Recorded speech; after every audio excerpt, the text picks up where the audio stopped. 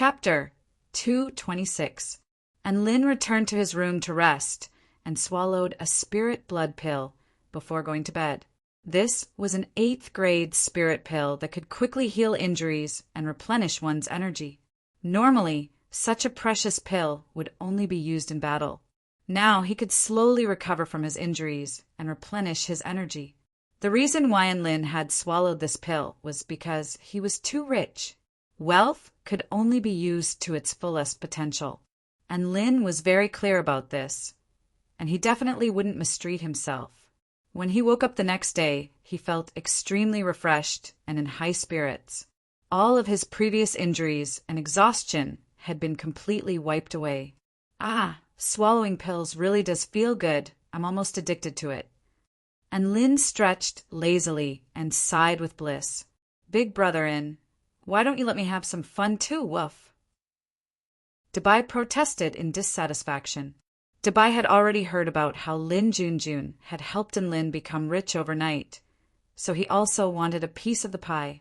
Hey, you want some too? And Lin looked at the huge white dog in front of him and blinked. Let me think about it. After a short while, Dabai pulled out a golden spirit pill from his storage ring with an expectant expression on his face. Dabai wagged his tail and panted with excitement. What pill is this? Woof! Dried emperor snake pill, a 9th grade spirit pill. Consumption can strengthen one's meridians, increase the flexibility of one's body, and greatly increase one's stamina. And Lin slowly explained, Dabai. To be more direct, woof. And Lin, it boosts one's sexual function. Dabai's dog face faltered before he abruptly pushed Lin to the ground and slapped Lin's face with his huge paws. Big brother you've gone too far. Do I need this thing? Do you look down on dogs like this? After an intense morning exercise, Lin skillfully applied some ointment to reduce swelling on his face. He then rode Dabai out for a stroll. In the end, Dabai still accepted the dried emperor snake pill. He said that it would be a waste if he didn't accept it. It was always good to have one more pill. Xiao Hong was still photosynthesizing on the roof, while the clown had gone off somewhere to cultivate. He said that he was trying to attain his domain during this period of time, and Lin was thinking about whether or not he should support the clown during its breakthrough to the soul formation stage. After all, it had been through so many things with him. As its master, he should give it some benefits to show his concern. Dabai already had the aphrodisiac pill, so how could the clown not have something good? As for Little Red, forget about it. She only knew how to photosynthesize every day, so she really didn't have the time to care about her. How about we give Xiao Cho an immortal pill that can help him break through to the soul formation stage? And Lin suddenly suggested after a moment of thought. Dabai's body trembled upon hearing this. Why does third brother get an immortal pill, but I get a trash aphrodisiac pill? I'm the second brother, big brother, and you're biased. And Lin stroked Dabai's head. Don't be so biased. The older one has to give in to the younger one. Look, Xiao Hong doesn't have anything, but you have a spirit pill. You have a spirit pill, and third brother has an immortal pill. Isn't that normal? Dabai. Thus, and Lin decided to give Xiao Cho an immortal pill to help him break through. Thus, he flew toward Do Shui Palace on Dabai's back. It was a familiar process. After Lin said that he wanted to refine an immortal pill, the little Taoist boy led him to Ishi, the Enlightened's pill, refinement room. After opening the wooden door, Lin was greeted by the aroma of medicine. He was greeted by the sight of the head of the Celestial Court's pill refinement room again. Holy F *CK. Ishi, how did you get so fat? And Lin was given a fright by the scene before him. The man in front of him had a fat head and big ears, and his belly was round. No, his entire body had become round. She was displeased by Lin's words. What's with all the fuss? I've always been fat. And Lin's lips twitched slightly. But you used to be a fatty, but now you're a fat ball. That's right. Ishi was now as round as a ball. To be honest, and Lin didn't think that even Pigsy, whom he had never met before, would be this fat.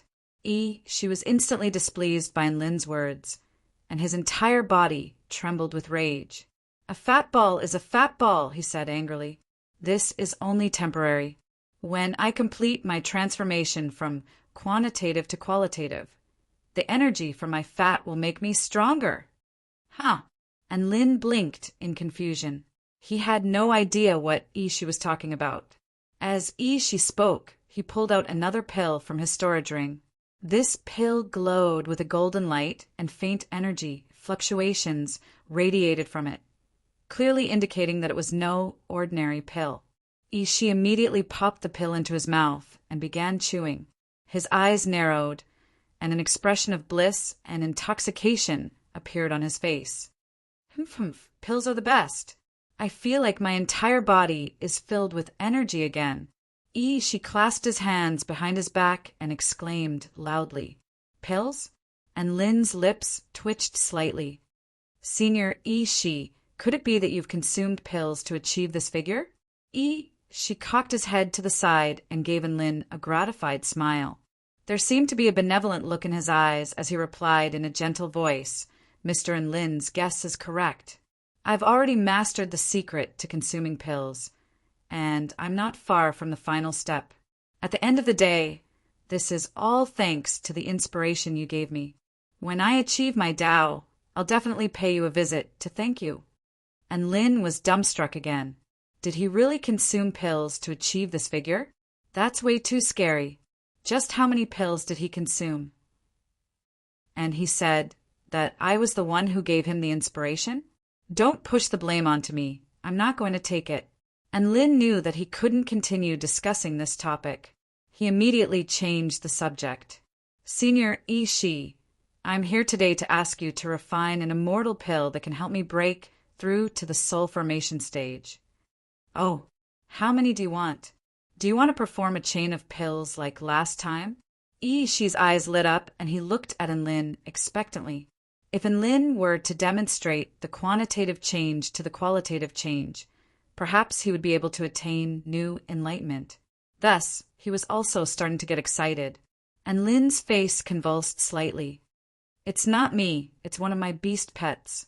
It's the golden-eyed Monkey King, and it's already at the spirit-nurturing final stage. It wants to buy an immortal pill to help it break through. I see. A hint of disappointment flashed across Ishi's face.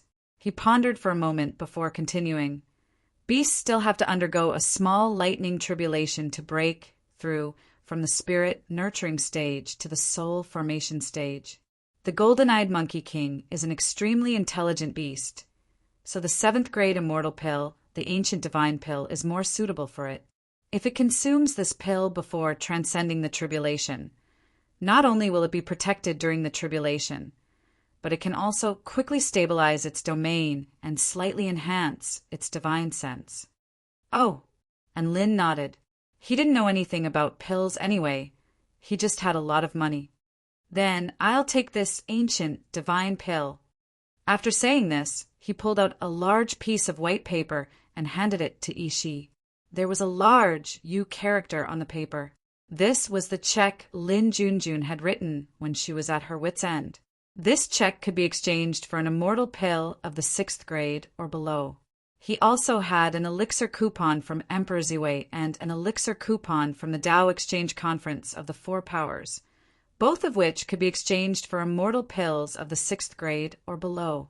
However, Lin felt that the check Lin Junjun had given him wasn't very reliable, so he decided to use it first. She blinked as he stared at the piece of paper in front of him. What are you doing? And Lin shook the piece of paper in his hand. I'm using this to exchange for an ancient divine pill.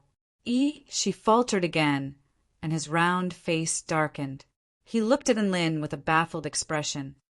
Are you King kidding me? Chapter 227. Huh. A sense of foreboding welled up in Lin's heart upon seeing Ishi's expression. Could it be that this really was just an empty promise? At the same time, within the Peach Blossom Pavilion within the territory of the Celestial Court, A woman in a simple Taoist robe propped her chin in her hands as she gazed out the window at the peach blossoms outside, and she heaved a faint sigh. Her slender fingers twirled her hair around her temples as her eyes glazed over, as if she were thinking about something. "Xiao Zi, what's bothering you again?" A warm and gentle voice suddenly sounded behind her, drawing her attention back to the present. "Father, don't keep calling me by my nickname. It's making me think of that bastard again." The woman turned to look at the scholarly man behind her with a displeased expression. The man was the ruler of the Kingdom of the 9 States, but he was not enraged in the slightest by his daughter's scolding. Instead, he teased, "This shows that I and that Lin fellow think alike. Isn't his beast pet Xiao Hong, which is the name of Dubai? What a nice name." "Huh, so you're referring to me as a beast pet?" The woman immediately retorted with displeasure. The man's words faltered upon hearing this. He felt like his daughter was becoming more and more fond of talking back to him. He had clearly raised her in the direction of a graceful and elegant woman. But why was her temper getting worse and worse recently? This woman was none other than Lin Junjun, who had been infuriated by him countless times. The scholarly man in front of her was naturally the most powerful being in the Kingdom of the 9 States, the ruler of the Celestial Court, the Celestial Darch. The Celestial Darch had initially wanted to name his 7 daughters red, orange, yellow, green, azure, blue, and purple. Unfortunately, this idea was firmly rejected by the Queen Mother, and she named them Tian Shou, Tian Yang, Tian Rong, Tian Chang, Tian Xian, Tian Qing, and Tian Yu. The 7 daughters naturally preferred the normal style of names given by the Queen Mother of the West, so the color system of names gradually faded from the sight of the immortals. Only the Celestial Emperor still stubbornly called out the original color system of names. When the Celestial Emperor found out that Xiuxian United Universities and Lin also liked to name his pet beast after its color, he exclaimed that he had met a soulmate. If it weren't for the fact that the Celestial Emperor wanted to let him develop freely for a few more years, he would have met him long ago. The Celestial Darch smiled as he asked, "Is this because of that bastard and Lin again?" "Exactly. You're bullying me because I don't have money again."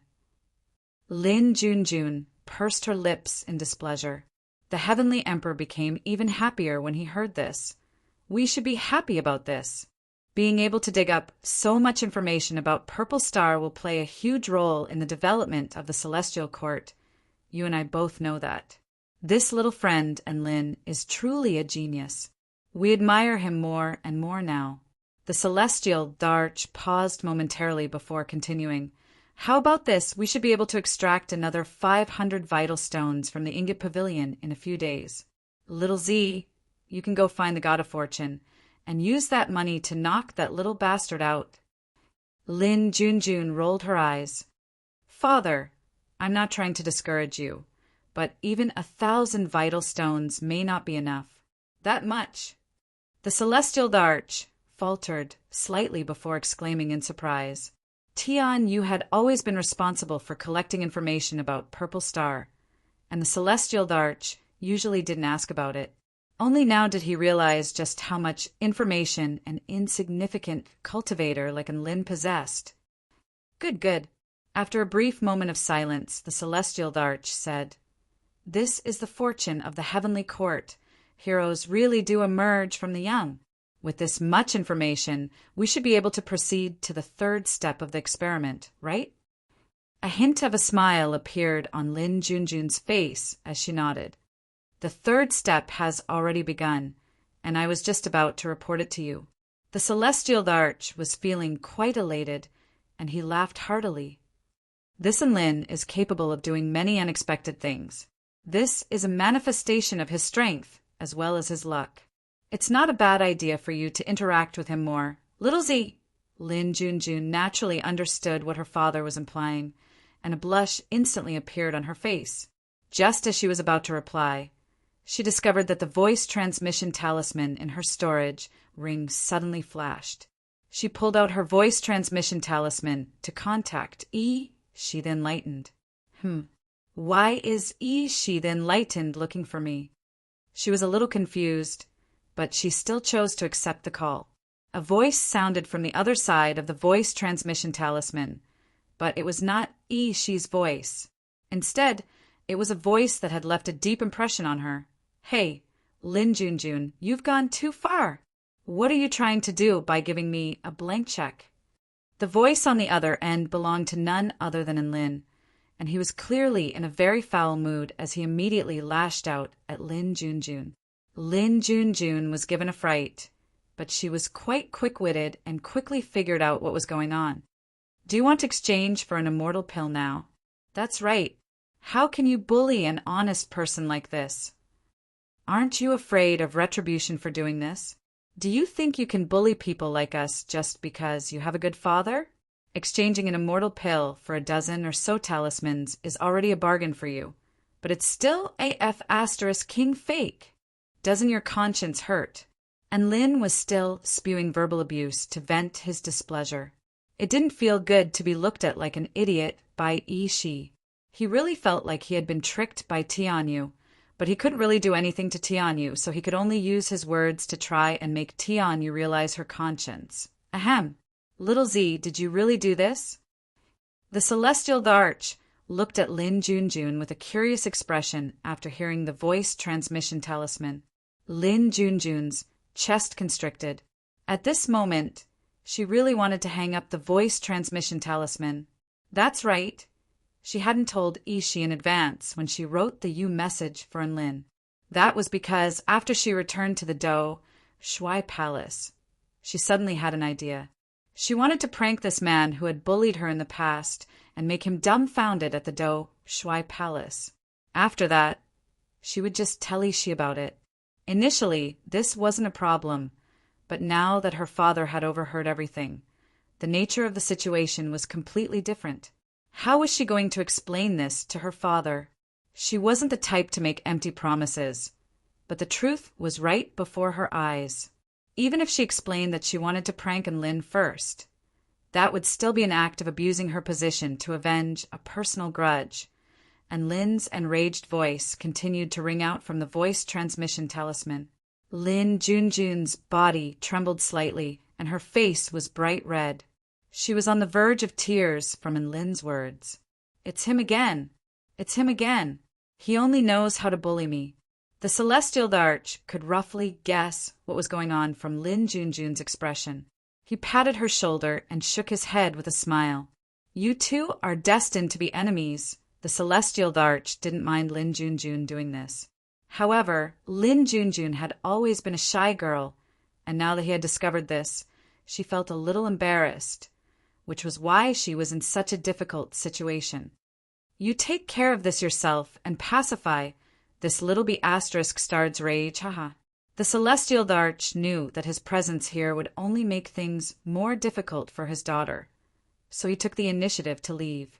Meanwhile, Lin's verbal attack was still continuing. That's enough! Don't you want the immortal pill? Pass the voice transmission talisman to Shi. Lin Junjun finally exploded with rage after the Celestial Arch left. Huh. Yes, Master Tianyu.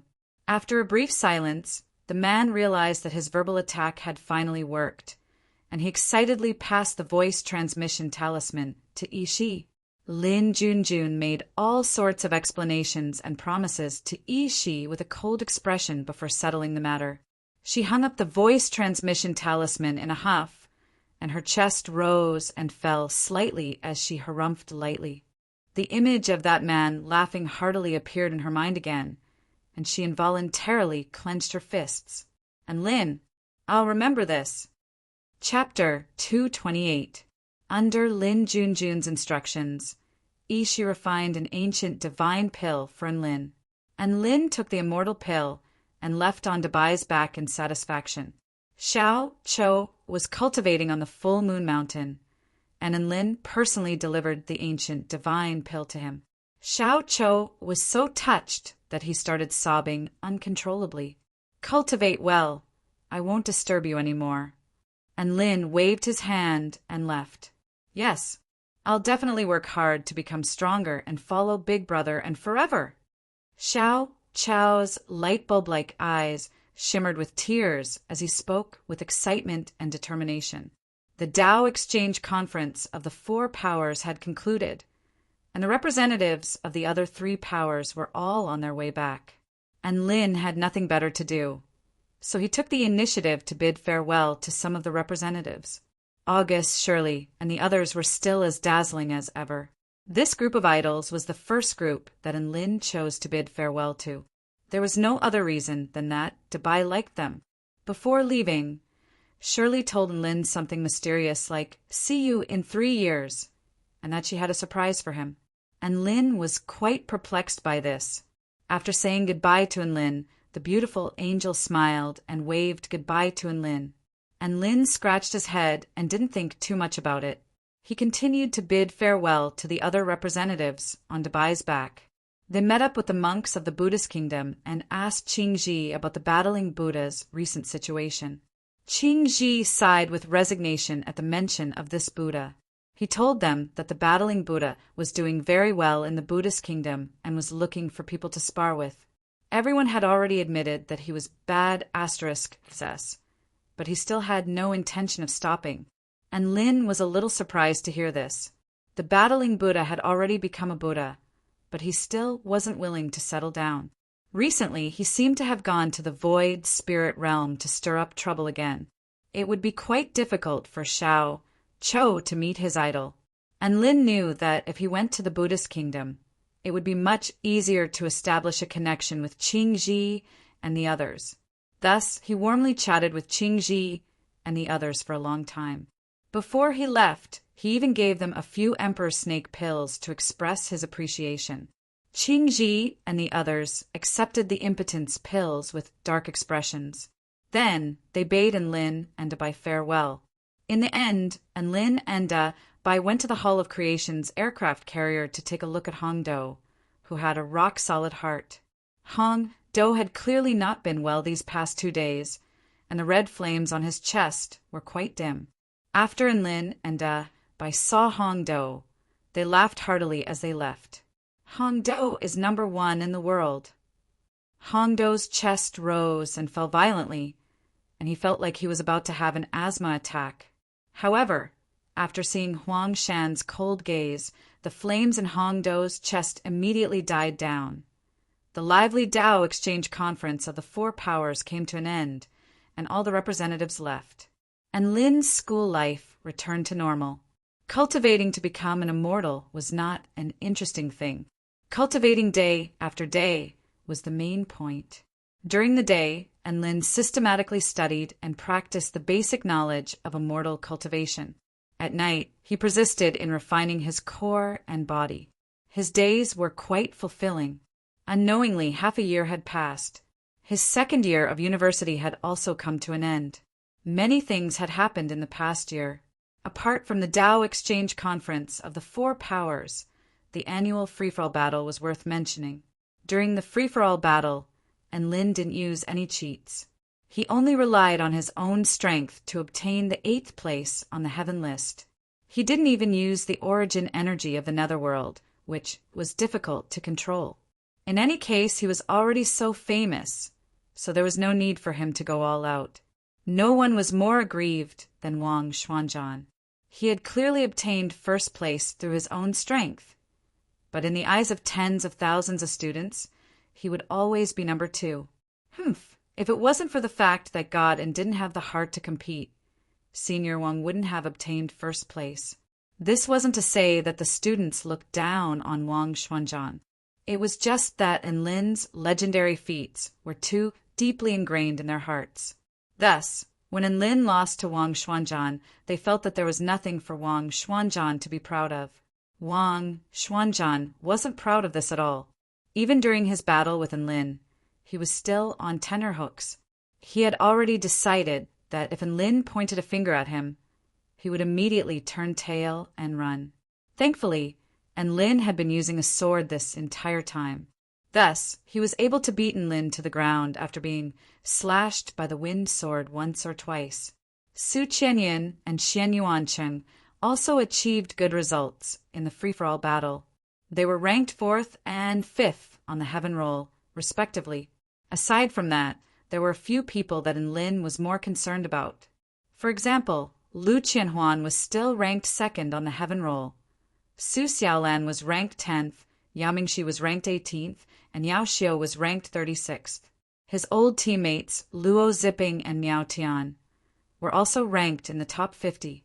They were all quite dazzling students of Xiuxian United University. As for the free-for-all battle rewards, filthy rich and didn't care at all. Even when he entered the Divine Tomb Mountain to observe Tao, he was still dumbstruck. Then he came out dumbstruck. As for his beast pets, Xiao Hong, Dabai, and Xiao Chou, all of whom had done extremely well in the past half a year.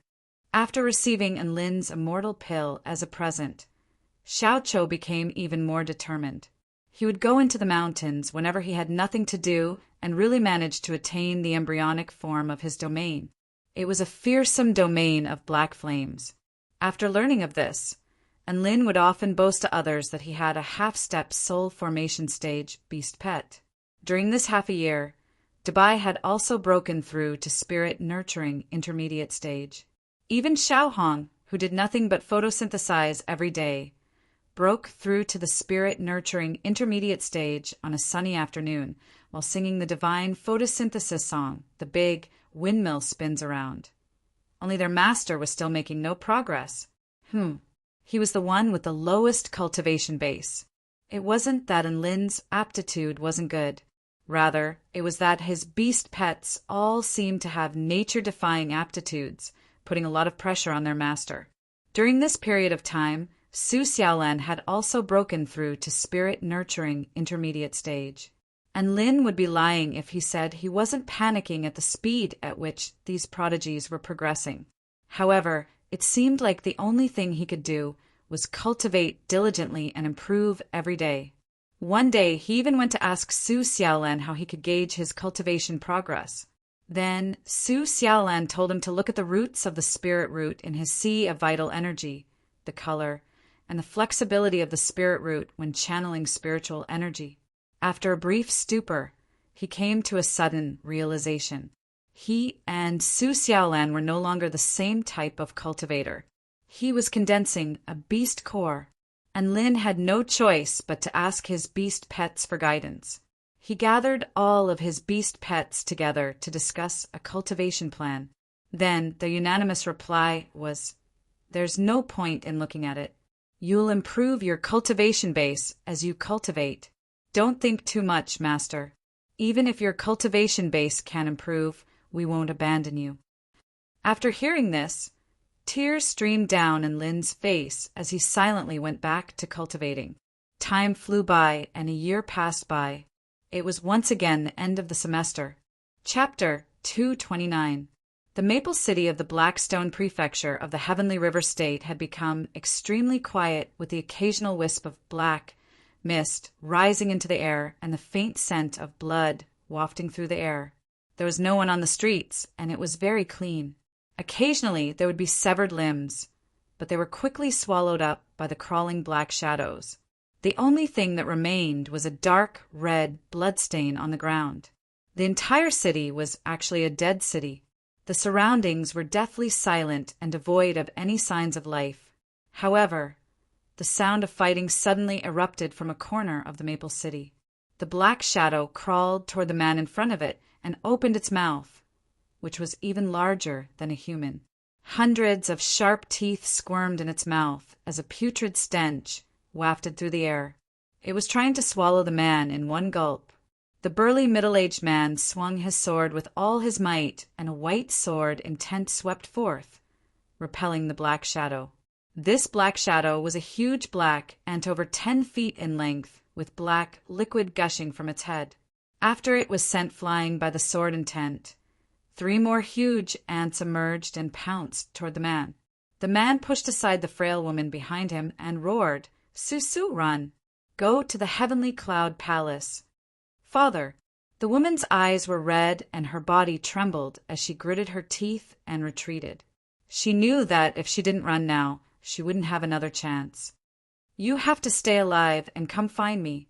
The woman was just about to turn around and flee when she saw that the man had already been pounced on by the huge ants. She stood rooted to the spot with her eyes wide open as if she had fallen into an icy cavern. The woman's mind went blank as she stared at the sharp teeth that were closing in on her father's head. She even forgot to scream. Right at this moment, a light breeze blew past. A handsome man had appeared in front of the man on the ground. His inky black long sword was still surrounded by a white gust of wind, but it quickly dissipated. Phew! Good thing I ran fast. The man heaved a light sigh of relief as he stowed his long sword into his storage ring and didn't look at the 4 huge ants again. Chee! The heads of the 4 huge ants slowly slid off as black blood gushed forth. The man on the ground stared blankly at the scene unfolding before him. He didn't understand what had just happened. All he knew was that when the man in front of him came over, the 4 giant ants all died. However, he quickly realized that this was definitely a powerful figure. He immediately knelt on the ground and thanked him gratefully. "Thank you for your help, Senior." Lu, who was very grateful. The beautiful, slightly thin woman also ran over and thanked the middle-aged man together with him. The man who was addressed as Senior was taken aback at first. Then he cleared his throat and said calmly, "Ha! There's no need to be so courteous. It's nothing." As he spoke, he helped the father and daughter up. "The city has already been ravaged by the swarm of ants. Why did you still take the risk to come here?" The man who was addressed as Senior asked. A sorrowful expression appeared on Lu Hu's face, but because of the Senior's question, he clenched his fists and answered truthfully, "My home is in this city. A few days ago, my daughter and I were searching for medicine outside, but unexpectedly the ant swarm suddenly broke into the city. My parents, wife, and son were all killed by the ants. I have to avenge them. I heard that the Heavenly Cloud Palace is the only sect within Maple City that has organized resistance against the ant swarm. I thought the ant swarm had already left the city, so I wanted to go home to gather resources and weapons before heading to the Heavenly Cloud Palace. I didn't think that there would still be ants hiding here." A remorseful expression appeared on Lu Hu's face as he spoke, clearly ashamed of his foolish decision. The Senior nodded and sighed. "The ant tribe is bloodthirsty and cruel. Ever since the Black Mist Bridge appeared, they have committed heinous crimes against humanity and are the public enemy of all cultivators. I also intend to join the Heavenly Cloud Palace and join you in your crusade against the ant tribe." Lu, whose eyes lit up.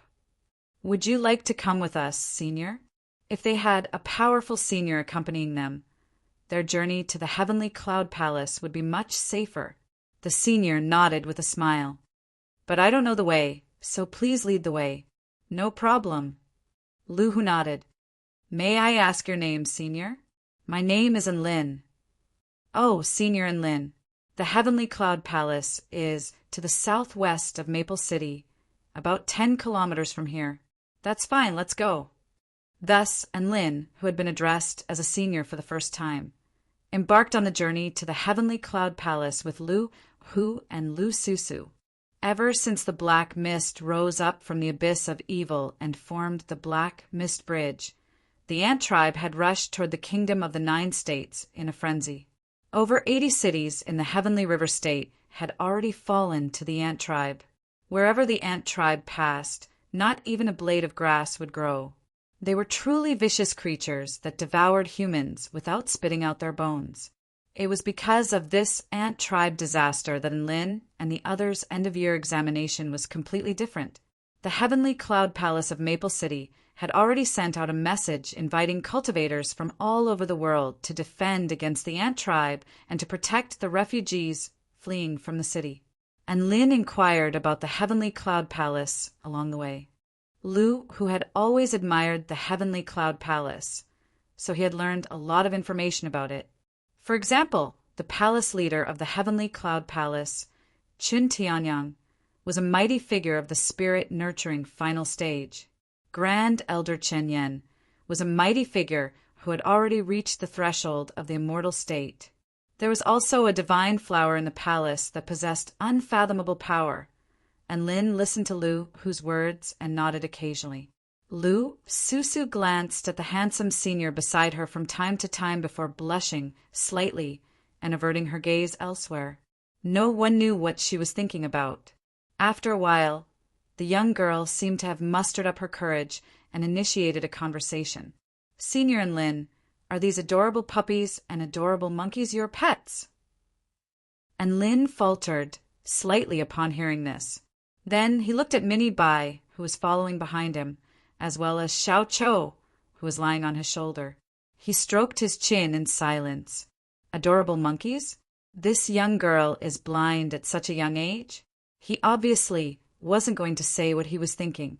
Instead, he introduced the two beast pets to the young girl with a smile. "They're not pets, they're beast pets. The puppy's name is Dabai, and the monkey's name is Xiao Chou." "Wow, Senior and Lin is so awesome. I'm going to get a few of these adorable beast pets when I get the chance in the future." The young girl smiled lightly.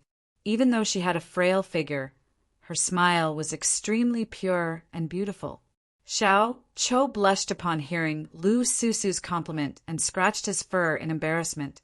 Lu Susu saw that Lin was an easygoing senior who didn't put on any airs, so she quickly became more talkative and chatted with him along the way. Soon, a huge palace built along the side of a mountain appeared before their eyes. "We're finally here," and Lin raised his head to look at the palace, and his expression darkened slightly. His eyes turned snowy white as he looked up ahead. A rank detection spell formation? An illusionary spell formation? That's pretty thorough." And Lin pointed his ring finger at a certain spot in the air before clasping his hands behind his back.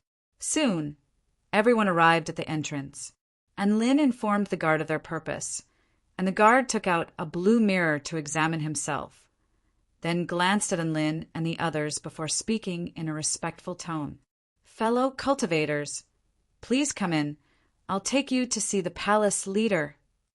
"We can see the palace leader as soon as we enter?" Both Lu Hu and Lu Susu were overwhelmed by the unexpected favor they were receiving. However, they came to a sudden realization when they turned to look at Lin. This was definitely an opportunity given to them because of Senior and Lin.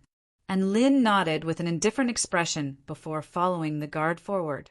The Heavenly Cloud Palace was very lively with many cultivators bustling about. There were also many cultivators standing in battle formations on the empty ground, chanting slogans to exterminate the ant tribe.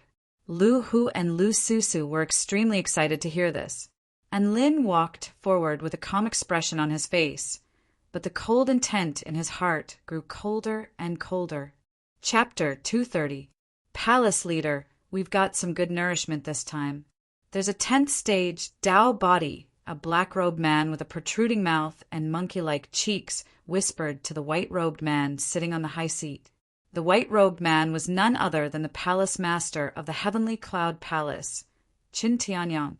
His expression was solemn, but the corners of his lips curled up slightly. "The refugees and cultivators of Maple City have pretty much all been taken in. I didn't expect to find a fat pig here. What a pleasant surprise." Soon, and Lin, Lu Hu, and Lu Susu appeared in the hall. And Lin, Lu Hu, Lu Susu, "Greetings, Palace Head Qin." When the three of them saw Qin Tianyang, they bowed respectfully. All the elders in the hall, including Qin Tianyang, carefully sized up the three people in front of them. Qin Tianyang didn't say anything, but a mysterious smile appeared on his face.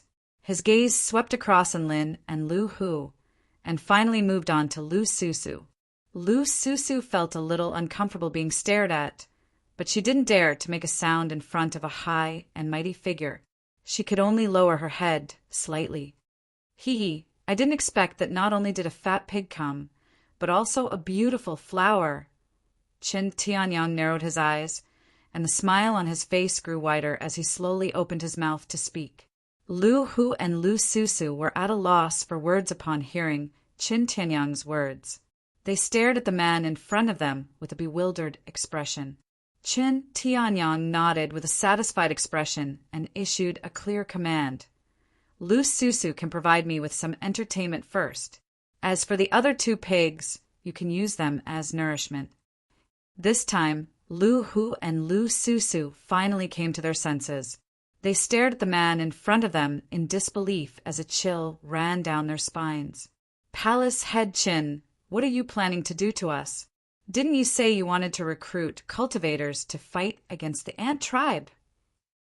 Lu, whose eyes widened, and his voice trembled as he asked. Chen Tianyang nodded earnestly. That's right. We'll only have the strength to fight the ant tribe if we can feed the demonic blood lotus. Hee, but Lu Susu, if you serve this consort well, then I can consider not feeding you. After all, I'm tired of all the girls who came to seek refuge with me. It's rare to see such a pure and lovely girl. Lu Susu's face instantly turned deathly pale. She gripped her father's arm tightly as her body trembled uncontrollably. From Chen Tianyang's words, she knew that none of the exiled citizens and cultivators who had sought refuge with him had survived. In the face of such a colossus, she didn't even have the courage to curse, and there was only fear and despair in her eyes. Lu, who still couldn't believe that the heavenly cloud palace he had always dreamed of was like this. He stood rooted to the ground with a blank look in his eyes, not knowing what to do. Why was it that he had only wanted to ally with humans to seek revenge on the ant tribe? Why was it that he had been reduced to becoming nourishment? Even his daughter had become someone else's plaything. Are you done? When you're done, I'm going to enforce justice on behalf of the heavens. Right at this moment, a voice suddenly resounded and reverberated through the entire hall. Lu Hu and Lu Susu snapped out of their daze and turned to look at Enlin. Only now did they remember that there was a powerful senior beside them. This was most likely their only hope of survival. Senior Enlin, calm down. Let's try to escape now. Lu Hu urged in a low voice, as if he was grasping at straws. He knew that Senior Enlin was extremely powerful, but he also knew just how terrifying the heavenly cloud palace was. It was an unstoppable colossus, and only by escaping with all their might would they have a sliver of a chance at survival. A peculiar silence descended upon the hall due to Enlin's words. Chen Tianyang and all the elders stared at Enlin with peculiar expressions, as if they were looking at an idiot. Enforce justice on behalf of the heavens? Fahaha. I'm sorry, I couldn't hold it in any longer. Chen Tianyang clasped his stomach as he chortled with glee. Are you really blind to the situation? Setting aside the fact that you're just a weakling of the 10th stage Tao body, even if you were a powerful being of the spirit nurturing stage, you'd still be nothing more than a nutritious pig in my eyes. After laughing for a while, Chen Tianyang snapped his fingers. A white spell formation suddenly appeared on the floor of the hall, and a terrifying power of suppression swept toward them. Lu Hu and Lu Susu immediately knelt to the ground in exhaustion, completely unable to resist. However, Enlin continued to stand calmly, his expression unchanged. Oh, not bad. Chen Tianyang's expression shifted slightly. You talk a lot. Enlin shook his head and drew his evil slaying sword. Streams of white wind revolved around it as he flicked his left finger toward a certain spot in the air. Boom! The white spell formation seemed to have suffered some kind of heavy blow and collapsed with a loud boom. Chen Tianyang didn't even have a chance to be surprised before the tip of a sword imbued with sharp killing intent appeared in front of him, and the fear of death engulfed his entire body. It was impossible to describe what kind of extreme speed this was. Enlin took a step forward, and his body transformed into a blur. His long sword transformed into a thin white line and pierced through Chen Tianyang's heart like a bolt of lightning. The tremendous force of the long sword forced Chen Tianyang back, and Enlin followed suit, pinning Chen Tianyang's body to the wall behind him. Chen Tianyang's eyes widened in shock as blood trickled down the evil-slaying sword and dripped onto the ground. Blood also seeped out from the corner of his mouth. He was shocked, unable to comprehend how this had happened. He was the palace leader of the Heavenly Cloud Palace, a powerful cultivator of the spirit nurturing final stage, and his heart had been pierced through by a nobody. You. Chen Tianyang's voice was hoarse, and he struggled to speak, only to find that he was so terrified that he couldn't even finish his sentence. You what? I already said. I'm going to enforce justice on behalf of the heavens. And Lin spoke in a cliché manner as he drew his evil-slaying sword impatiently. As blood spurted forth, another streak of black light flashed through the air, and Lin knew that battles in the cultivation world were ever-changing, and he knew that he had to be ruthless in his actions. Furthermore, he couldn't speak too much, or else he would be giving his opponent a chance to react. Chen Tianyang's head rolled off his chest. This inconceivable scene was finally disrupted by the sound of his head falling to the ground. In the hall, the elders who had been intimidated by Lin's methods finally began to fly into a rage. How dare you? How dare you assassinate the palace leader? I'm going to skin you alive and tear you to shreds. All of the elders began to unleash their divine techniques toward Lin. There were also 2 elders who remained calm and collected, and they hesitated momentarily before charging toward Lu Hu and Lu Susu. Dabai, protect those 2, and Lin yelled. The miniature white dog instantly expanded in size, transforming into a massive white dog as it swiped its paws toward the 2 elders. In a split second, a strong gust of wind swept through the area. The gust of wind was as sharp as knives, sending the 2 elders flying. Lu Hu and Lu Susu finally came to their senses, and they stared in shock at Lin, who was facing off against 6 elders on his own. Senior Lin is so powerful. Lu Susu's eyes widened, and her voice was filled with awe as she stared at Lin. Lu, who was completely dumbstruck. Chen Tianyang, who was as powerful as a god in his heart, was killed by a single sword strike from Lin. He didn't even get to unleash a single attack, and he was slain by a single sword strike? This gave him a sense of surrealism. Just who was this senior Lin who had followed him here? And Lin's combat prowess was already comparable to that of a cultivator of the spirit nurturing final stage after using the 6 strikes of the war god, and his wind sword could even kill a cultivator of the spirit nurturing final stage when they least expected it. However, this technique was extremely taxing on his vital energy, and he didn't want to use it against the 6 elders again. These elders were all cultivators of the spirit nurturing initial stage or spirit nurturing intermediate stage, but their cultivation methods and divine techniques were worlds apart from the prodigies of Xiaoxian United University, so he had no problem suppressing the 6 elders. The alarms of the Heavenly Cloud Palace had already begun to sound, and the sect protection formation had also been activated before inexplicably collapsing. A thunderous roar erupted between heaven and earth, drawing closer and closer. Those who offend the Heavenly Cloud Palace must die. A bolt of white divine lightning fell from the sky, piercing through the roof and landing right in front of Lin. This was an elderly man with white hair and beard, and white lightning crackled around his body. He glowered at Lin as a vast and powerful aura burst forth from his body. The most powerful being of the Heavenly Cloud Palace, Grand Elder Qinyan, had finally arrived. Chapter 231. Grand Elder Qinyan's expression darkened at the sight of Chen Tianyang's head. He glared at Lin with a ferocious expression as if he wanted to skin him alive. Very well. How dare you throw your life away and come here? I'll make sure you suffer a fate worse than death. Qin Yan roared in rage as the white lightning around his body expanded outward to form a pool of lightning. This was the embryonic form of a domain.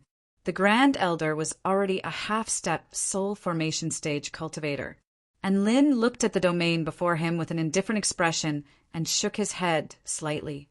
It's still a far cry from senior student Wang's dragon lightning domain. Let's see how long you can keep up your arrogance. Chunyan's hair and beard stood on end as he charged toward Lin like an arrow loosed from a bow. He had also completely unleashed the power of his domain to create a lightning storm, and all of the other elders immediately retreated in fear. "I'm not your opponent." "Xiao Chou!" A little monkey descended from the sky, following Enlin's roar. Golden light erupted as it transformed into a monkey king clad in black crystal armor and wielding a silver staff. The silver staff was swung toward Chun Yen with unstoppable force. Chun Yen countered the incoming silver staff with a lightning fist. Boom! The earth-shattering collision caused the entire hall to crack and collapse. Chun Yen was sent flying with blood gushing from his mouth. Xiao Chou made his way toward Chun Yen with black flames that could incinerate all things revolving around his body. His golden eyes exuded boundless might. At this moment, he was the true, invincible fiend celestial. "Is that the little monkey on Senior and Lin's shoulder?" Lu Susu stammered with incredulity etched on her face. She had just come to terms with the fact that the adorable little dog next to Enlin was a powerful beast that could send an elder flying with a single slap. However, the monkey next to Enlin was even more terrifying. It was able to severely injure the Grand Elder of the Heavenly Cloud Palace, a mighty figure that was close to becoming a god Lu who could be considered a cultivator. So he could understand just how terrifying Chun Yan's domain was. That godlike power struck despair into his heart. Hence, when he saw the clown severely injuring Chun Yan with a single strike, he was so shocked that he couldn't even speak. The unimaginable battle raged on. The clown chased after Chun Yan with his silver staff, and the shockwaves from their battle were so intense that the entire Heavenly Cloud Palace collapsed into rubble. And Lin turned his gaze back to the hall and grinned at the 8 elders in the hall. "Your Grand Elder doesn't seem to be able to help you. It's time for you to pay the price for what you've done." And Lin's words were like a cold wind, causing all the elders in the hall to shiver. They had already realized that the man who was surrounded earlier, when he said that he would enforce justice on behalf of the heavens, was not a ridiculous joke, but a real intention that he really wanted to achieve. At this moment, the 8 elders chose to flee without any hesitation. "Little Red, it's your turn." And Lin patted his pocket. Light flashed from his pocket, and a beautiful woman in red suddenly appeared in the air. She looked around with her seductive phoenix eyes and brought her hands together, causing the space around her to tremor violently.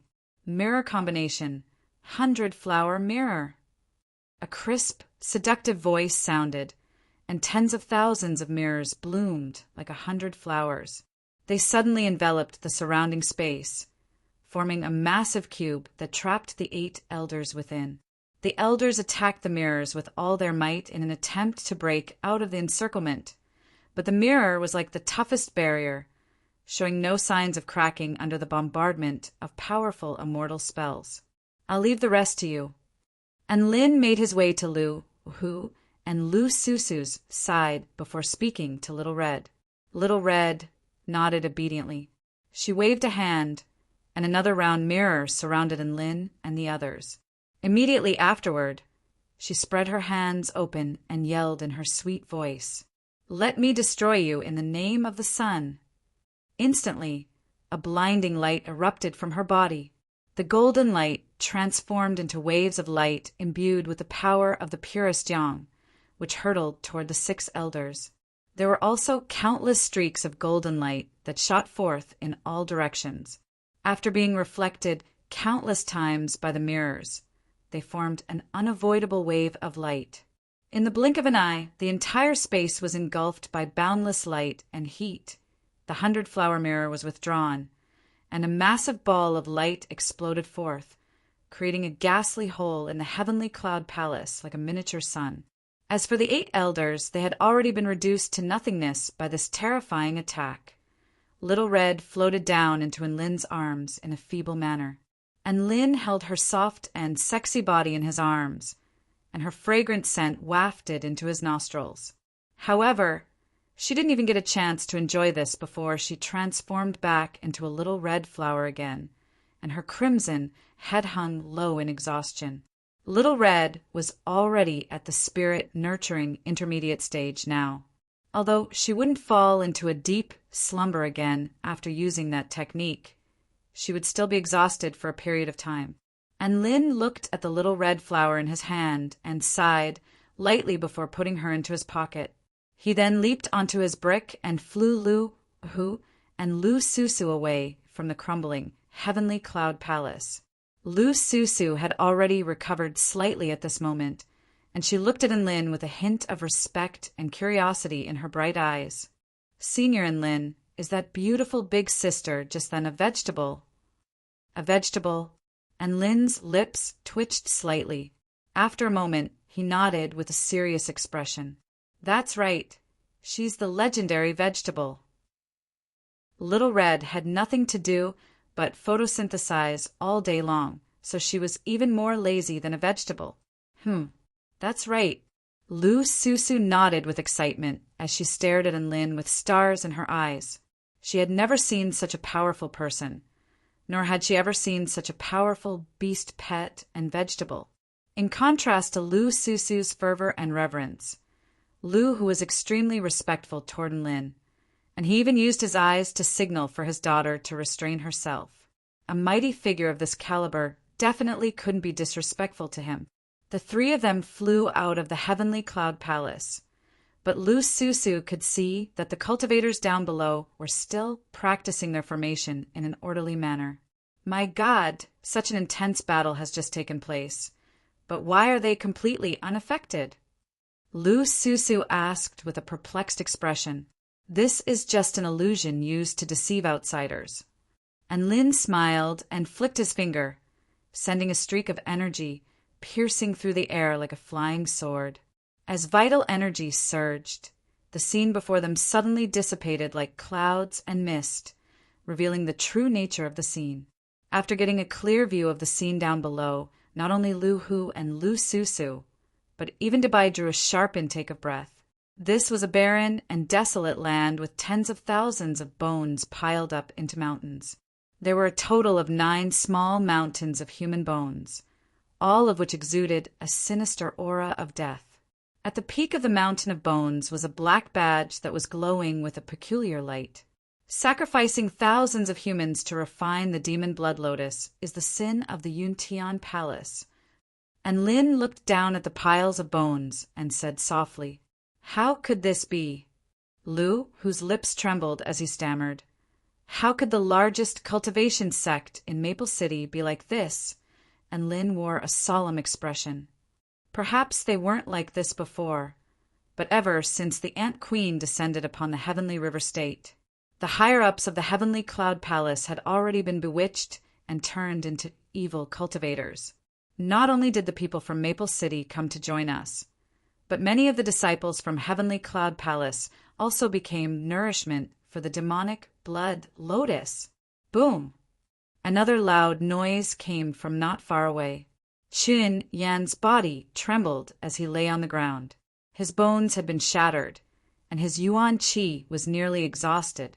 He stared at the figure in front of him in horror.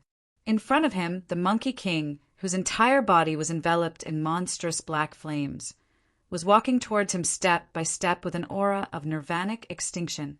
Chapter 232. Don't kill me! Don't kill me! Chan Yen begged for mercy as he stared at Xiao Chou, who was walking toward him like a ferocious god. Xiao Chou was too powerful. He was also a half-step soul formation stage cultivator, but he was completely outmatched by this monkey. However, he didn't want to die just yet. It wasn't easy for him to reach this step. One more step and he would be a soul formation stage cultivator. He couldn't die here. As long as you don't kill me, I'll tell you the location of the demon blood lotus. It's about to mature. Once it matures, it'll become a second-rank immortal item. If you eat it, your cultivation base will skyrocket. Chan Yen knew that if he wanted to live, he had no choice but to give up his greatest treasure. As expected, Xiao Chou's eyes lit up. All right, then tell me where the demon blood lotus is. Swear an oath to the heavens first. Then I'll tell you, Qin Yan said. Xiao Chou nodded and began to swear. I swear that if Chen Yin tells me the location of the demon blood lotus, I won't attack him again. If I go back on my word, may I be struck by lightning and my Tao heart will be destroyed." Chen Yin heaved a sigh of relief when he saw Xiao Chou swear. He began to tell Xiao Chou the location of the demon blood lotus. Xiao Chou nodded with a smile and looked up at the sky. Chen Yin looked up with a puzzled expression. He then saw a streak of black light piercing through the sky. In the next instant, Lin landed on the ground and sheathed his sword. "How dare you!" Chen Yan's eyes were bloodshot. His face was filled with rage and remorse as he screamed hysterically. However, a red line had already appeared on his neck. Plop! His head fell to the ground and blood splattered everywhere. Chen Yin finally realized that he had been tricked in the instant before he died. Unfortunately, it was too late. That's right. Xiao Chou did swear not to attack him, but others could. To Lin, killing a half-step soul formation stage cultivator on his last breath was a piece of cake. Lu Hu and Lu Susu were even more in awe of Lin when they saw him decapitate the most powerful cultivator of the Heavenly Cloud sect. However, after witnessing the dark side of this sect, they couldn't help but feel a sense of satisfaction when they saw Chen Yin die. "Xiao Chou, where is the location of the demonic blood lotus hidden? Lead the way." After dealing with the evil cultivators from the Cloud Sky sect, Lin took Chen Yan's storage ring and got straight to the point.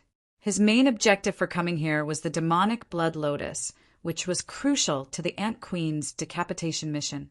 The clown flew toward the small mountain of skeletons and grabbed the black medallion in his hand. He went to the southeast of the Heavenly Cloud Palace and punched the ground, creating a large hole before entering the underground chamber. In the center of the secret room, there was a huge formation plate. The clown placed the 9 tokens in different positions on the formation plate. Then, the formation plate began to shake violently. The black blood lotus medallion will devour the cultivator's flesh, blood, and soul. Then, through the formation, it will transfer these things to the demon blood lotus in the secret chamber as nourishment for awakening. Lin looked up at the rising platform and relayed the information he had obtained from the Celestial Court's Ziwei Pavilion. However, even if the demonic blood lotus awakens, the Heavenly Cloud Palace won't be able to use it. It's not a gift from the Ant Queen to form an alliance with the Heavenly Cloud Palace.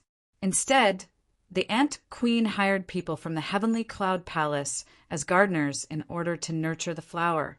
A vibrant red lotus flower stood gracefully on the platform. A peculiar fragrance wafted through the air, creating a sense of irresistible temptation. Lu Hu and Lu Susu, who had relatively lower cultivation bases, couldn't take their eyes off the lotus flower. Smiles of bliss and contentment appeared on their faces. TSK. Its seductive appearance is almost on par with Xiaohong's. Lin's expression changed slightly as he praised the lotus flower. His pocket suddenly trembled violently, as if it was expressing its protest. All right. In terms of seductive appearance, this lotus flower is far inferior to yours. That's enough. Lin immediately corrected himself as he sensed the movement in his pocket. The trembling in his pocket became even more violent, as if it was expressing its displeasure. "Big brother you should tell big sister Hong that she's completely different from those seductive cheese out there. She's a fresh and refined beauty, woof." Dabai suddenly spoke. Sure enough, Lin's pocket stopped trembling as soon as his voice fell. A sly smile appeared on Dabai's face as he looked at Lin, as if to say that he understood women better than anyone else. Lin, all right, even so, Lin was definitely not going to admit that his ability to read a woman's mind was inferior to a dog's. He didn't think too much about this and stowed the demonic blood lotus into his storage ring before departing on his brick. Everyone flew away from the dilapidated and desolate Heavenly Cloud Palace and flew elsewhere. Along the way, Lu Hu and Lu Susu both fell silent after thanking Lin for saving their lives. They were at a loss.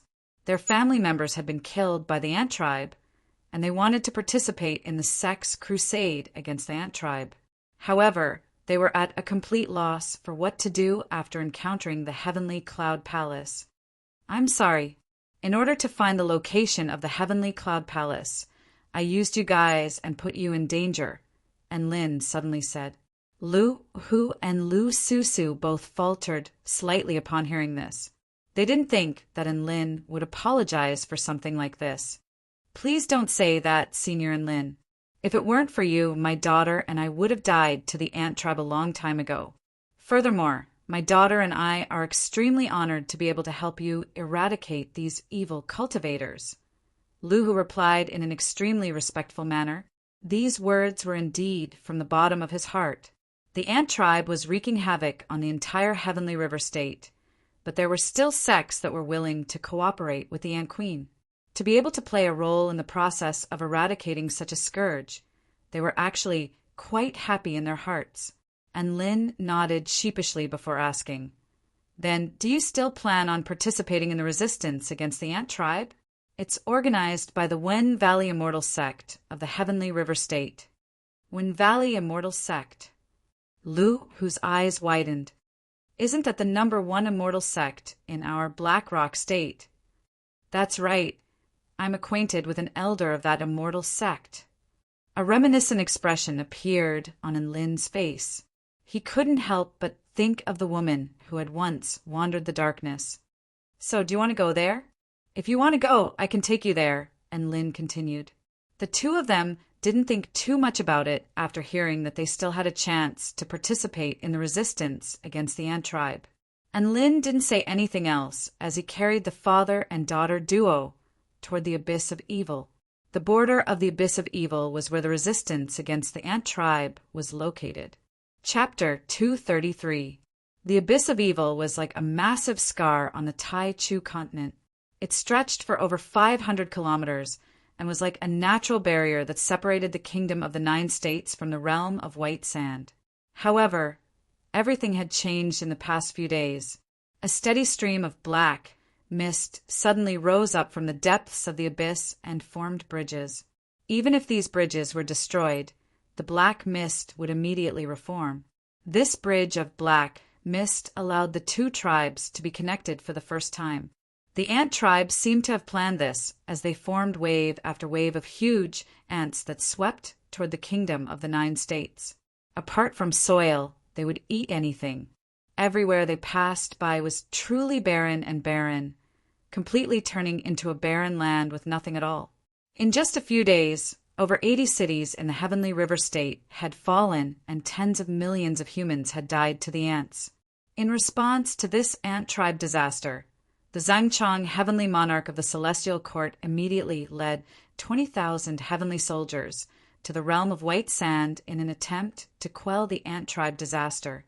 Accompanying him were the 8 heavenly generals under his command, Lu Jun, Sun Leiji, Pang Yu, Bai Zongyuan, Deng Bowen, Xen Hanshin, Zhang Yuanbo, and Tao Yuanxin. They had already ventured deep into the realm of white sand, but no one knew what the exact situation was like. It was exactly because of this disaster that the end-of-year exam for all second-year students of the Celestial Court became a mission to guard the abyss of evil. There were no specific mission requirements for this exam, so it was extremely dangerous.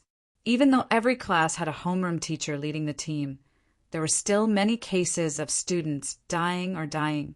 Students with high combat prowess like Enlin had to complete some special missions. I'll be seeing you off here. The black brick descended, and Enlin bade farewell to Lu Hu and Lu Susu with a smile. Senior Enlin, aren't you going to see that elder? Lu Susu was a little perplexed. Enlin looked at the fortifications up ahead, as well as the bridge of black mist that spanned across the 2 continents. Who knew how many bridges of black mist there were in the abyss of evil? A faint smile appeared on his face. I have a mission to complete now.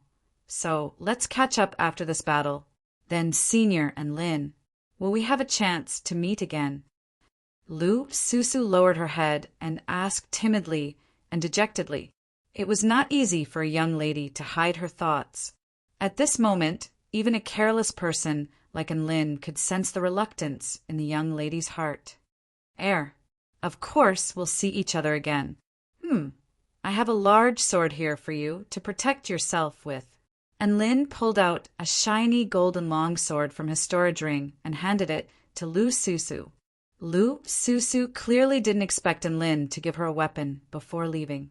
Her mouth was slightly agape as she stared at Lin without blinking, her eyes staring blankly at him, appearing both dazed and adorable at the same time. Lu Hu, on the other hand, finally came to his senses. He knew how important a gift from a mighty figure like Lin was. Overwhelmed by the unexpected favor, he pulled Lu Susu along to express his gratitude once again. The large treasured sword was a high-rank magic tool, the golden glazed sword that Lin often used in the past. Even in the United University of Cultivation, where prodigies abounded, this sword could be considered a decent weapon. However, Lin already had the evil-slaying sword. It was a rare opportunity for them to meet again, so gifting a sword to a young lady was quite a good idea. You're welcome. Cultivate well, and we'll meet again someday.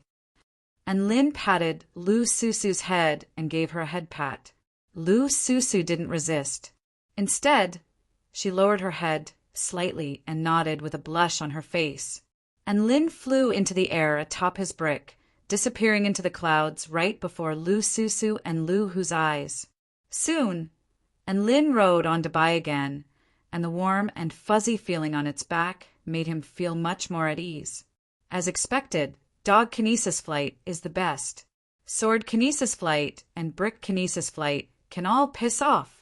As he flew along the abyss of evil, he saw that wherever there was a black mist bridge, there would be a cultivator sect stationed there to prevent the ant tribe from attacking. After flying for a short while, an extremely solid and wide black mist bridge appeared before Lin's eyes. That was where the celestial court was stationed. This was also the largest black mist bridge in the abyss of evil. It was several hundred feet wide and was the main passageway for the ant tribe to invade the kingdom of the 9 states. A woman in a jade, barley ink garment looked up into the sky with a beautiful smile on her face. Oh, and Lin, you really did destroy an entire sect on your own. It's nothing. It's all thanks to these pet beasts of mine.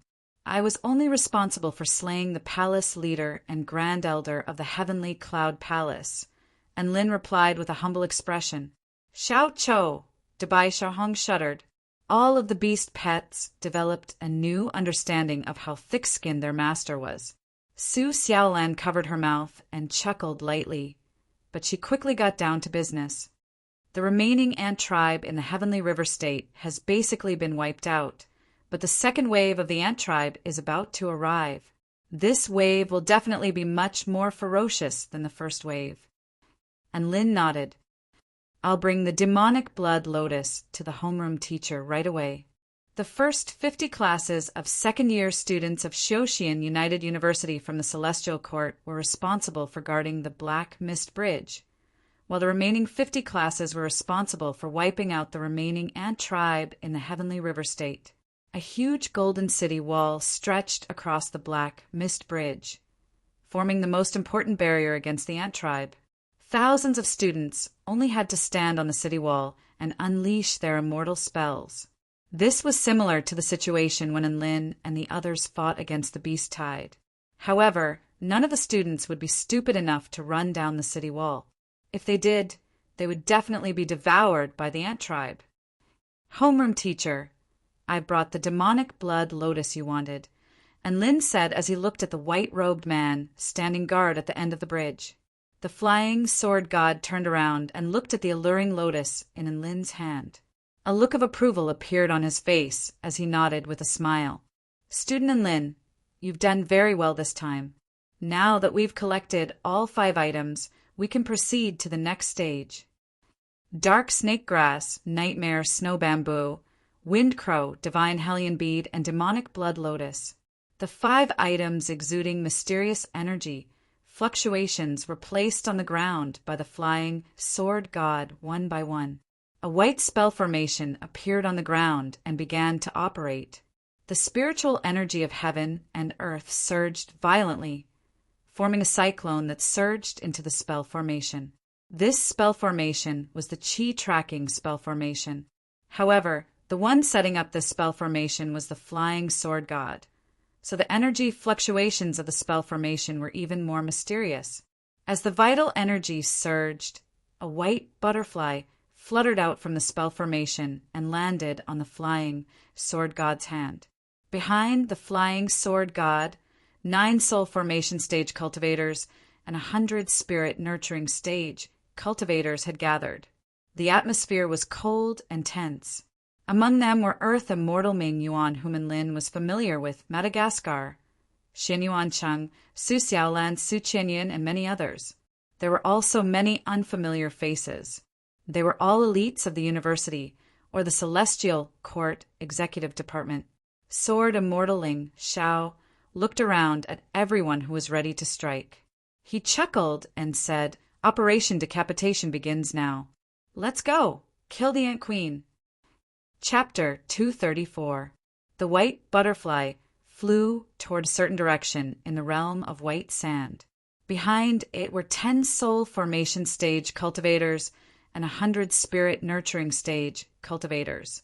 Such a powerful lineup was befitting of the Ant Queen status. The Ant Queen they were going to kill was the mastermind behind the Ant Tribe army at the front lines.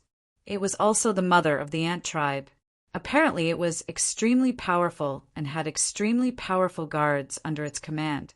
The main factor in this riot wasn't the Ant Queen. Rather, it was the 4 heavenly monarchs of the heavenly court or even higher-level figures who had to consider the more complex and dark aspects of the riot. Sword Immortaling Xiao and the others only had to kill the leaders on the surface. Even so, this was still an extremely difficult mission. Dust and smoke rose into the air in the distance. They heard the sound of a tidal wave. The second wave of the Ant Tribe army had arrived. Everyone, don't act rashly. Leave the Ant Tribe on the ground to the cultivators guarding the Black Mist Bridge. Try not to attract the Ant Queen's attention. Saying this, Sword Immortaling Xiao cast an immortal spell to conceal their figures and auras.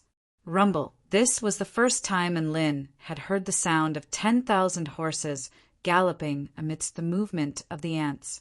Furthermore, the sound was even denser and denser, giving one a sense of asphyxiation. The huge ants on the ground were densely packed, and there were also many flying ants in the sky. The aura of each ant was perhaps not as powerful as that of the mutant beasts they had encountered in the Myriad Mountain realm. However, as long as there were enough of them, they would have a different effect. The current ant tide gave Lin the feeling that they were about to destroy heaven and earth. It was also because of this that he couldn't help but worry for the students guarding the Black Mist Bridge. The ordinary ant tribe below doesn't possess high intelligence. They are controlled by the Ant Queen's subconscious.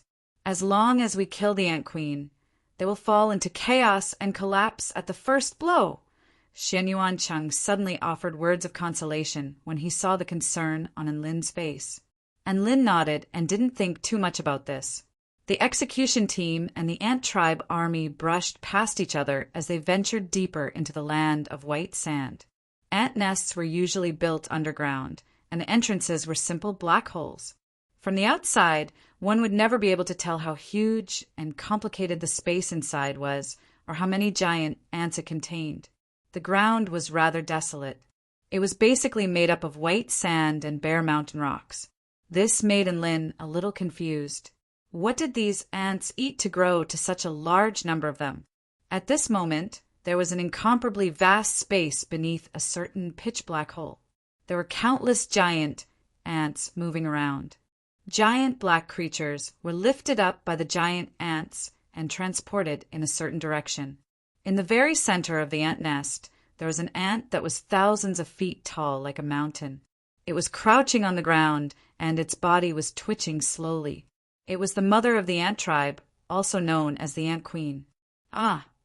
As the Ant Queen let out a deafening cry, her lower abdomen twitched violently. Hundreds of giant eggs gushed out of her abdomen like a flood, bringing with them sticky liquid. Congratulations on your smooth birth, Mother Empress. A giant blue ant that exuded a vast aura bowed slightly to express its congratulations. A dozen or so other giant ants of different shapes and sizes also bowed to express their congratulations. All of their bodies were imbued with extremely potent power, and a cold, bloodthirsty light flashed through their eyes. The ant queen panted slightly before suddenly speaking. "I've lost contact with all of the fertilizers I released." The giant blue ant faltered slightly upon hearing this before its expression darkened. Normal human cultivators wouldn't be able to discover this. The celestial courtier is fast. After obtaining those immortal fertilizers, they might be able to find this place very quickly. The ant queen opened her massive, abyss-like mouth, and the worker ants carried the pitch-black creatures over before placing them into her mouth.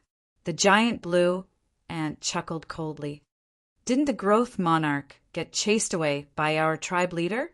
If anyone else dares to come here, our ant nest army of over 100,000 will make sure they never return."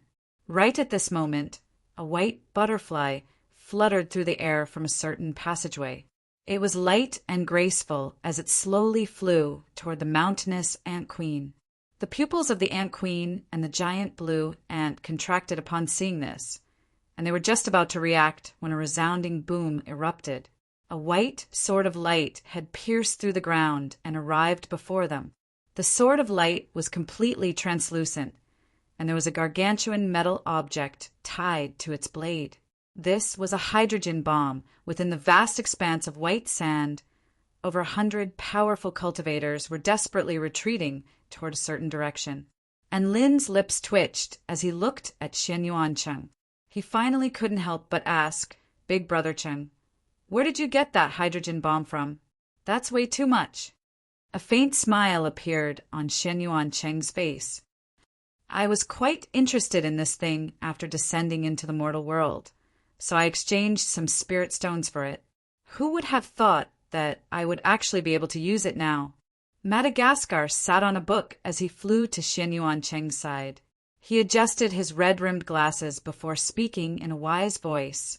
"A hydrogen bomb with a 10 megaton equivalent of TNT has an effective destructive radius of around 15 kilometers. On top of that, classmate Xian Yuancheng has set up over 20 amplification spell formations, including fusion spell formations, void spell formations, explosive flame expansion spell formations, and myriad spirit, Tai Chi rotation spell formations. The destructive radius can be increased to 20 kilometers, which is more than enough to raise a large city to the ground. We don't know how big the Ant Queen's nest is. However, this hydrogen bomb will definitely give them a kick." Xian Yuancheng was a little smug. Poor Ant Queen! And Lin could already envision the scene of the hydrogen bomb exploding in front of the Ant Queen. Boom! At this moment, heaven and earth began to tremor violently. Indescribable energy exploded forth, and the Ant Queen's nest was struck with the power to destroy the world. An extremely terrifying mushroom cloud of flames appeared between heaven and earth before quickly expanding and spiraling upward. The earth was completely flipped over by the explosion, and a suffocating shockwave erupted forth in all directions. And Lin looked behind him to find that the golden ball of flames at the center of the explosion was even more dazzling than the sun in the sky, releasing boundless light and heat. Over 100 cultivators all set up defensive spell formations and quickly retreated, but the violent shock waves still managed to reach them. The earth cracked open, creating a terrifying spectacle of yellow sand flying through the air. The gargantuan mushroom cloud lingered for a long time, as if it were the most terrifying giant beast standing between heaven and earth. And Lin and the others stopped and turned around to admire the spectacular spectacle. The shockwave from the explosion had already passed, so they were safe.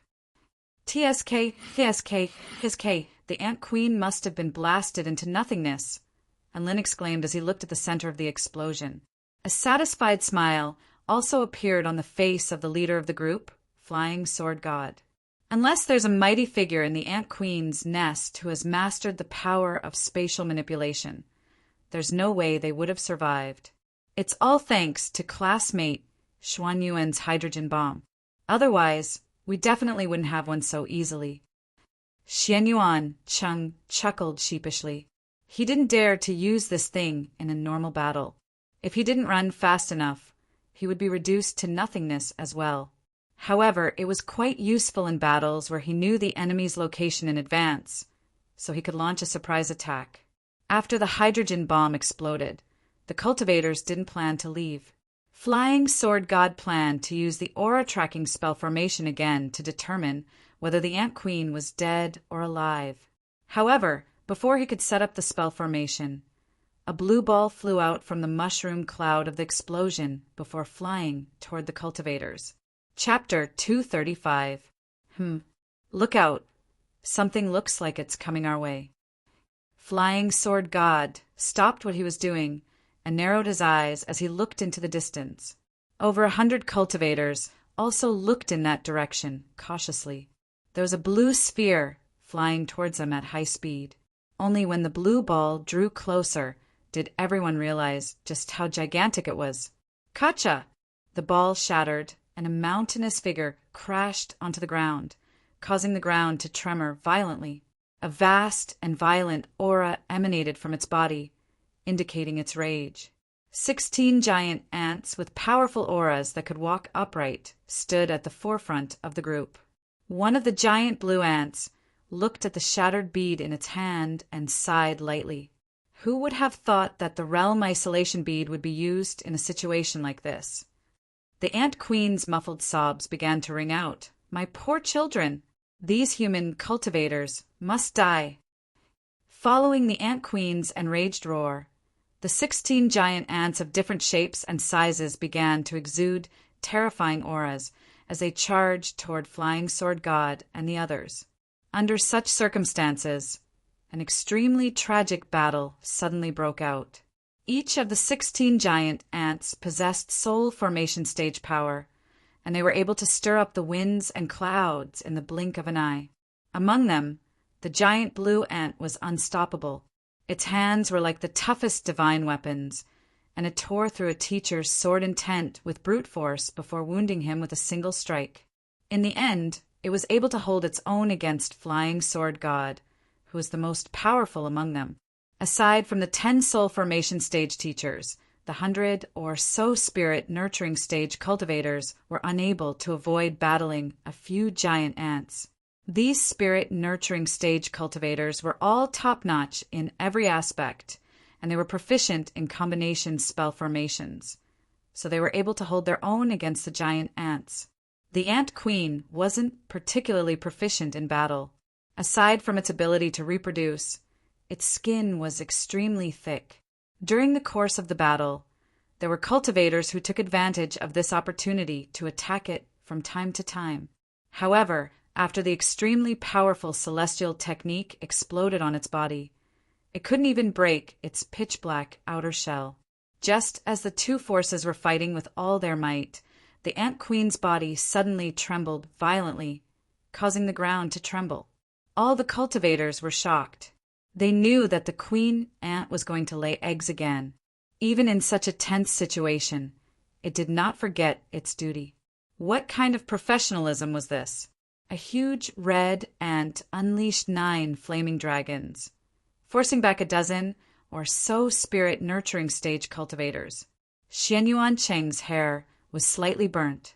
He tilted his head and shouted at Enlin, who was riding a dog, Classmate Enlin, can you roll your eyes to see through the Ant Queen's weakness and break through its defense? Enlin's heart sank upon hearing this. What the hell do you mean by rolling your eyes? Divine inspection technique? Please don't use such a low description.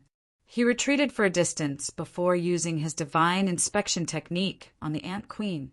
Even after using his divine inspection technique, the Ant Queen was like an indestructible fortress in his eyes. However, a peculiar expression still appeared on Enlin's face after carefully inspecting the Ant Queen's entire body. Classmate Enlin, how is it? Xianyuan Cheng asked in an urgent voice. There is a weakness.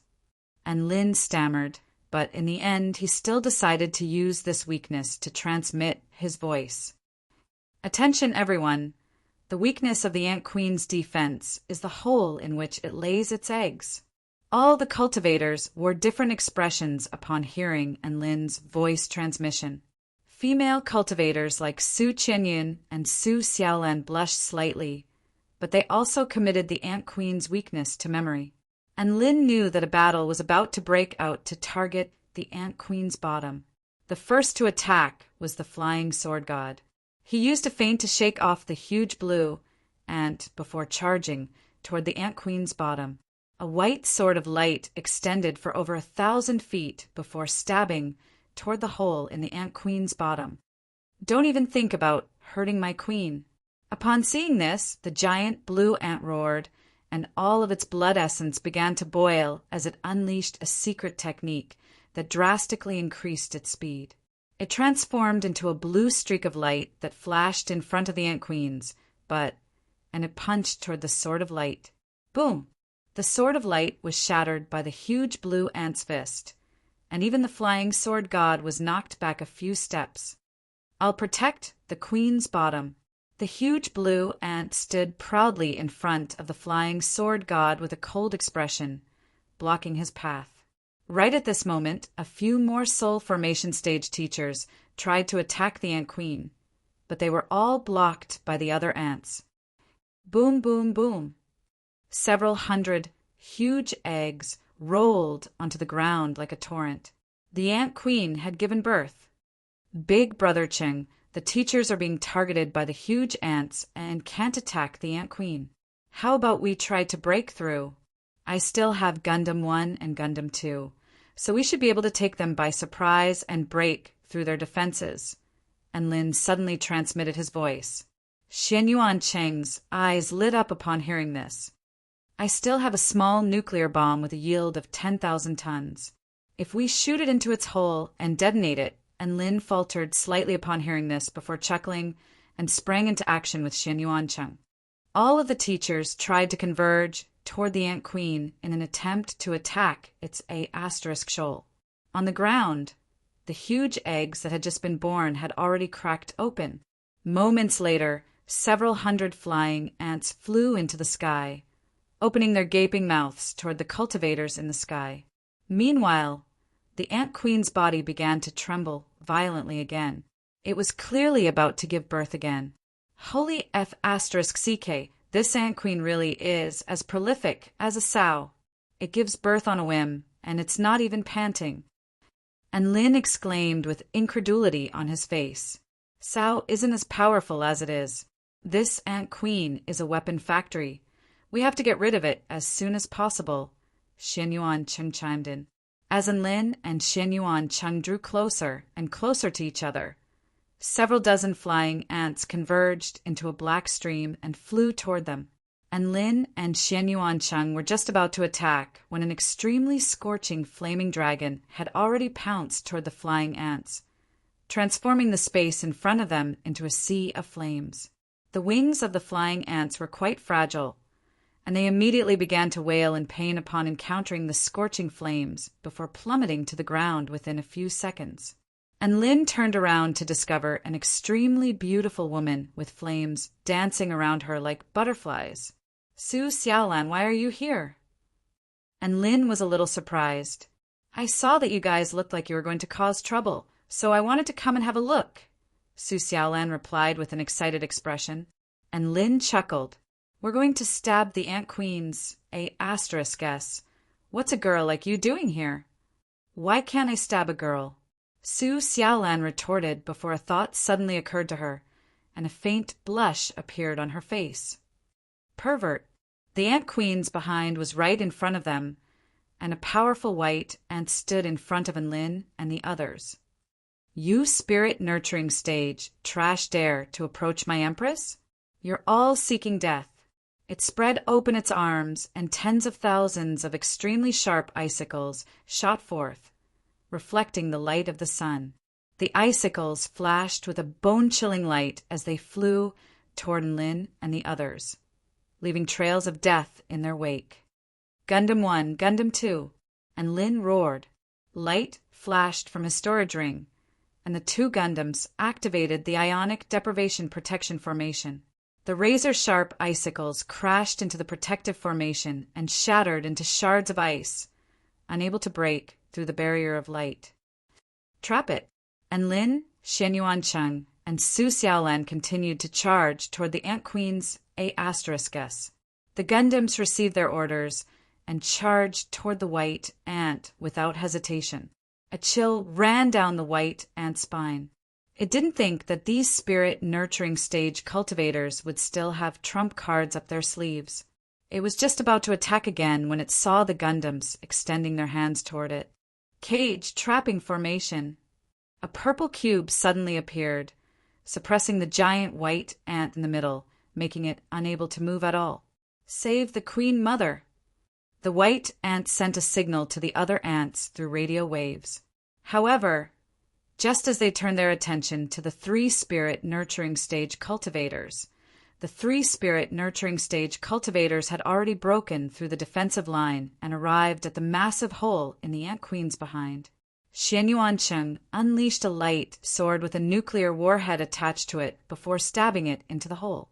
And Lin unleashed a mountain-quaking lightning fist to blast her behind, while Su Xiaolan unleashed a flaming dragon to incinerate her behind. Then, the three of them retreated frantically. All the cultivators who heard Enlin's voice transmission also retreated frantically. Queen Mother! A boundless chill enveloped the bodies of the ants, and they seemed to have realized something when they saw the nuclear warhead attached to the flying sword. Gundam 1, Gundam 2, protect us! And Lin roared, and the two Gundams flew toward the three of them before unleashing a protective barrier. Boom! An earth-shattering boom erupted as boundless energy erupted forth. Another terrifying explosion erupted, and heaven and earth were enshrouded in golden light. Then a mushroom cloud rose up from the ground, sweeping forth in all directions with a boundless aura of destruction. At this moment, the ants once again recalled the horror of being dominated by the mushroom cloud. Chapter 236. Among all the cultivators, Enlin's trio was the closest to the location of the explosion. Thankfully, they had the Gundam's protective barriers, so they were able to survive the explosion without much harm. The Ant Queen was situated at the very center of the explosion, and the nuclear bomb had detonated within her body. It would be a miracle if she was still alive. The 16 powerful giant ants were more or less affected by the explosion. They were all enraged by the sight of the Ant Queen being blasted, and they charged toward the cultivators with all their might. And Lin, Su Xiaolan, and Xianyuancheng became the targets of everyone, especially Xianyuancheng, who had detonated the nuclear bomb. Many of the ants were willing to risk being severely wounded by the other cultivators in order to attack Xianyuancheng. Hold on, everyone. The Ant Queen's aura has already been extinguished. The 16 wounded ants are no match for us. If we hold on, we can easily win this battle.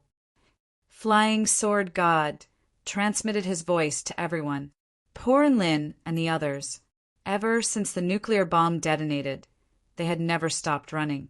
If it weren't for the Gundams guarding them, Xianyuancheng would most likely have already been torn to shreds by the enraged ants. The situation became a little chaotic. The cultivators circled around Xianyuancheng's escape route and engaged in guerrilla warfare, while the ants pounced toward Xianyuancheng with no regard for their lives. One of the ants completely disregarded the fact that one of its arms had been severed by Sword Immortal Mingyuan, and it was going to crush the head of a spirit-nurturing stage cultivator in front of it, just because the latter was blocking Xianyuancheng's escape route. The enraged ants made the battle even more intense, and the cultivators suffered more and more casualties. As Enlin was fleeing on dog kinesis flight, the interface in his mind suddenly flashed. What the hell is this? He was given a fright by the interface, and he almost fell over. When he calmed himself down, he came to his senses. Could this be the system? That's right, I'm a man with a system. And Lin's eyes lit up. There had been no response from the system for a year, And even when he progressed to the spirit-nurturing intermediate stage, the system only told him to cultivate hard and improve every day. He had almost forgotten about its existence. He excitedly opened the system interface and saw that the special mission was flashing quickly. Detected that the host is being pursued by the ant tribe. Now assigning a special decapitation mission. Frowny face. Host has personally killed 3 soul formation stage ants. Time limit, 2 hours. Mission success. Wind spirit art has been upgraded to Tier 2, Wings of Wind. Mission failure. 20 primal stones will be deducted. When Enlin saw this mission, his mouth twitched. He really wanted to smash the system. Damn it. You want me to kill 3 soul formation stage ants with my own hands? Didn't they see that he was being chased by a bunch of ants that didn't care about their lives? Now he actually wanted him to turn around and kill the ant tribe? Did he not want his life anymore? Go to hell. A fierce cry suddenly came from behind Enlin. He turned around to see a huge ant enshrouded in black mist. It wielded a black wooden staff and was already within 100 feet of the 3 of them. Several dozen black skulls suddenly surged out of the black wooden staff, and they held in agony as they swept toward the 3 of them like a tidal wave. Gundam 1, Gundam 2, stop it! In the face of this fearsome attack, Enlin summoned his Gundam again. 2 shiny silver robots positioned themselves behind Enlin. One of them unleashed an ionic deprivation protective barrier to defend against the black mist, while the other unleashed a gravitational field to force the black mist ant down from the sky before crashing to the ground below. And Lin didn't even have a chance to breathe a sigh of relief upon seeing that the huge ant was being suppressed by the 2 Gundams, when another huge ant rushed toward him from afar. This huge ant was completely golden in color, and it was closing in on the 3 of them at an extremely fast speed. You dare to kill my mother? Even if I die, I'll kill you first. The huge ant roared as golden blood gushed forth from its body. One of its arms and both of its legs had already been severed, but it still pointed its other arm at Xian Yuancheng as its body flew toward him like a sharp golden sword. Xian Yuancheng knew that he couldn't evade this attack, so he turned around and activated his myriad spirit Tai Chi technique. A circular barrier of air appeared, enshrouding his entire body as the projection of a yin-yang symbol also began to appear behind him. Big Brother Ching. And Lin also stopped and pulled out his evil-slaying sword from his storage, ring upon seeing that Xian Yuancheng had stopped running. Die. The huge ant had already reached Xian Yuancheng before stabbing toward Xian Yuancheng's heart with one hand. Heaven and earth reversal. Xian Yuancheng's expression instantly calmed down, and it was as if his body had become one with all things. His long sword rippled like water as he pushed it toward the seemingly invincible arm. Just like that, the huge ant's body was forcibly pushed away from Enlin and Enlin. In the instant that they were separated, Xian Yuancheng's sword projection slashed toward its abdomen, and golden blood splattered through the air again. Then Su Xiaolan's flaming sword slashed down, engulfing the ant's entire body in scorching flames. The huge ant's eyes widened in shock as if it was still trying to figure out how these 3 cultivators, who were running like dogs, could still put up any resistance. In the next instant, Enlin had already used his wind sword, and his evil-slaying sword sliced off the huge ant's head in a white arc. Ding dong! 1/3 of the mission completed, and Lin faltered slightly upon hearing this. He had killed one just like that? It seemed like it wasn't impossible to finish off a few half-dead soul formation stage ants. The 3 of them looked at each other before continuing to flee in unison. And Lin swallowed a spirit blood pill to quickly replenish his energy so that he could use his wind sword again. Soon, another 2 huge ants broke through the cultivator's line of defense and pounced toward the 3 of them with no regard for their lives. I'm starting to regret joining in on the fun with you guys. I didn't have to be chased. Su Xiaolan said with a bitter expression. If she hadn't been so suicidal and used fire to burn the Ant Queen's bottom, she wouldn't have been chased by a bunch of soul formation stage ants. Don't panic. There are 2 more huge ants coming our way. Let's turn the tables and kill them.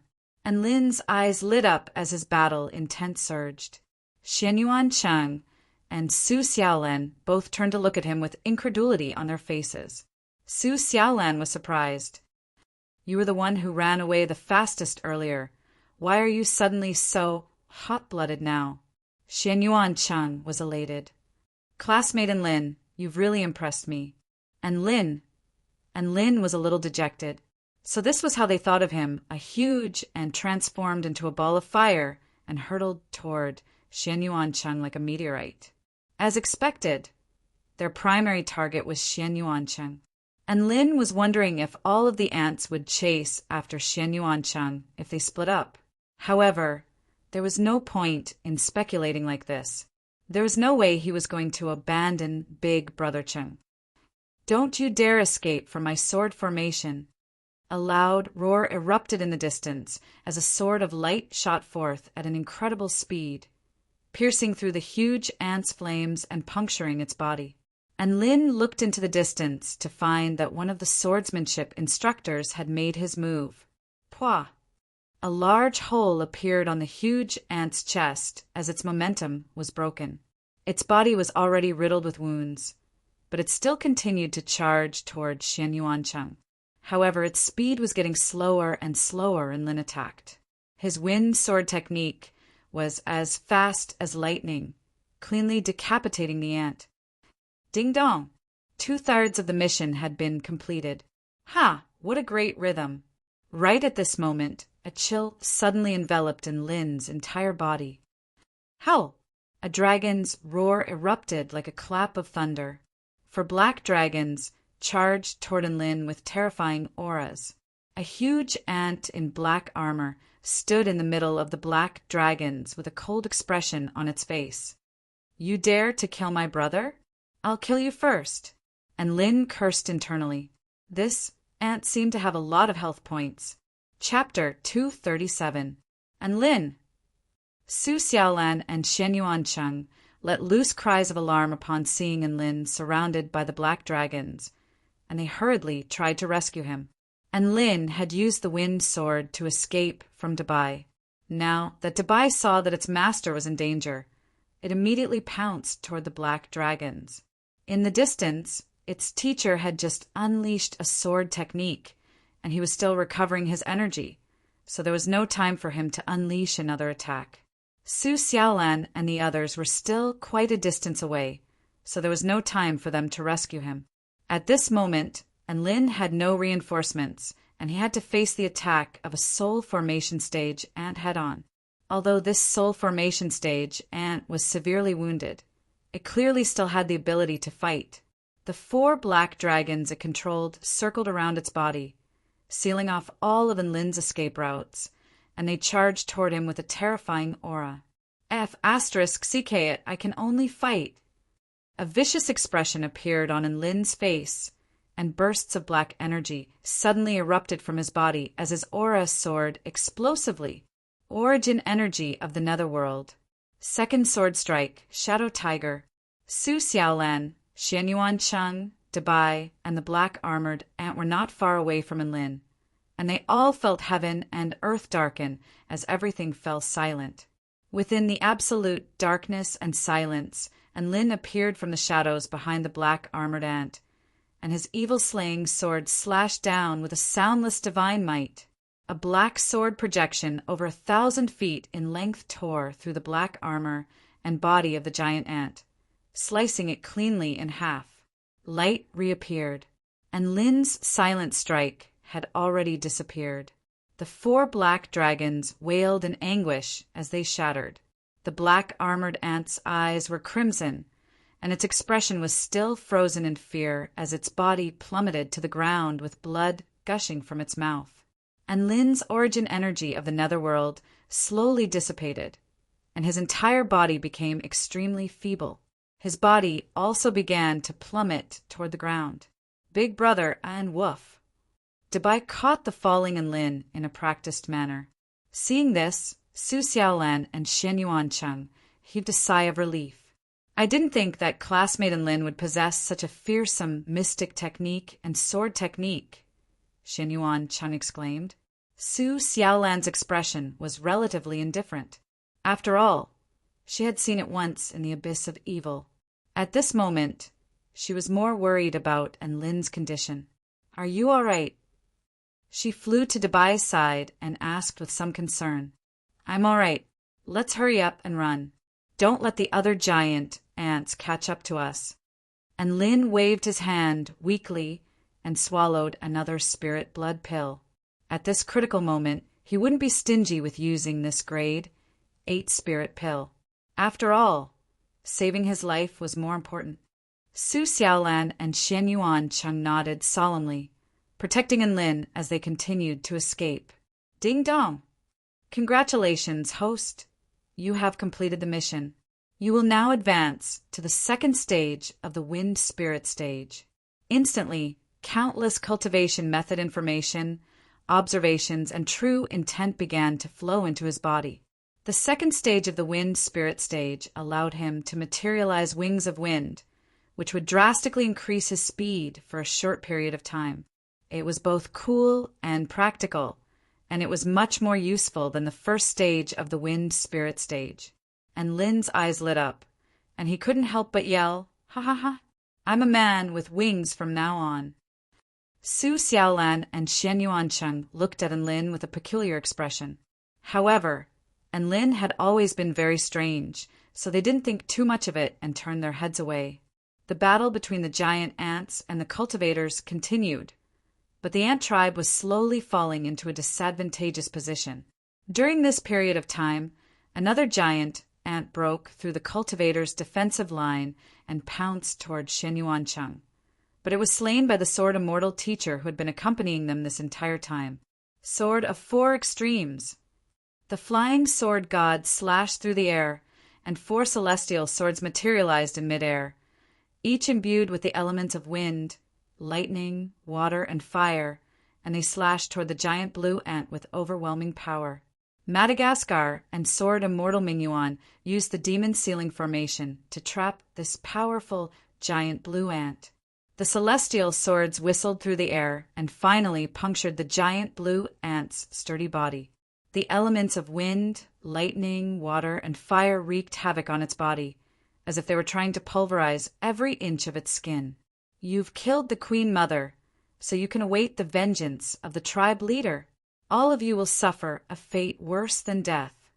The giant blue ant's enraged roar was accompanied by its powerful body, and it was completely reduced to nothingness by the power of the celestial swords, one after another. The giant ants fell. None of them chose to run. All of them chose to fight to the death. In the end, all of the giant ants were dead. Gundam 1 and Gundam 2 smashed the head of the Black Mist ant before using their dragon's breath to roast its body into charcoal. After scanning the ant and confirming that it had no signs of life, they decided to fly toward their master. Xian Yuancheng received news from his voice transmission talisman that the ant tribe had been wiped out.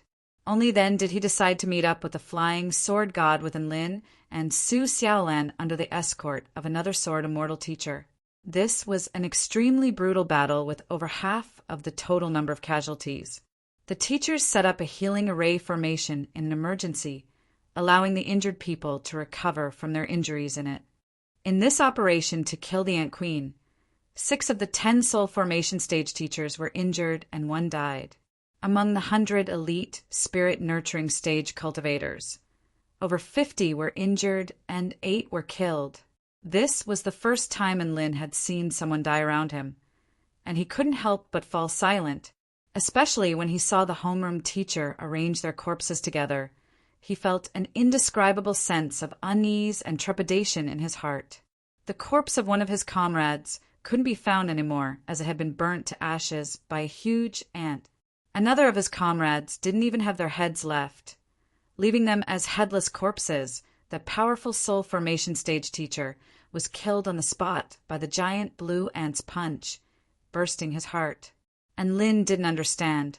They had clearly used the power of the hydrogen and nuclear bombs to their fullest extent, but they still paid such a heavy price. What would the situation be like if they didn't have the hydrogen and nuclear bombs? And Lin didn't dare to think about it. The flying sword god had also envisioned what would happen if the hydrogen and nuclear bombs failed.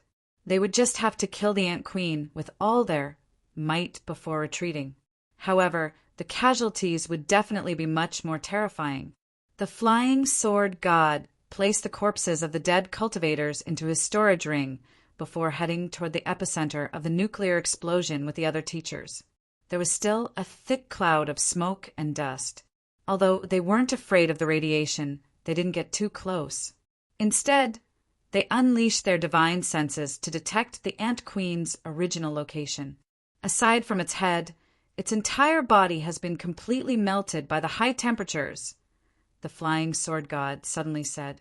A hint of shock appeared on the teachers' faces. They were shocked that the Ant Queen's head was so hard. It was probably harder than all spirit tools in this world. They used immortal spells to drag the Ant Queen's head out.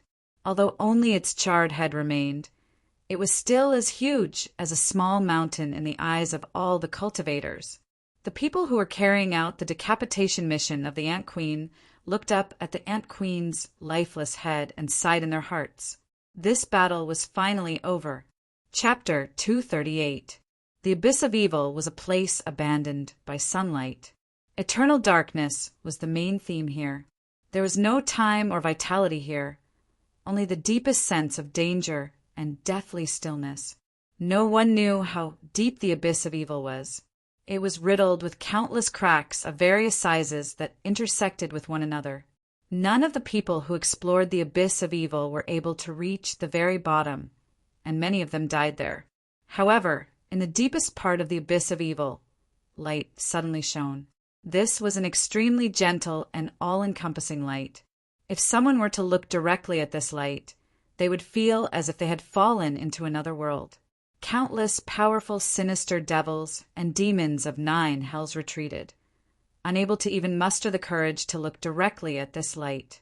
The being that brought light to the Abyss of Evil was a man with long silver hair and a set of cold features in a starry robe. He was one of the most powerful emperors of the Celestial Court, and his full name was Heaven Culminating Purple Micro Polaris Emperor.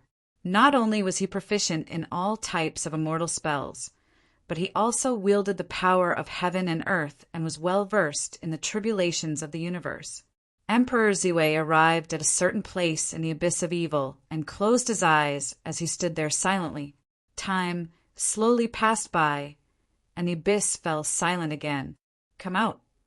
After an indeterminate period of time, he suddenly spoke. His voice pierced through space and landed somewhere in the darkness. Ripples surged within the darkness. At some point in time, a dreamlike, inky black figure began to appear before Emperor Ziwei. It existed between existence and non-existence, and the only thing that gave off a sense of realism was its eyes, which were as bright as stars. "Knight Monarch, withdraw the bridge," Emperor Ziwei said in a cold voice without any trace of politeness. "It's not time yet," the being known as the Knight Monarch replied in a firm voice. Emperor Ziwei looked at the Knight Monarch in silence for a moment before continuing. "If you keep dragging this out, I'll exterminate the Ant tribe."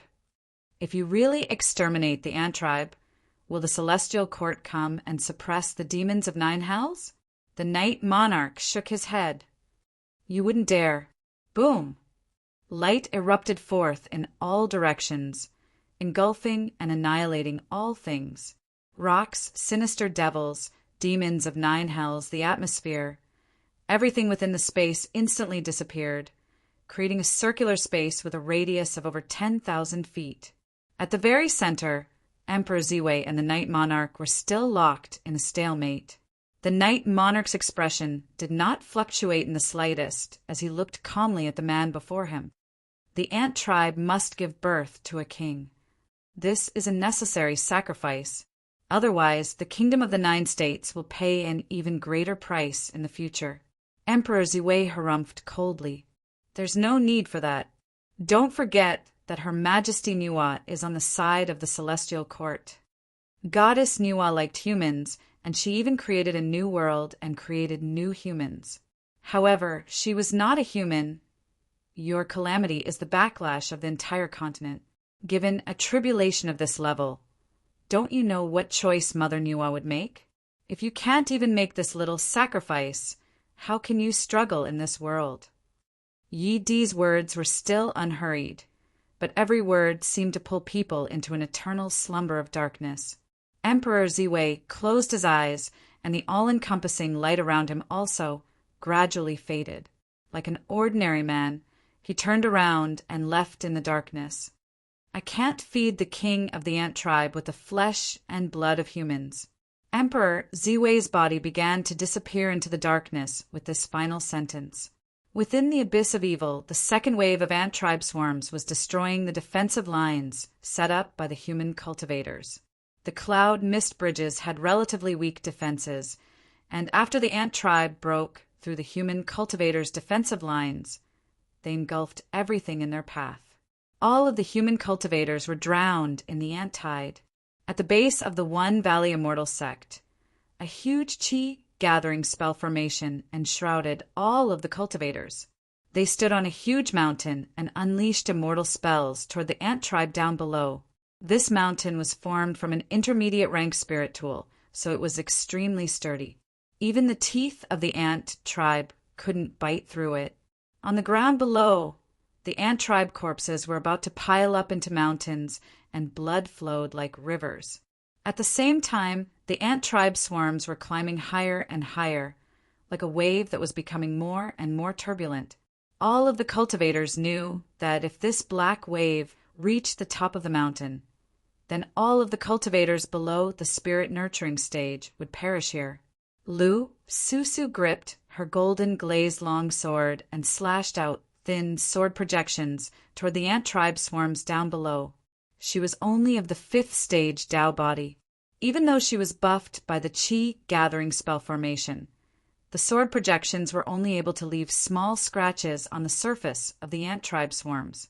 Even so, she gritted her teeth and continued to slash at the ant tribe swarms.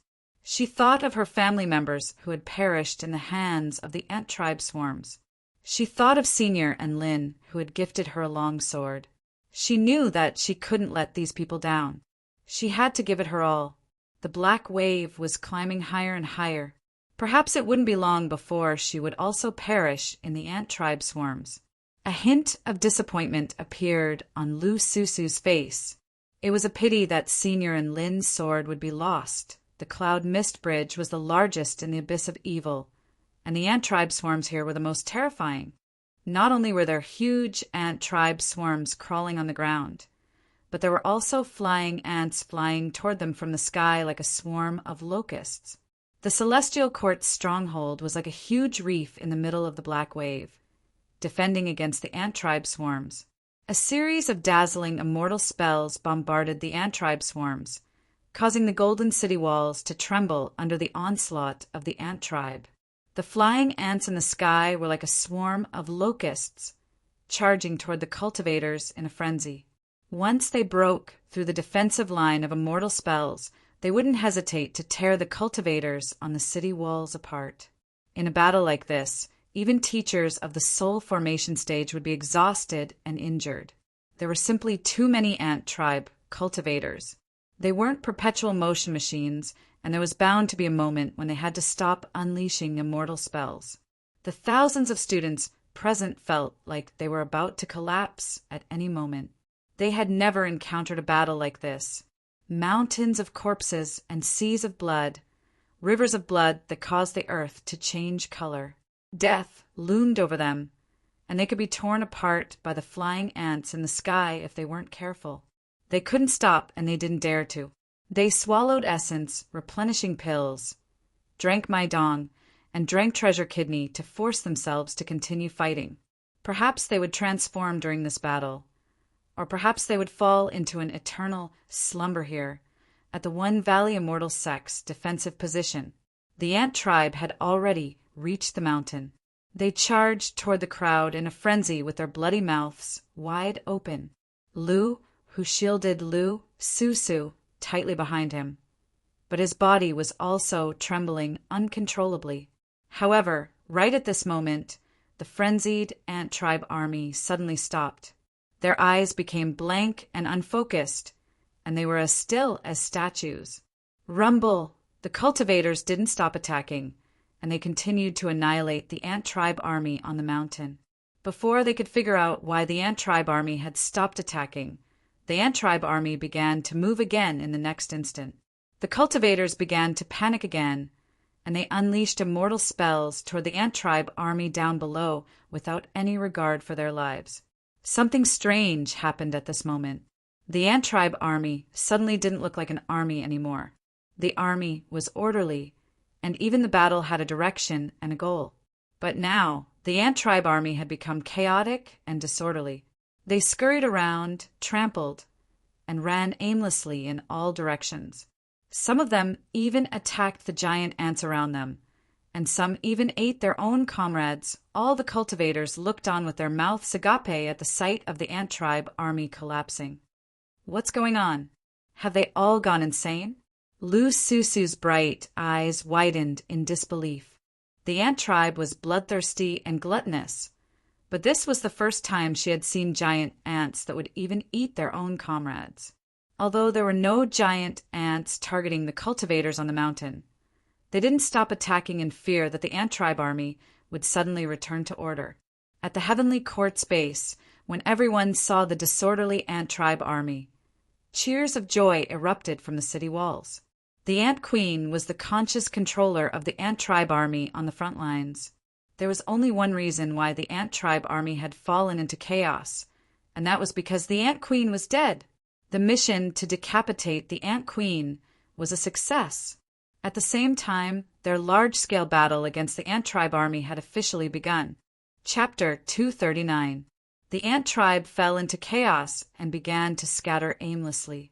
Without a collective consciousness, the ant tribe army was like a bunch of loose sand that posed no threat. They couldn't even collectively retreat and could only move based on their primal instincts. It was then that the cultivators began their counterattack. One formidable immortal technique after another bombarded the fleeing giant ants, causing blood and minced meat to splatter about. Soon, the ant tribe's corpses covered the ground at the edge of the abyss of evil. The battle line slowly moved toward the white sand plains. After a while, the wave of ant tribe was completely annihilated by the cultivators. Scorching flames burned the ant tribe's bodies like a fire dragon circling the abyss of evil, swallowing the last of their existence in this world. Just like that, the ant tribe army of hundreds of thousands was destroyed by the cultivators of the celestial court and the heavenly river state. Although the cultivators had won this battle, they didn't leave. Instead, they fortified their stronghold in preparation for the next battle. As long as the black mist bridge wasn't destroyed, they had no reason to leave, and Lin rode Dabai back to the stronghold set up by the celestial court. As soon as the 100 or so cultivators returned, the students in the stronghold cheered loudly. This was to congratulate the heroes who had successfully carried out the decapitation mission and infiltrated the enemy's territory. And Lin waved at the students on the Golden City wall and landed among them. Big brother and you guys killed the Ant Queen. Tell me, what did the Ant Queen look like? Miao Tian ran over and grabbed onto Lin's arm as she asked eagerly.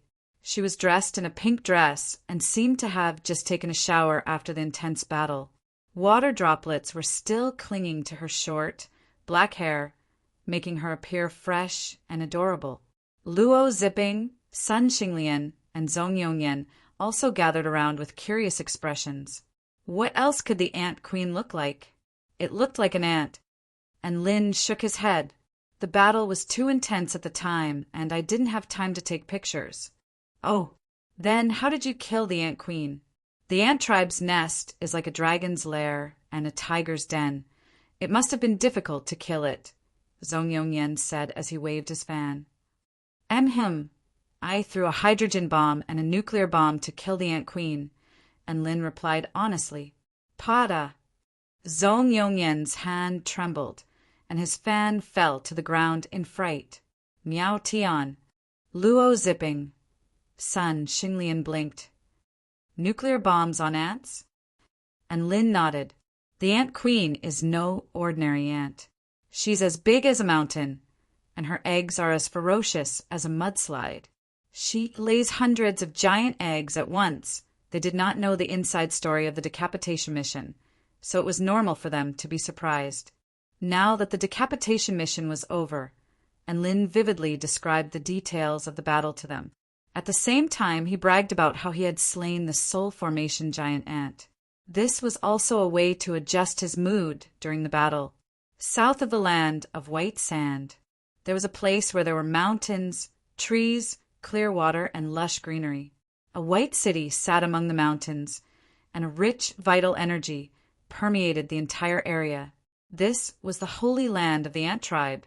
Countless giant ants with powerful auras that could walk upright were kneeling in worship toward a black egg at the center of the city.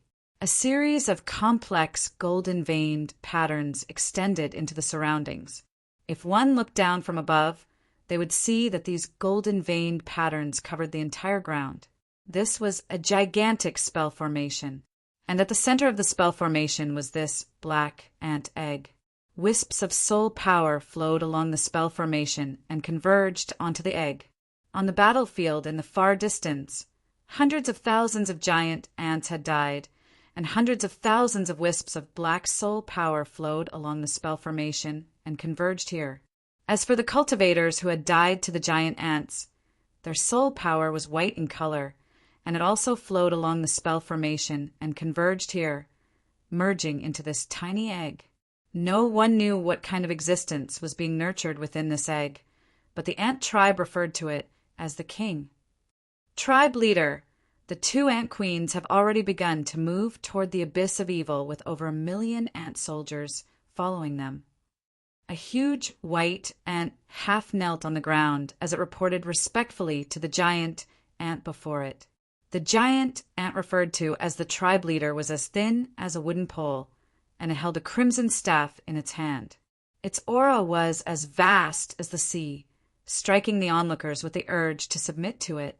It merely nodded in response to the giant white ant's report, as if it didn't take it to heart. Go. As long as it's a battle against the humans, it doesn't matter how many soldiers we send. The tribe leader looked at the huge black egg with a solemn expression. We must use sacrifices to welcome the arrival of the king. However, heaven and earth instantly fell silent as soon as its voice fell. A boundless divine might descended from the sky. You don't have the right to use the sacrifices of the humans. The voice was like a bolt of divine thunder, and it was imbued with supreme might as it exploded between heaven and earth. Many of the powerful giant ants were shocked and enraged by this voice, and they all knelt down in fear as their bodies trembled uncontrollably. This was a kind of king's prestige that reigned supreme in the heavens and earth. It was a true god. Emperor Ziwei, what are you doing here? The ant tribe leader's expression finally shifted as he looked up at the silver-haired man standing proudly in the sky. Emperor Ziwei made a series of hand seals, and his eyes glowed with a dazzling light. A sparkling starlight flew from his fingertips before falling toward the huge black egg. I'm here to teach you a lesson, you dare? The ant tribe leader's expression shifted drastically as he roared with rage. The starlight fell into the center of the spell formation, and heaven and earth dimmed. Only the light of the purple star became the dominant hue of all things. The earth tremored, and the golden vein patterns were disintegrated by the purple star light. The huge spell formation that encompassed the entire realm of white sand completely crumbled at this moment. The ant tribe leader's eyes widened as his body trembled uncontrollably. Emperor Ziwei, you've gone insane. If you do this, the king won't be born and more humans will die in the future. The citizens of the Kingdom of the 9 States will only choose to die in battle, not die in vain. Emperor Ziwei clasped his hands behind his back before departing with this final sentence. None of the ant tribe powerful beings dared to stand in his way as he left. In the deepest part of the abyss of evil within the chaotic darkness. A faint sigh traveled over with a hint of exasperation and emotion. So be it within the abyss of evil. The black fog bridge was like a floating cloud in the sky, gradually disappearing. All of the cultivators from the various sects were dumbstruck by the scenes unfolding before their eyes. At the celestial court base, all of the students and teachers also stared at the scenes unfolding before their eyes with different expressions. Some were shocked, some were confused, some were excited. It wasn't until Emperor Ziwei's message arrived from Sword Immortaling Zhao's voice transmission talisman that a sense of joy welled up in everyone's heart, and they even began to cheer. The Black Mist Bridge had completely collapsed, and the Ant Tribe's plan had come to an end. They had succeeded. All of their tense nerves could finally relax. Many students collapsed to the ground with bloodshot eyes, but some of them were chortling with glee. They had won this battle. Among these students, some had already left for good, but most of them had experienced the most important transformation in their lives during this battle. This special defensive battle was recorded in the history of Xiaoxian United University.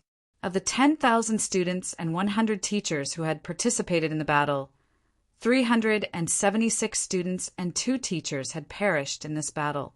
This was not a very eye-catching statistic among all of the major events in the history of the university, so it didn't attract much attention. However, this year's extraordinary event was only just beginning. Chapter 240. In the One Valley Immortal Sex Camp, Lu Susu stared blankly at the white desert in the distance. There was a white bandage wrapped around her abdomen, and a certain part of the bandage was dyed red, like a blossoming plum blossom. She had been accidentally stabbed by a giant ant when she stepped onto the white desert in pursuit of the ant tribe. Now that the Black Mist Bridge had been destroyed, the Celestial Court had sent word that the battle was over. She and her father would probably have to leave this place soon. Maple City was already a dead city, and they probably wouldn't be going back anytime soon. Where should they go? After successfully defeating the ant tribe army, she and her father had avenged their family. Their hearts were at peace, but they didn't know what to do next. She gripped the long sword in her hand tightly, and her pale little face was filled with melancholy and bewilderment. After a long while, a figure flew over from the sky. Lu Susu looked up, and her entire body trembled. The melancholy on her face suddenly disappeared as she exclaimed, "Senior and Lin!" "Hi, Lu Susu!" And Lin's expression was still as easygoing as ever. Lu Susu saw that there was an extremely beautiful woman standing beside him. This woman had a refined and noble air about her that inspired awe and veneration. "Haha, and Lin, you're a senior now?" The woman poked in Lin's back with a smile that was as affectionate as a girl next door. "Ahem, I'll give you some face." And Lin said in a low voice, "This is my friend Su Xiaolan, and this is Lu Susu, whom I met in Maple City." "Hello, Senior Su Xiaolan." Lu Susu greeted with an obedient and respectful expression. Su Xiaolan didn't think she would become a senior too. She was taken aback for a moment before nodding in greeting. "Hello, Lu Susu." And Lin noticed that Lu Susu's abdomen was injured and immediately handed a spirit blood pill to her. "Take this and eat it." "It's all right, Senior and Lin. My wound has been bandaged, and I'll be fine in a few days. If I tell you to eat, just eat." Lu Susu held the pill in her hands as she gazed at the man in front of her. Seeing the serious expression on the man's face, she bit her lip and swallowed the pill as she was told. "Where is your father?" "He's in the refining room of the camp. He said that he's going to forge a set of armor." "Oh," and Lin nodded and smiled. "The battle is over. What do you plan to do next?" Lu Susu lowered her head and shook her head. "I haven't decided yet. Your family and sect are gone. Why don't you join the One Valley Immortal Sect?" And Lin suggested while stroking his chin. Lu Susu's eyes widened. "But my father's and my aptitude." "It's fine, we'll go through the back door." And Lin interrupted. "Lu Susu, Su Xiaolan, Thus they found Elder Ji Yenling of the One Valley Immortal Sect. Meeting again after a year, Ji Yenling had matured quite a bit. Although her body was still a bit frail, the determination and clarity in her eyes gave one a sense of security. She was ecstatic to see Lin and Su Xiaolan again. They were comrades who had gone through thick and thin together in the abyss of evil, so they chatted about recent events with one another. And Lin suggested that Lu Susu and Lu, who joined the One Valley Immortal Sect. And Ji Yenling agreed without even thinking about it. She had opened the back door without any hesitation. Lu Susu was so scared that tears welled up in her eyes, and she immediately bowed to express her gratitude. She didn't know who to thank, but she just had to thank each of the seniors. Ji Yenling was still wearing the crystal that had already dimmed. She had chosen to remember some things, and this was actually quite a good thing. And Lin could tell from their conversation that she had already pulled herself together, which was exactly what Wang Lu wanted to see. After staying together for a while, and Lin and the others set off to leave, cultivate hard and improve every day. And Lin waved goodbye. Yes, Senior and Lin, I'll do my best. We'll meet again. Lu Susu nodded earnestly. After flying into the sky, Su Xiaolan couldn't help but ask Lin, "Tell me the truth. Why are you so nice to Lu Susu?" "Because Big Brother and wants to have a harem," Dabai interjected. Bam! Dabai's head was immediately hammered by Lin, and Lin thought for a moment before replying, probably because she's the first person in this world to call me Senior." On the ground below, Lu Susu stared blankly at Lin's departing figure until it disappeared from her field of vision. The end-of-year examinations had concluded, and Lin had 10 days to recuperate before returning to the Celestial Court. After that was a month of vacation, so he had a lot of free time. The prefectural city of the Heavenly River State was bustling with activity, and Lin rode Dabai and strolled leisurely through the streets with Su Xiaolan. Riding dogs was a habit of Lin's, but he was a little embarrassed to see Su Xiaolan with him. He already had a mount, but she was still walking. "Xiaolan, why don't you ride on as well?" And Lin patted Dabai's back. Is it really possible? Su Xiaolan's eyes flashed with anticipation, and Lin laughed heartily. Of course. Dabai also wagged its tail to indicate that it had no objections.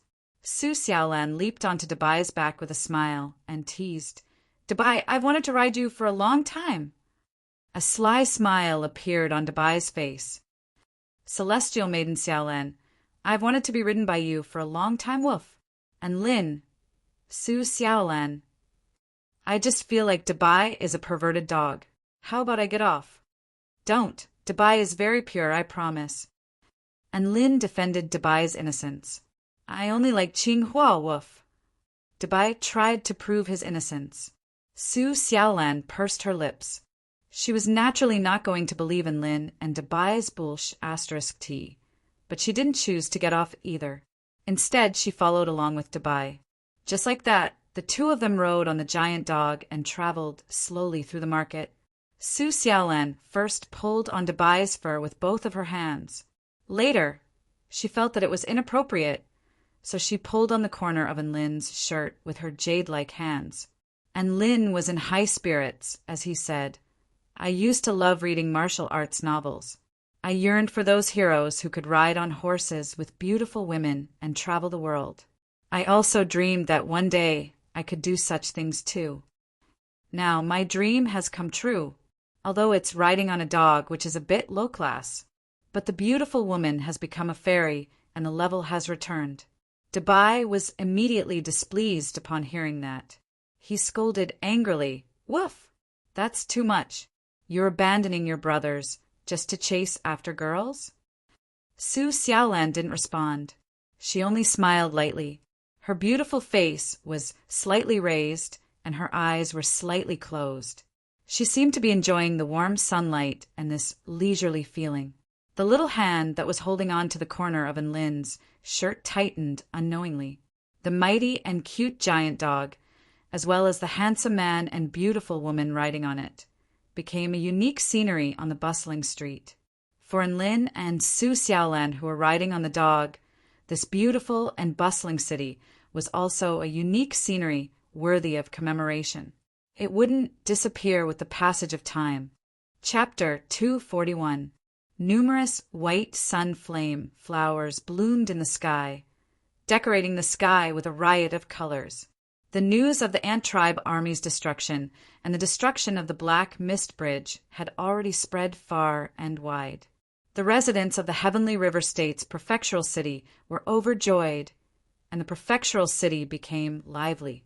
And Lin and Su Xiaolan wandered through the bustling streets and ate a lot of delicious local food.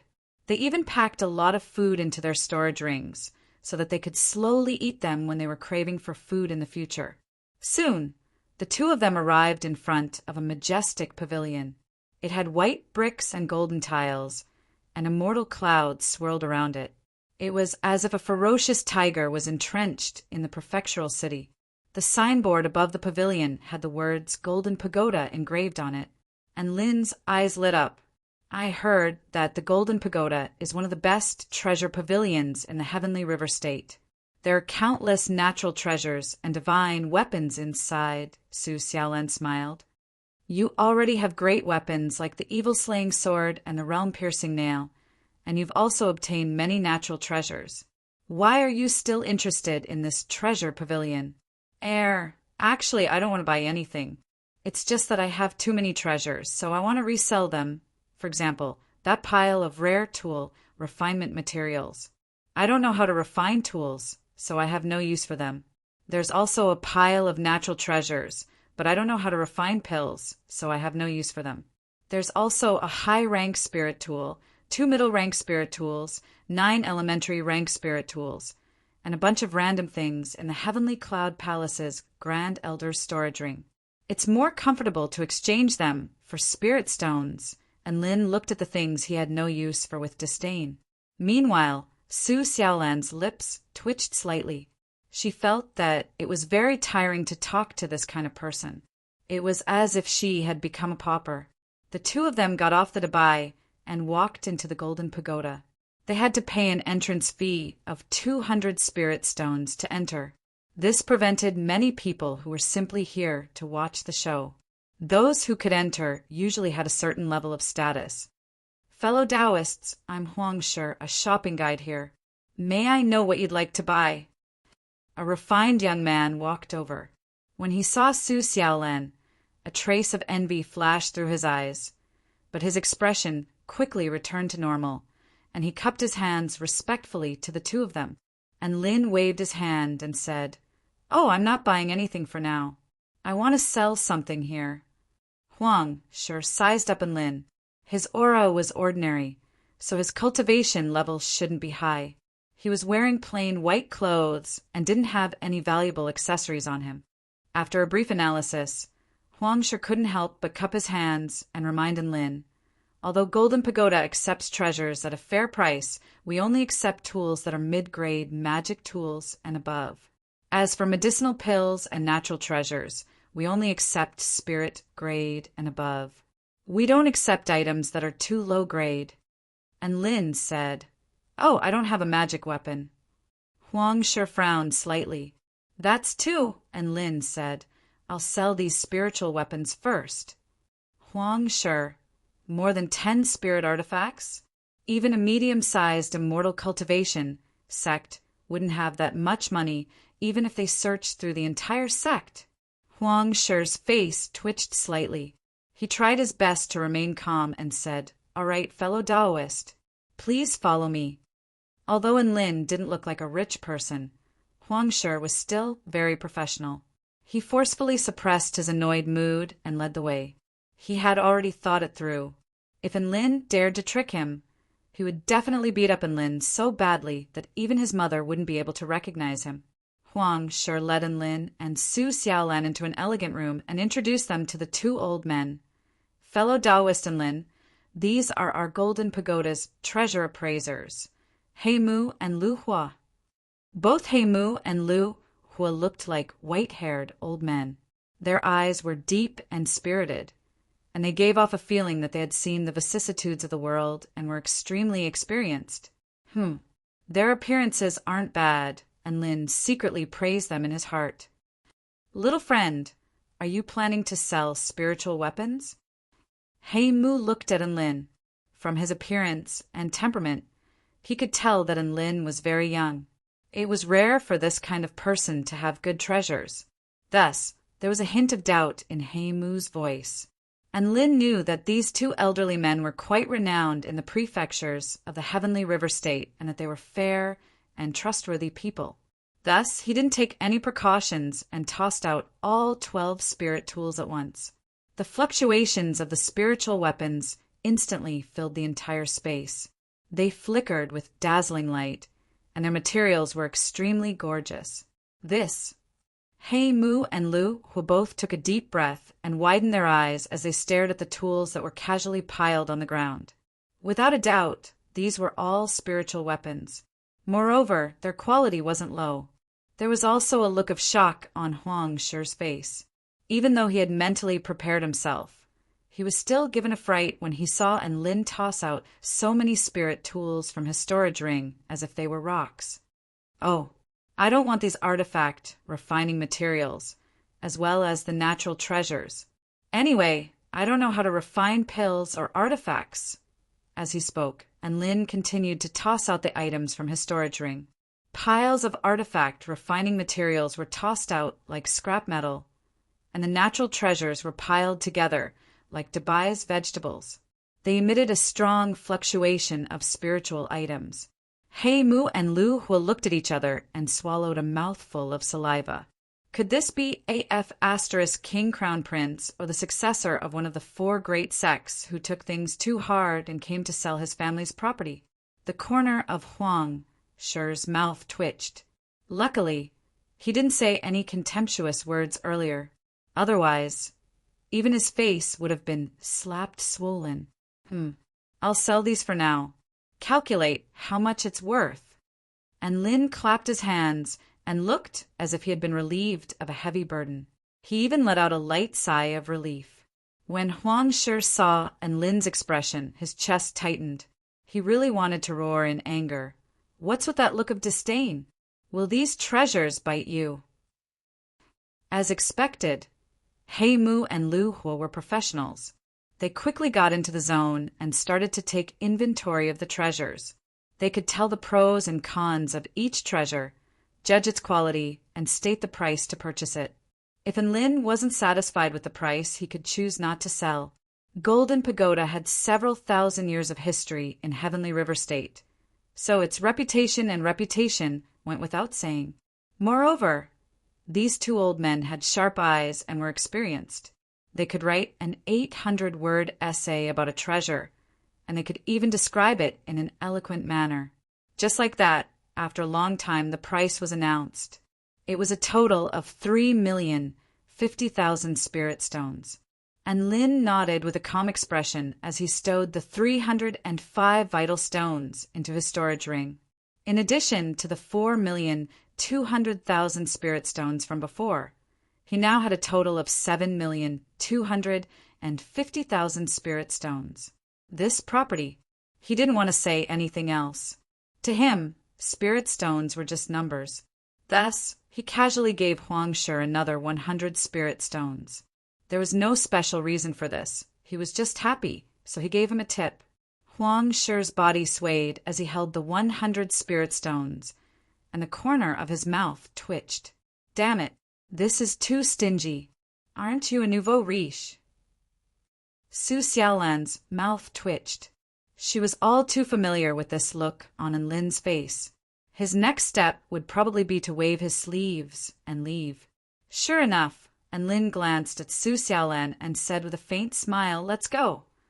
After Mu and Lu found out that Lin was a super nouveau riche, they looked at each other with tacit understanding.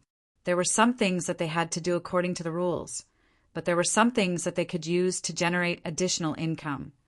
Lu looked at Lin, who was about to leave, and asked, "Fellow Cultivator Lin, please wait. Are you interested in taking a look at the ancient artifacts that Golden Pagoda has collected?" And Lin's footsteps paused, and he curiously asked, "What's so interesting about the ancient artifacts?" Lu Hua smiled mysteriously. If you're fated with those ancient artifacts, you can even take them away." "Really?" And Lin's eyes lit up. He didn't expect that Golden Pagoda would actually have this kind of activity, and his interest was instantly piqued. One had to know that the ancient artifacts in the Kingdom of the Nine States weren't just objects for display. Rather, they were objects that contained ancient energy fluctuations. Some of them contained mysterious cultivation methods, some had some special abilities, and some even hid some shocking secrets. It could be said that they were all very valuable things. "Fellow Cultivator and Lin, please follow me." Lu Hua smiled faintly and led the way, and Lin nodded and followed behind Lu Hua expectantly. Su Xiaolan frowned slightly, but she didn't say anything. He, Mu, and Huang sure calmly followed behind the two of them. However, they were inwardly overjoyed.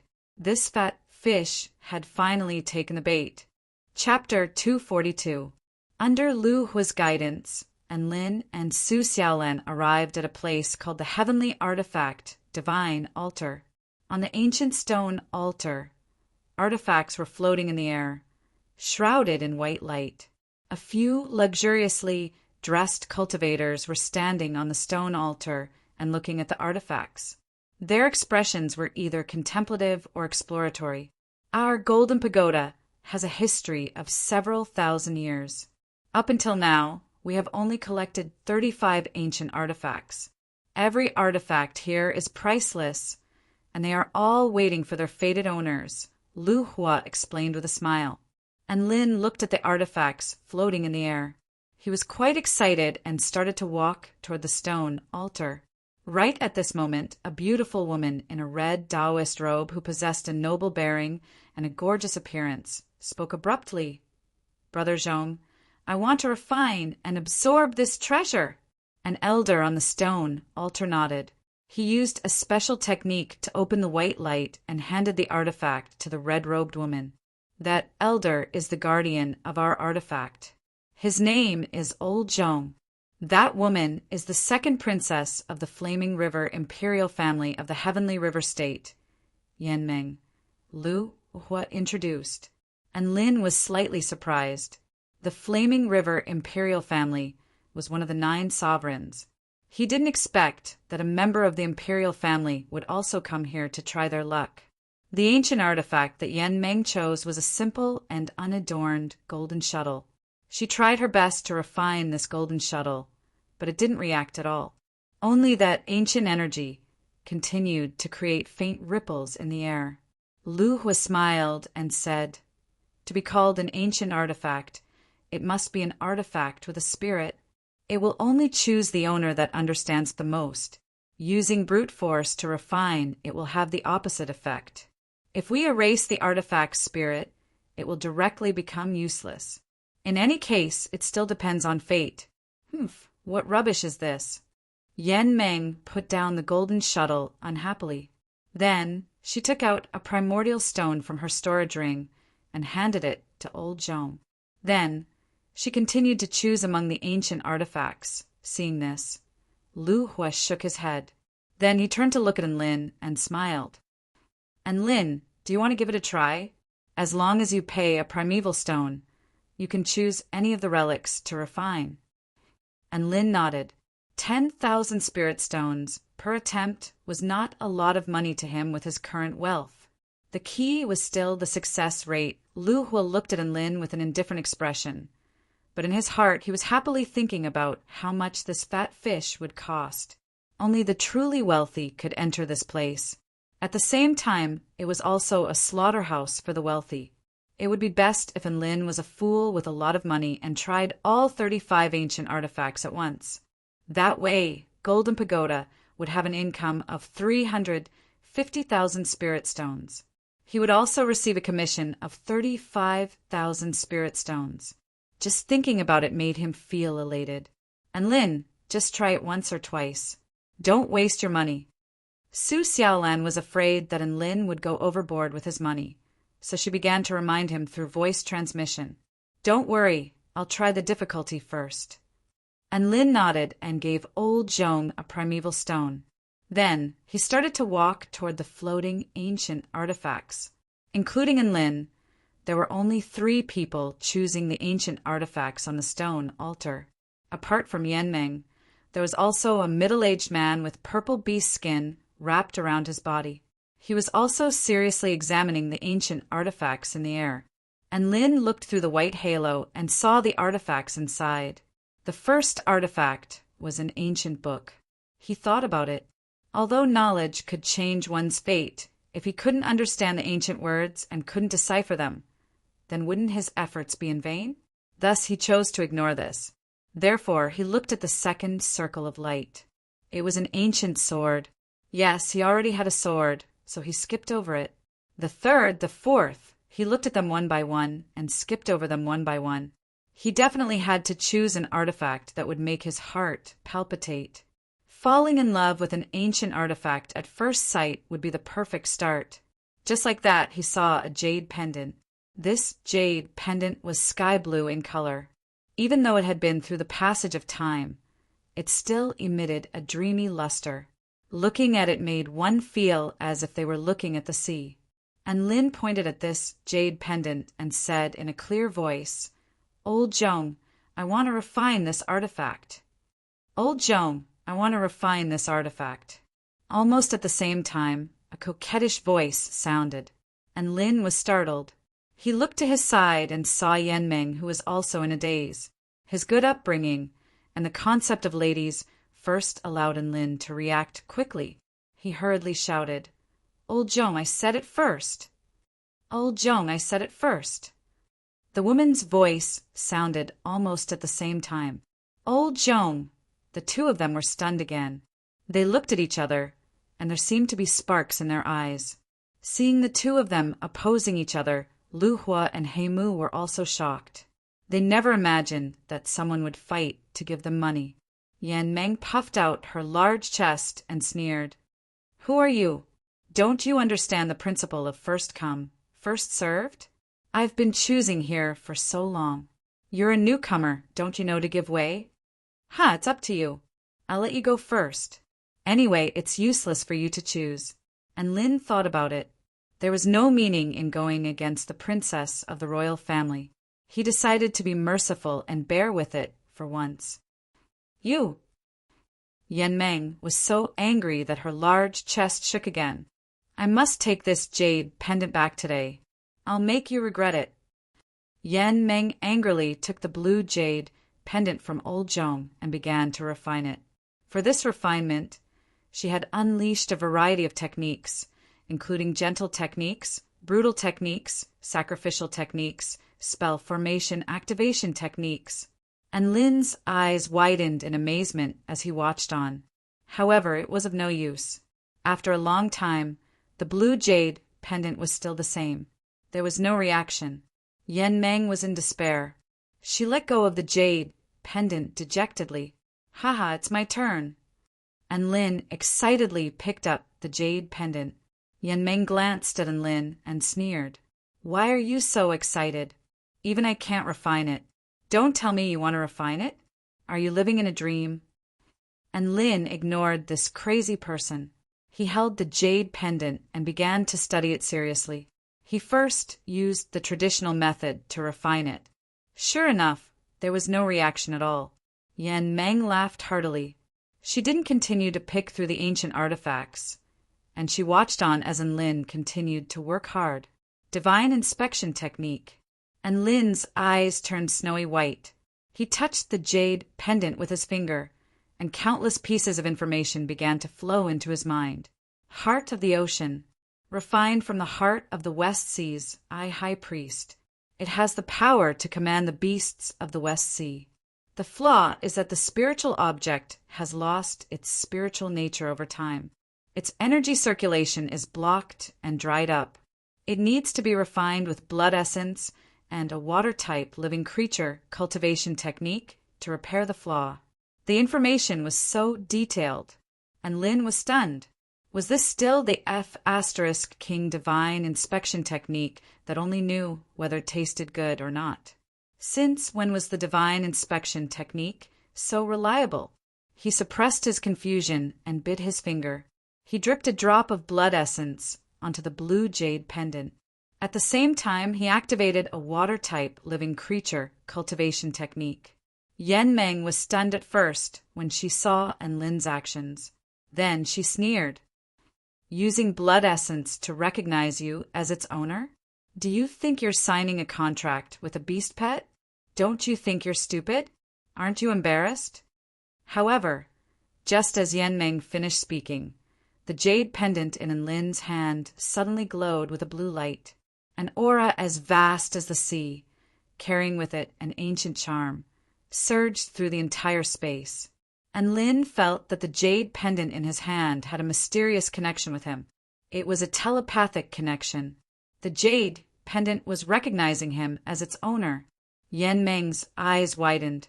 Her small mouth that was laughing just now was so wide that it could eat an entire apple. Hei Mu, Lu Hua, and Huang Shi were also rooted to the spot. They stared at the jade pendant in Enlin's hand. What's going on? Old Zhong's body trembled as he stared at the scene in front of him. Ding! The jade pendant let out a crisp sound. It was a carefree, light, and joyful emotion. Immediately afterward, it flew around Enlin happily and finally nestled tightly against his heart. Seeing this, even an idiot would know that the jade pendant had really recognized him as its owner. Chapter 243. The blue jade pendant flew back into Enlin's hand, exuding a faint coolness. I've successfully refined the heart of the ocean, so it's mine now. Enlin asked with a smile. Yen Meng covered her mouth, still in a daze. How is this possible? She muttered. Hei Mu, Lu Hua, and Huang Shi were still in shock and forgot to speak. That's right, this was too shocking, especially for people like them who knew the inside story. They clearly knew that Golden Pagoda had not had an ancient artifact recognize a master for over 100 years. Now, an ancient artifact actually recognized a master. What were they supposed to do? Su Xiaolan, on the other hand, had a calm expression. After staying by Enlin's side for so long, she had seen all kinds of illogical things and developed a strong heart. It's acknowledged its master, it really has. Mr. Zhong trembled as he made his way toward Enlin.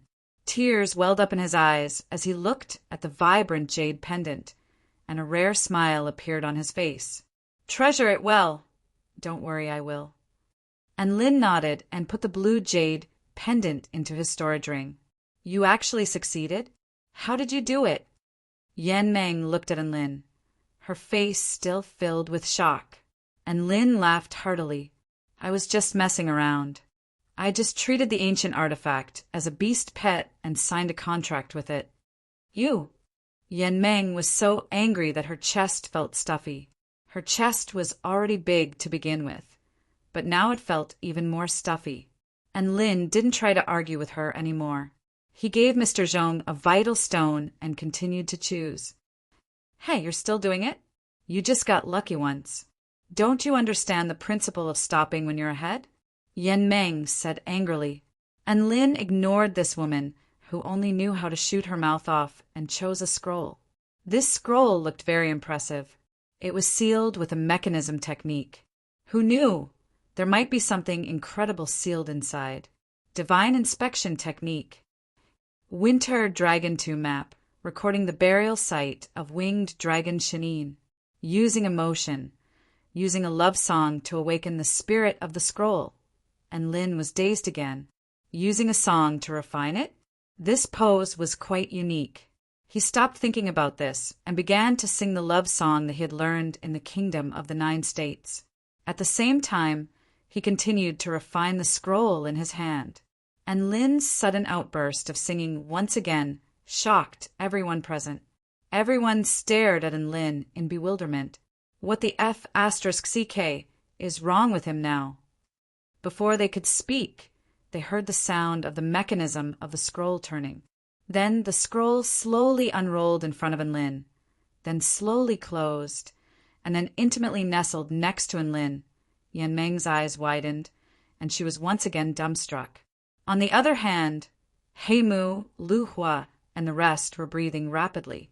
They felt as if their asthma was about to act up. How could an ancient artifact recognize him as its master just by singing? What kind of trick was this? Did it have to be so terrifying? Haha, then I won't hold back. And Lin laughed heartily as he placed the scroll into his storage ring. Without hesitation, he took out another primary stone and handed it to old Zhong. It had to be said that 10,000 spirit stones for an ancient artifact was quite a good deal again. Hei, Mu, and Lu was vision darkened, and they almost fainted. They had initially thought that Lin was a fat fish that could be easily slaughtered. But who would have thought that they had let a wolf into the house? He was a F** king robber. 10,000 spirit stones for an ancient artifact. If that wasn't robbing, then what was? And Lin chose a bronze scabbard dagger and activated his divine inspection technique. Shield of Promised Victory, a life-saving artifact forged by Taoist Sangju. It gathers the power of the faith of victory and the power of the vow. It has an extremely powerful protective ability. Sealed in the passage of time, it forgets danger and is trapped in peace. Therefore, it turned out that this dagger-like artifact was not used to attack but to protect. And Lin's eyes lit up as he read the information obtained by his divine inspection technique. A powerful and violent refinement power was released from his hand. A moment later, he tossed the dagger into the air and drew his evil-slaying sword. Without hesitation, he slashed at the dagger in the air. Wait, what are you trying to do? This time, even Mr. Zhong was startled, and he yelled anxiously. An ancient artifact was extremely precious. How could it be treated so roughly? If it was accidentally damaged, no one would be able to bear the consequences. Go. And Lin's sword had already struck the dagger. Ding! The sound of jade and stone striking each other suddenly rang out, reverberating throughout the stone altar. A golden shield of light rose up around the dagger, exuding a powerful aura. Seeing this, Lin did not stop. Instead, he swung his evil-slaying sword even faster. Ding, ding, ding. The two weapons collided, and the sound of sword projections and sparks flew incessantly. Do you acknowledge me as your master or not? If you don't, I'll hack you to death. And Lin roared as he slashed at the dagger furiously. Yan Meng and Hei Mu's eyes widened. They felt that Lin had really gone mad. Mr. Zhong quickly walked toward Lin, wanting to stop his violent behavior.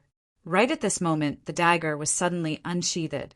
In a flash of golden light, it transformed into a streak of golden light and pierced toward Lin. Be careful! Seeing this, Su Xiaolan's expression finally changed drastically. However, Lin seemed to have sensed something and extended 2 fingers. With a crack, his fingers caught the white blade. You need to be taught a lesson. Piss off! And Lin spat in disdain. The dagger nodded obediently and flew back into its scabbard. Then it floated happily beside Lin. Mr. Zhong, Hei Mu and Lu Hua, Su Xiaolan. Yan Meng's body swayed, and she shook her head repeatedly. It's fake, it's all fake. Huang Shi scratched his face with both hands. Heavens, weapons can be refined like this? What did I do wrong? Why did you have to show me this? And Lin ignored everyone's expressions and put away the dagger. He excitedly took out another source stone and handed it to Mr. Zhong. He looked like he was itching to try it out. Mr. Zhong's mouth twitched, and he stared at the source stone in front of him. Fear actually rose in his heart. Yes, the man in front of him terrified him.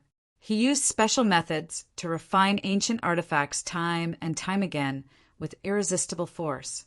This was really too terrifying. Although it was a good thing that the ancient artifacts weren't covered in dust, he felt that if this man continued to fool around, Golden Pagoda would probably go bankrupt. Just as Mr. Zhong was thinking about how to reject Lin's source stone, the entire space suddenly trembled. Following this, the remaining 32 ancient artifacts suddenly released a powerful ripple that spread out in all directions. That was the power and will of the ancient era. This kind of will didn't need to speak to make people understand what they were trying to convey. Yes, everyone present clearly understood the emotions they were trying to express. There was only one sentence, and that was, "Choose me, choose me, choose me." Just like that, everyone was stupefied. They were all so shocked that they couldn't speak. The master of Golden Pagoda, who had hurried over after sensing the commotion, was also dumbfounded.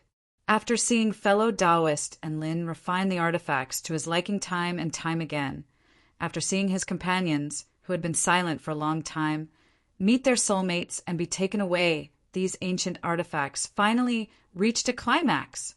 Thousands of words converged into one sentence. "Choose me, choose me, choose me." He, Mu, and Lu Hua trembled and looked at Enlin as if they were looking at a monster. What kind of person had they recruited? If this continued, Golden Pagoda's money tree would be snatched away by Enlin. They didn't know whether Golden Pagoda would go bankrupt, but they were definitely going to go bankrupt. Chapter 244. Speaking of which, are you going to accept these primordial stones? And Lin scratched his head and looked at old Zhong, who was in a daze. He pointed at the ancient artifacts on the stone platform and continued, "Hurry up, they can't wait any longer. They really want them. They want them? You want them even more." Old Zhong's chest tightened, and he felt like he was about to have a heart attack. He hurriedly turned his pleading gaze toward Pavilion Master Luo, who had just run over. Pavilion Master Luo, that man named Enlin, is very good at refining ancient artifacts. He has already taken 3 of them. If this continues, I'm afraid that all the artifacts will be taken away by him. Lu Hua hurriedly transmitted his voice to Pavilion Master Luo. Pavilion Master Luo's heart ached when he heard this. Normally, they might not be able to find even one ancient artifact, even after several decades, but now he had already taken away 3? No, he must be stopped. Ha ha ha. I am Golden Pagoda's Pavilion Master, Luo Baiyu. Congratulations to fellow Taoist and Lin for obtaining the ancient artifacts.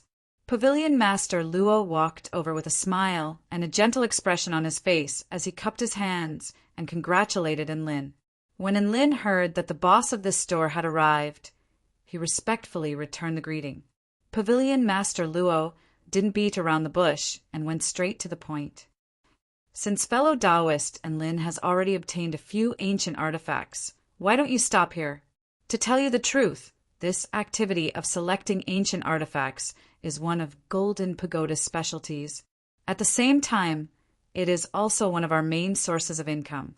It's a good thing that fellow Taoist and Lin is fated with these treasures, but Golden Pagoda has spent thousands of years to find them here.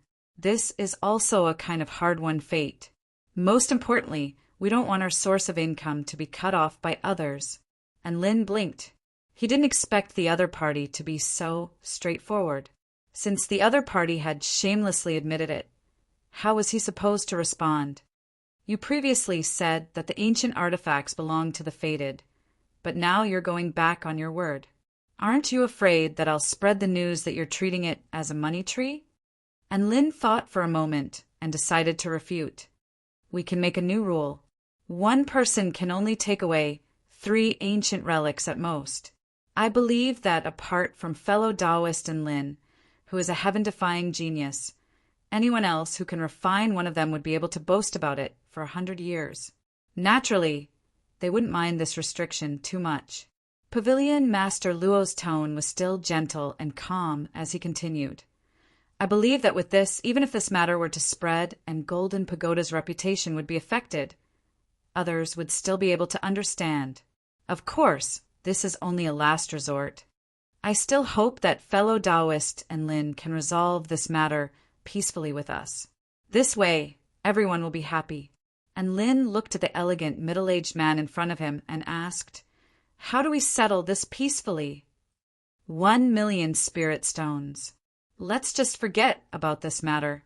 Golden Pagoda can only offer this much. Fellow Taoist and Lin, there's no need to haggle. Pavilion Master Luo said with a smile. All right, deal. Fellow Taoist and Lin is truly a straightforward person.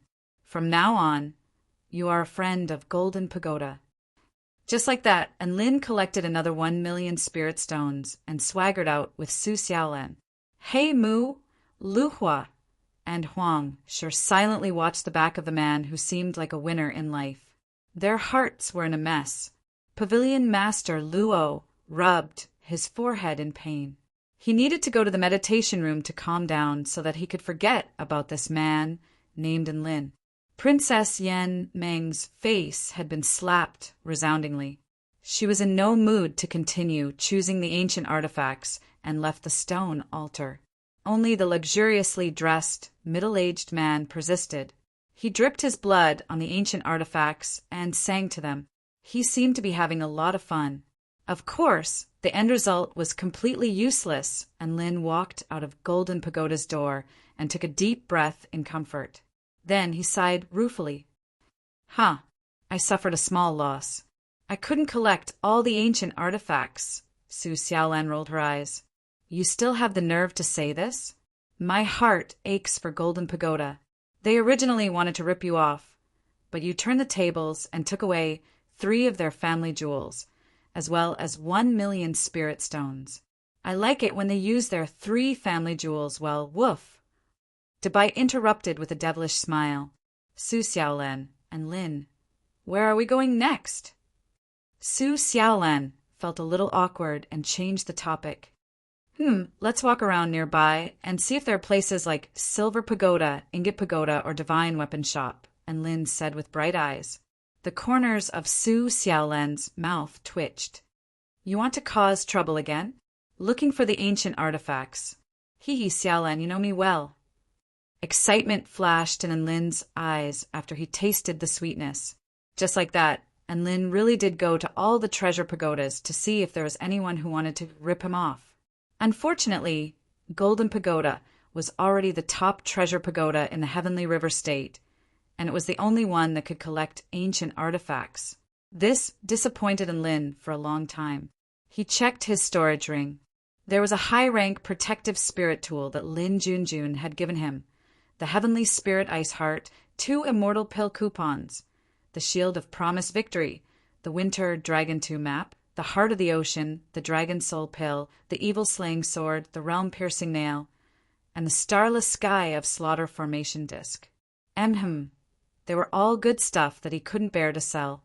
Also, to him, the 8,220,000 spirit stones were just numbers after having so much money.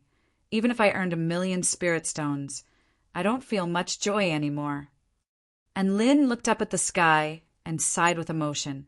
Su Xiaolan glared at the man beside her, and she felt the urge to beat him up. All right, let's go treasure hunting. And Lin seemed to have thought of something, and he suddenly said, Treasure hunting? Su Xiaolan raised her brows slightly, and she said, sarcastically, Does filthy rich and have to worry about not having enough treasures? You have so much money, so if you want a treasure, you can just buy one.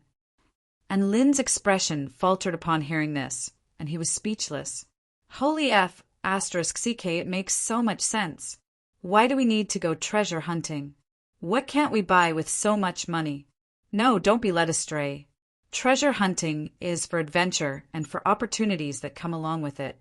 It can't be replaced by dung, like spirit stones. Treasure hunting this time is different. It's very exciting. And Lin pulled Su Xiaolan along with him and flew into the sky on his brick. Then he took out a scroll. This was one of the ancient artifacts that he had obtained. Look, he slowly unfurled the scroll as if he were showing off some kind of treasure. Su Xiaolan's eyes glistened, and there was a hint of surprise on her face. This is an artifact that you just snatched from Golden Pagoda, right? It's a map? What do you mean by snatch? I obtained it with my own strength. And Lin was displeased. The Winter Dragon 2 map records the burial site of winged dragon Shenin. This is a good item. You know that dragons have a hobby of collecting treasures. How could their tombs be lacking in treasures? Su Xiaolan smiled and nodded. Then she shook her head. Winged dragon Shanin? That's a return to void stage dragon. Its tomb must be very dangerous. The higher the cultivation base of a being, the more dangerous their tomb was. This was something that everyone knew. This was what it meant to be awesome in life and awesome in death. However, the more powerful a being is, the more precious the inheritance they left behind. Normally, supreme beings have the habit of leaving behind inheritances in their tombs after they die. This isn't something that can be bought with spirit stones. And Lin's eyes lit up as he spoke.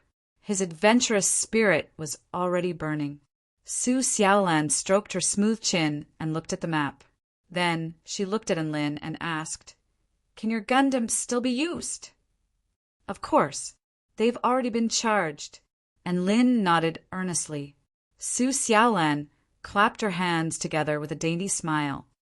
"All right, then I'll accompany you." Chapter 245.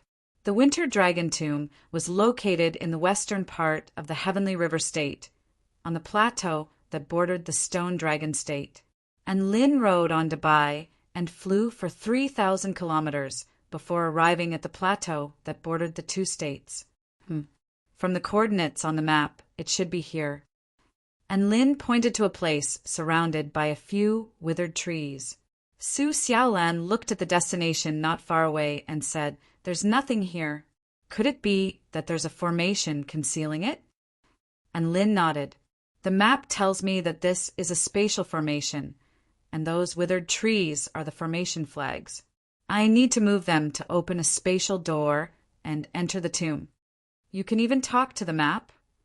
Su Xiaolan exclaimed. "Of course. This thing has a spirit and has recognized its master. We can communicate through our thoughts," and Lin said proudly. Su Xiaolan sighed.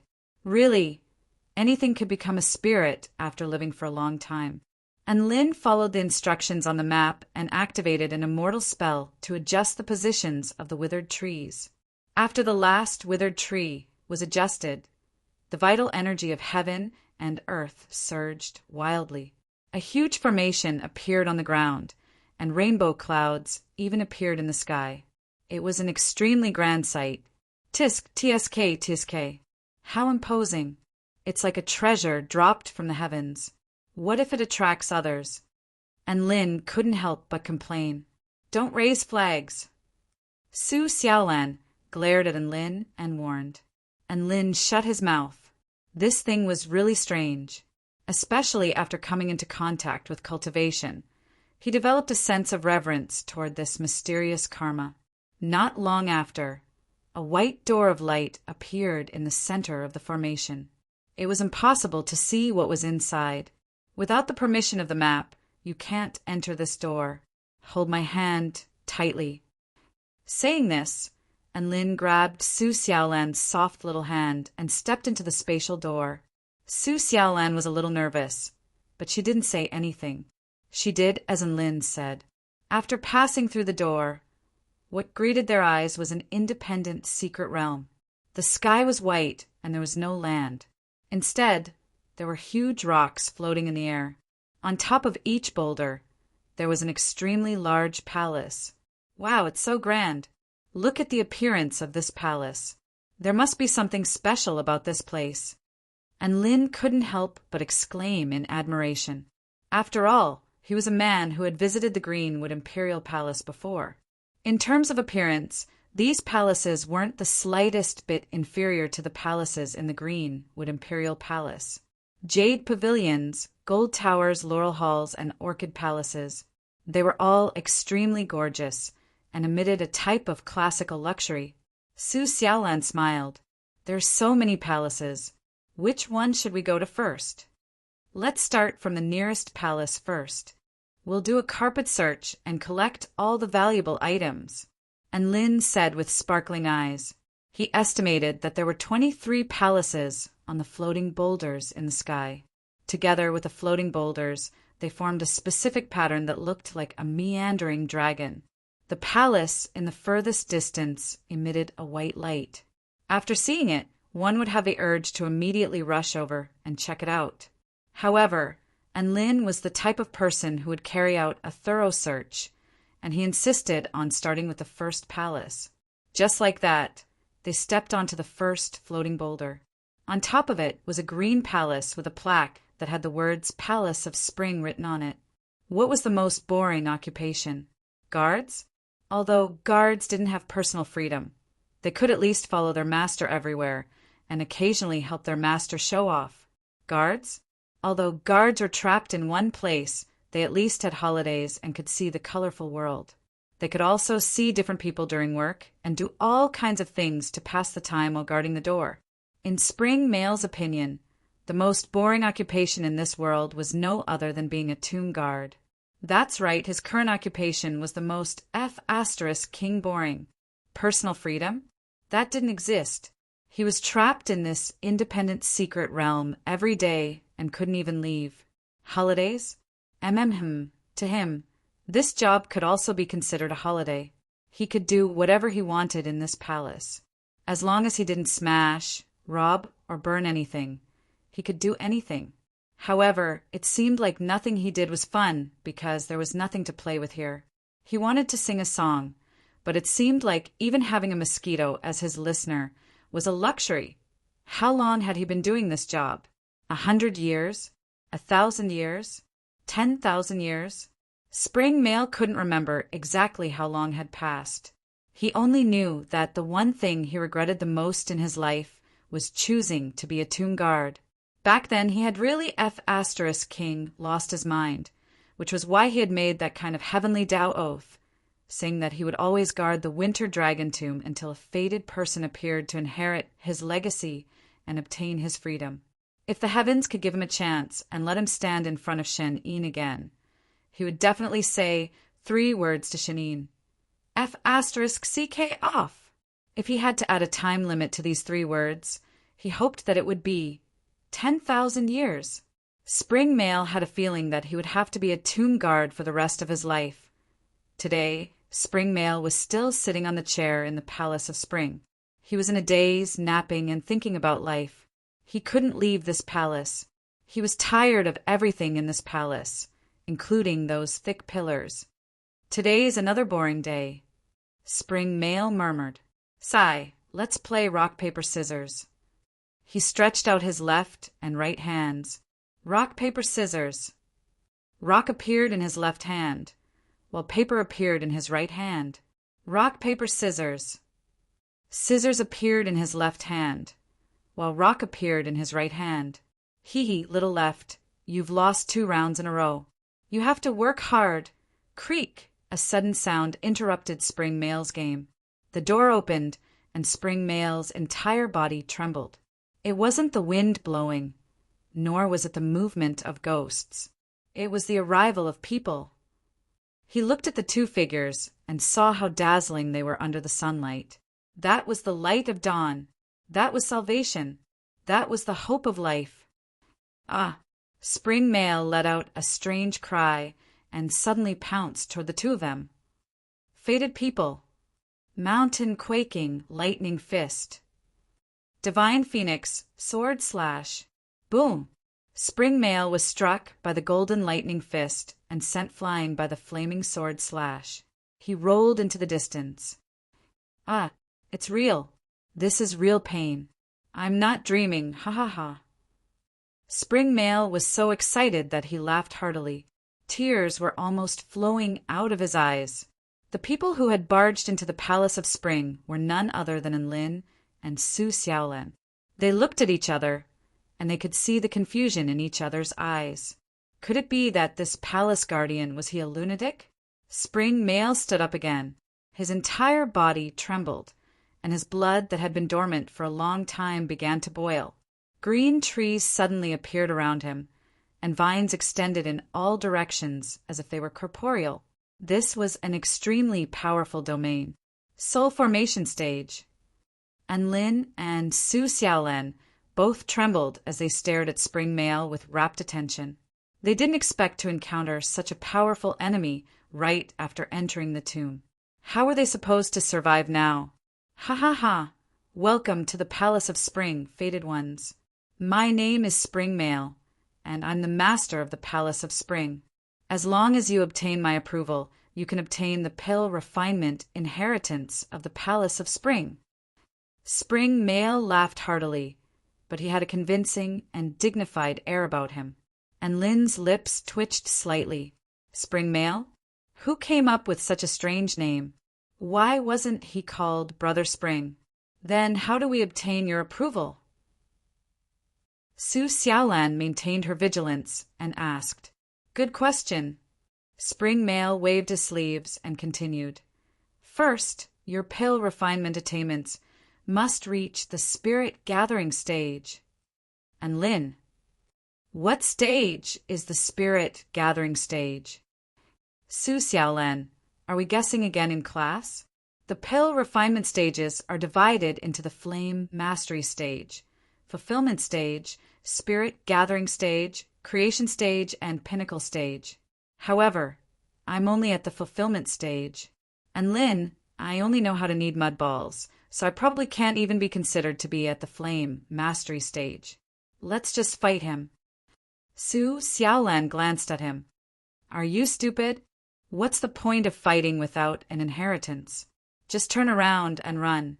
And Lin clapped his hands together. That's right. The two of them started to turn around as they spoke. "Don't go!" Spring Male yelled. Tree vines quickly extended and blocked the entrance. "About what I just said. Pretend I didn't say anything." Spring Male's eyes were red as he spoke. "Huh." And Lin was dumbfounded. He looked at Spring Male with a strange expression. "Actually, you can receive my inheritance as long as you know how to refine spirit pills," Spring Male said seriously. And Lin, Su Xiaolan, I think I know how to refine spirit pills below the 8th grade." Su Xiaolan smiled sheepishly. Spring Male nodded. He pointed at Su Xiaolan and solemnly said, "All right, congratulations to this fated person. You've passed the test and can receive the Palace of Spring's pill refinement inheritance." And Lin, Su Xiaolan. Chapter 246. Is this Spring Male here just to deliver the inheritance? And Lin and Su Xiaolan couldn't help but speculate like this. In reality, their speculations were completely correct. Spring Male indeed wanted to deliver the inheritance as soon as possible so that he would be free. To him, and Lin and Su Xiaolan were exuding the light of salvation. Spring Male brought out a scroll with golden symbols flashing on its surface. He handed it to Su Xiaolan. "Fated one, you only need to drip a drop of blood essence onto this scroll and inject your vital energy into it. Then you will be able to activate Shen Yin's pill refinement inheritance. Of course, after my acknowledgement, you will also need a wisp of winged dragon Shen Yin's aura on this scroll to also acknowledge you. Only then will you be able to completely obtain the inheritance." Su Xiaolan looked at Enlin uneasily. The energy fluctuations emanating from the scroll were indeed related to the inheritance. However, she couldn't help but feel uncertain that Spring Male would deliver the inheritance to her so easily. And Lin retrieved Gundam 1 and Gundam 2 from his storage ring.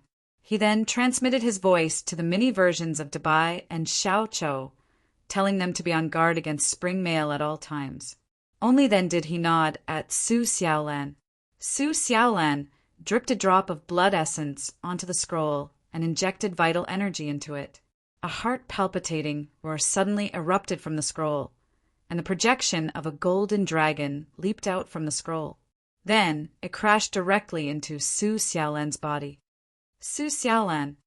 And Lin cried out in shock upon seeing this. "It's all right, don't panic." Spring Male hurriedly consoled her. Then he knelt onto the ground, his entire body trembling. "It's done. This is the sign of a successful inheritance." Very soon, the invisible chains that bound Spring Male instantly disappeared.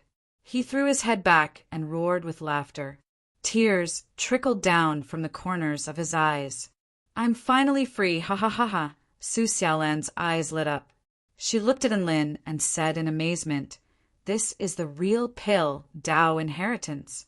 The inheritance's comprehension leads directly to the soul creation realm.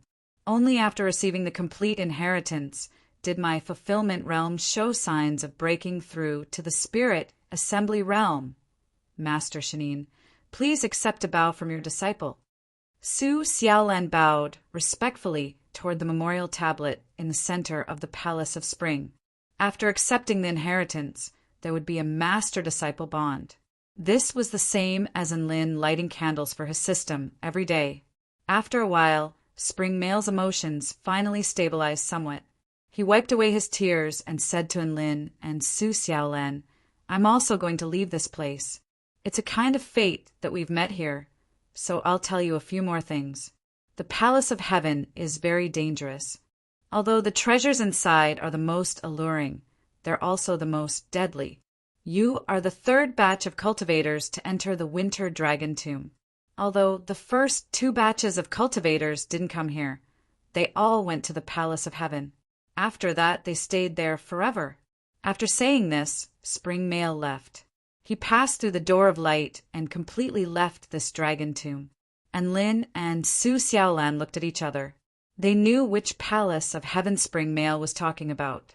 When they entered, the first thing they saw wasn't the Palace of Spring that was closest to them, but the palace that was furthest away. That palace emitted a white holy light. A large heaven character floated at the top, symbolizing supreme dignity and glory.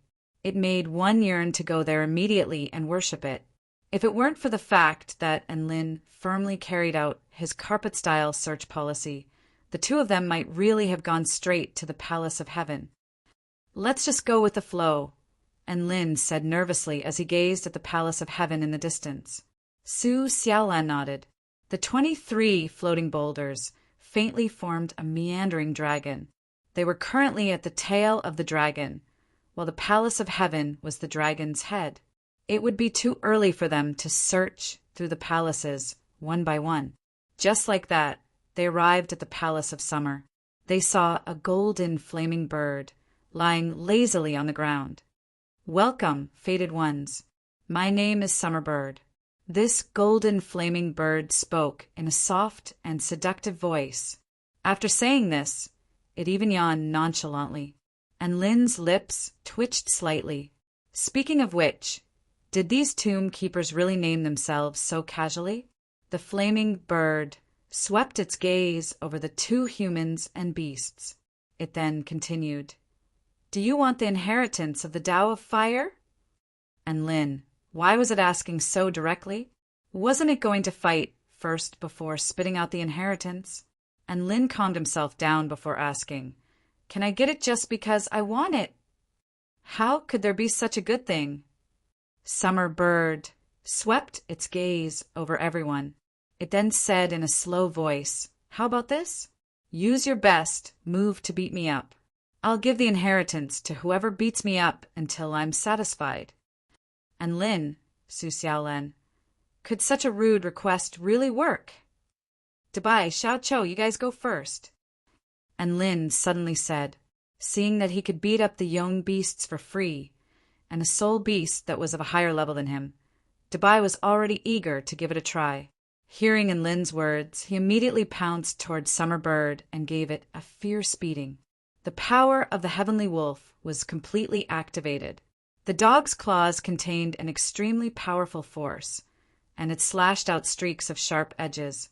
Summer Bird was beaten up by Dabai. Use more strength. Io, did you not eat? Are you a male dog or not? Useless male dog, use more strength. After a long while, Dabai finally stopped, panting heavily.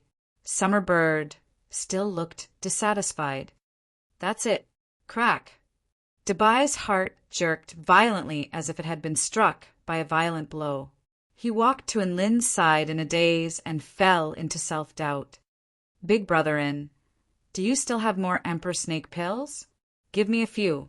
Although I don't want to admit that I'm useless, but halfway through his sentence, Dabai's eyes became moist, and he started to sob silently. And Lin, let me do it! The Xiao Chou unleashed his black flame domain and aggressively walked toward Summer Bird.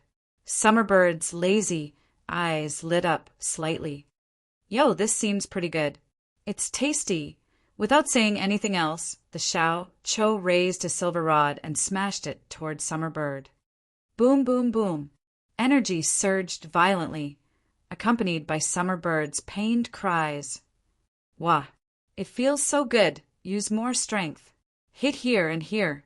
Move up a bit, the neck too. Summer Bird moved its body and took the initiative to receive the Xiao Chow's silver rod. The golden flames surged violently as if it was also excited.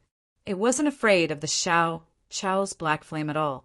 After a while, the Xiao Cho lay on the ground, panting. Summer Bird also had a satisfied expression. It twisted its body and murmured, "The strength of the massage is pretty good. It's much stronger than that male dog with kidney deficiency. It's just that this black flame conflicts with my Tao of fire inheritance. What a pity." Dabai suffered another blow, and tears streamed down his face. Men were most afraid of being told that they were no good by women, and they were even more afraid of being told that they were no good than a certain man. "Let me do it." And Lin was also ready to spring into action. Mountain quaking, lightning fist. Ayaya. Summer Bird chirped delicately. Wind sword. Io, what kind of sword is this? You're hurting me. Summer Bird chirped delicately again, and its expression became even more excited. Even the flames were leaping. After a while, Enlin lay on the ground, panting. Summer Bird looked at Enlin coquettishly, licked the golden blood on its shoulder, and said coquettishly, "You're such a good sword immortal. Why do you need the fire inheritance? But I have to say that you make me very happy. You're much better than that male dog." Dabai's tears flowed endlessly. "Woof! I beg you, can you not always bring me into the conversation? Let me try too."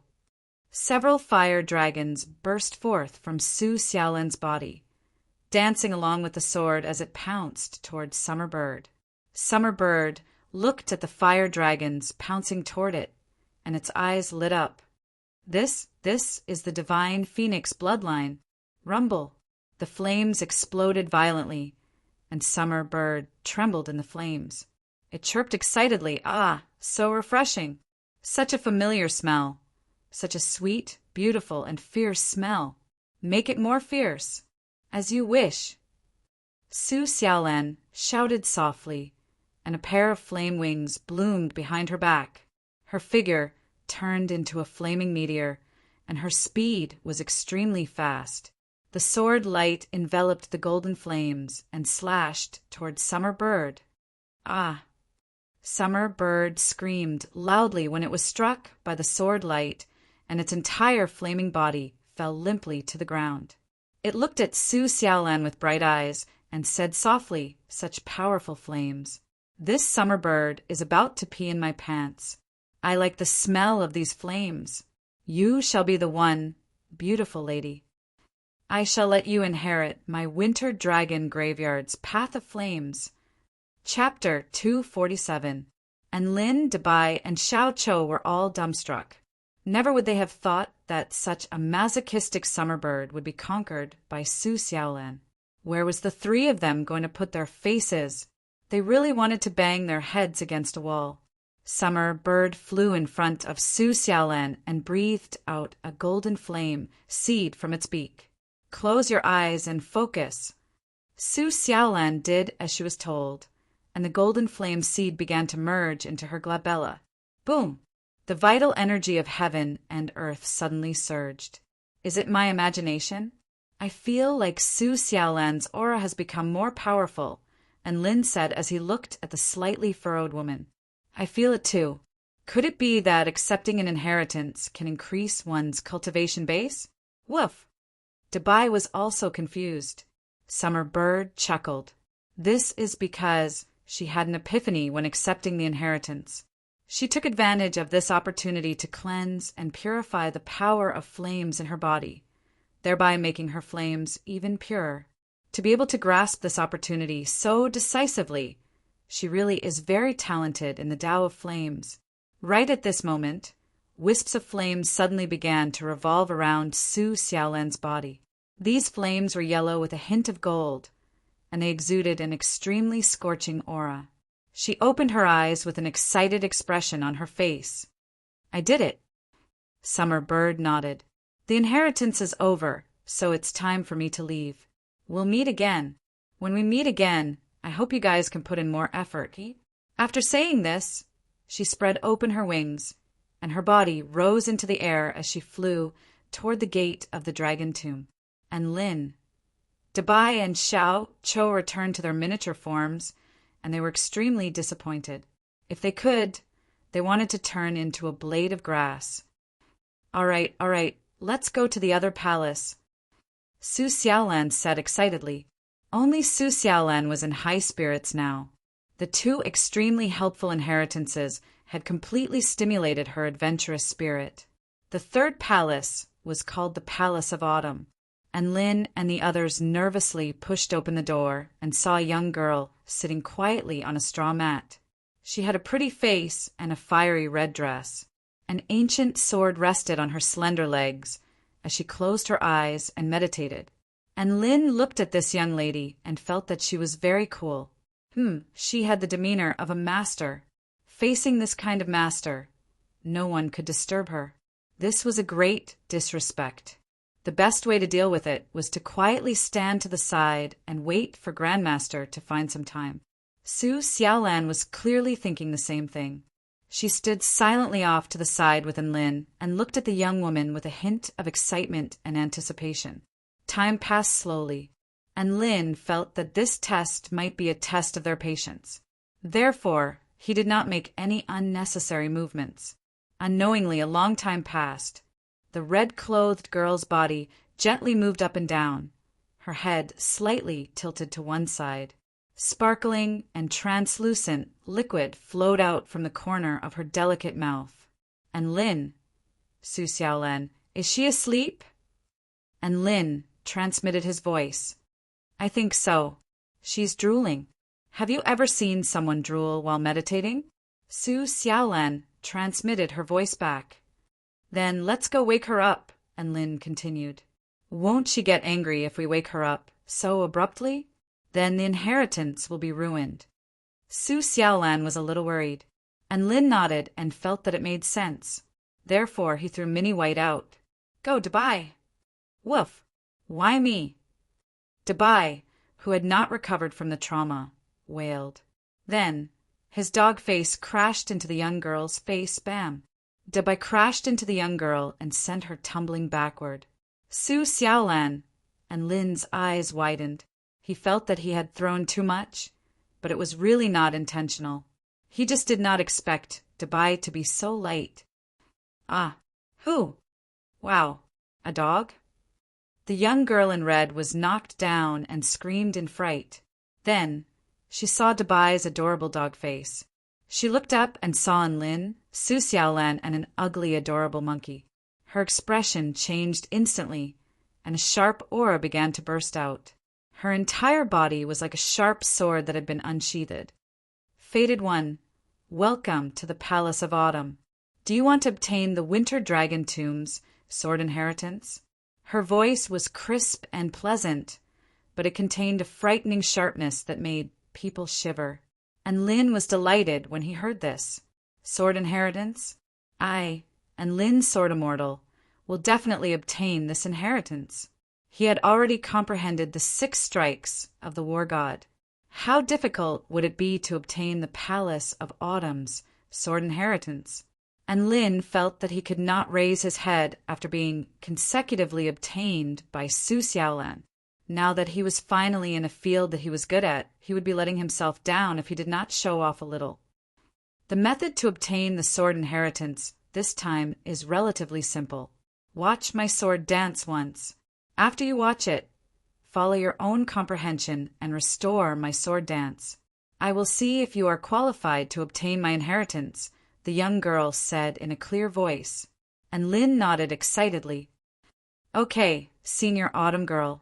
I don't think I introduced my name. How did you know? The young girl in red's beautiful eyes lit up, and a curious expression appeared on her face. And Lin thought, based on Springman and Summerbird's character. As long as they are not stupid, they can deduce your name. However, he naturally would not say that. Instead, he smiled mysteriously. Maybe this is fate. Autumn Girl was stunned when she heard this, and then she laughed. You are quite an interesting person. And Lin was delighted. Her favorable impression of him had increased. Su Xiaolan pursed her lips, and there was a ball of anger in her heart. This and Lin was really good at flirting with girls in front of her. Autumn Girl began her sword dance. She was dressed in red, and her exquisite and slender body danced along with the long sword. She was like a butterfly dancing alone under a maple forest, beautiful and elegant, yet with a hint of killing intent and fierceness. It had to be said, and Lin was a bit dazed. This sword dance was really beautiful. Phew, I'm done. It's your turn. After Autumn Girl finished her sword dance, she panted slightly and looked at the faded person in front of her with bright eyes. Her gaze lingered on Lin for a bit longer. Perhaps it was because of the previous conversation, but there was a bit more anticipation in her eyes. And Lin was a bit dazed when he heard this, and a sense of danger welled up in his heart. At that time, he was only focused on admiring Autumn Girl's sword dance, but he did not seem to have comprehended anything. Was it nothing in the first place? Or did he not comprehend anything? Should he imitate her movements and do a set of radio calisthenics? At this time, Su Xiaolan had already begun her sword dance. Dabai and Xiao Cho gave up on healing, and Lin was unwilling to give up. He picked up his evil-slaying sword and danced with it. Autumn Girl nodded slightly when she saw Su Xiaolan's sword dance. Then she looked at Lin, and the corner of her mouth twitched. What was he doing? The sword dance ended. Beads of sweat appeared on Su Xiaolan's fair forehead, and Lin, on the other hand, looked as if he had done a radio calisthenics. He danced with his youth and did not feel anything. Autumn Girl walked toward Lin. This caused Lin's heart to beat faster. Is she finally going to choose me? Did you see my amazing talent in the way of the sword through my dance? Perhaps this is just fate. It's all right. Although your aptitude in the Tao of the sword is appalling, there are millions of Taos in this world. There's bound to be one that belongs to you. Autumn Maiden consoled as she patted Lin's shoulder, and Lin was dumbfounded, and his mouth gaped open slightly. Autumn Girl walked toward Su Xiaolan. A bright smile appeared on her face. Fated One, are you willing to accept the sword Tao inheritance of the Winter Dragon Tomb? Su Xiaolan nodded blankly. She had witnessed Lin's superb sword skills. She did not expect Autumn Girl to choose her. Was Lin going easy on her? And Lin's sword dance just now was indeed unsightly. Perhaps he did it on purpose. Thinking of this, Su Xiaolan looked gratefully at Lin. Thank you. Chapter 248. After receiving the sword inheritance from the Palace of Autumn, Su Xiaolan's aura became even more powerful. Sai, I'm finally free. You can rest in peace now that you've found such a good successor.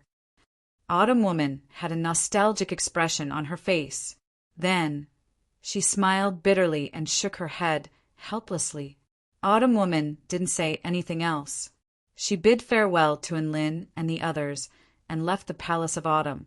Su Xiaolan excitedly pulled Lin toward the Palace of Winter. After the sword Tao that Lin was most proud of had been dealt a blow, his mental state was comparable to Dabai's. One had his sword Tao dignity wounded, and the other had his man's dignity wounded. They both wanted some peace and quiet. They saw the silver-haired Winter Man in the Palace of Winter. Winter Man's opening sentence was, "Life is as lonely as snow. Who will light up my lonely life?" Then he was captivated by the phoenix like beautiful and noble Su Xiaolan. "Ah, you're like a fire that melts my heart. This beautiful lady, are you willing to accept my frost inheritance?" And Lin and Dabai the clown were dumbfounded. Su Xiaolan shook her head earnestly. "I don't want it. I'm of the fire element. You don't understand. Ice and fire aren't contradictory to each other. Instead, they're interconnected. If you remove all the coldness from a place, then it's fire. Winter Man explained earnestly. Then he rambled on and on. Su Xiaolan was finally coaxed into accepting this frost inheritance. She melted a drop of ice into her palm.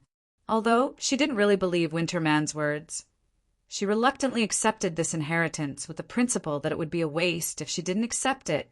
Fellow Taoist Su Xiaolan, why don't you leave me a voice transmission talisman? Winter Man asked with a passionate look in his eyes. I don't want it. We'll meet again if we're fated. Su Xiaolan rejected him without hesitation.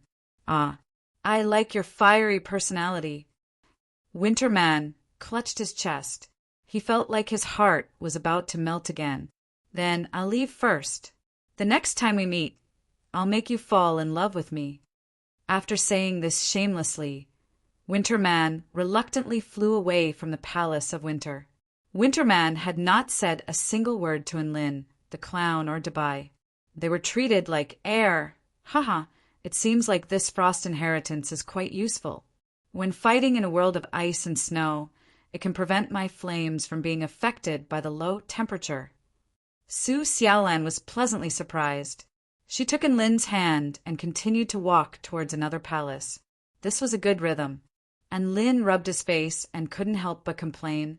Xiaolan, is this winter dragon tomb owned by your family? Huh. Su Xiaolan glanced at Enlin and understood Enlin's meaning. She waved her hand and smiled. Maybe I'm fated with this dragon's tomb, Enlin nodded seriously. Fate is too wonderful for words. The two of them arrived at the 5th palace. This palace was called 1 year. There are 4 seasons in a year. Could this palace be related to the other palaces?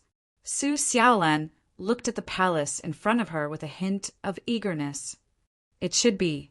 Or maybe it's just because the owner of the dragon tomb has a literary problem. That's why it was named this way. And Lin wasn't sure either. In any case, he would only know after entering. They pushed open the door and entered. The two of them saw an elegant middle-aged man. After seeing the two of them enter, he took the initiative to greet them. Welcome to 1 year, fellow Taoists. At the same time, congratulations on obtaining the inheritances of the 4 seasons. My name is Lord Year. Since this man knew that they had obtained the inheritances of the other 4 palaces, perhaps he really was the boss. Seeing this, Enlin and Su Xiaolan also introduced themselves. Then they looked at the man in front of them, respectfully. They had more or less figured out the nature of this dragon tomb. Every palace had a gravekeeper, and the gravekeeper would then choose the inheritor. As long as winged dragon Xinyin's aura didn't reject the inheritor, the inheritance would be completed, and the gravekeeper would also obtain freedom. These people had all kinds of strange ways of setting questions. Whether they would give you the inheritance or not seemed to depend entirely on their mood. This could be inferred from the previous 4 gravekeepers. Lord Year looked like a calm man, and he had the demeanor of a boss. After hearing everyone's introduction, he smiled warmly. The inheritances of the 4 Seasons Palace are much more outstanding than those of the Zodiac Palace. Unfortunately, the first 2 batches of cultivators were bewitched by the Palace of Heaven and missed out on this inheritance. It's very good that you can resist the temptation of the heavenly palaces, holy light, and advance step by step. And Lin blinked. So his carpet-style plundering strategy was actually so knowledgeable. Lord Year looked at Enlin, Su Xiaolan, Dabai, and the clown, and asked with interest, Then which of you obtained the inheritances of the 4 seasons? Su Xiaolan took a step forward with a sheepish smile on her face. Lord Year nodded and continued to look at the crowd. There was a short period of silence. Seeing that the others didn't respond, Lord Year couldn't help but ask, That's it? Su Xiaolan nodded seriously. I'm the only one who obtained the inheritance. The corner of Lord Year's mouth twitched slightly. You obtained all of the 4 seasons. Su Xiaolan blushed. Even she felt a little embarrassed, but she still nodded. What a strange fate this is. Lord Yer looked at the sky and sighed.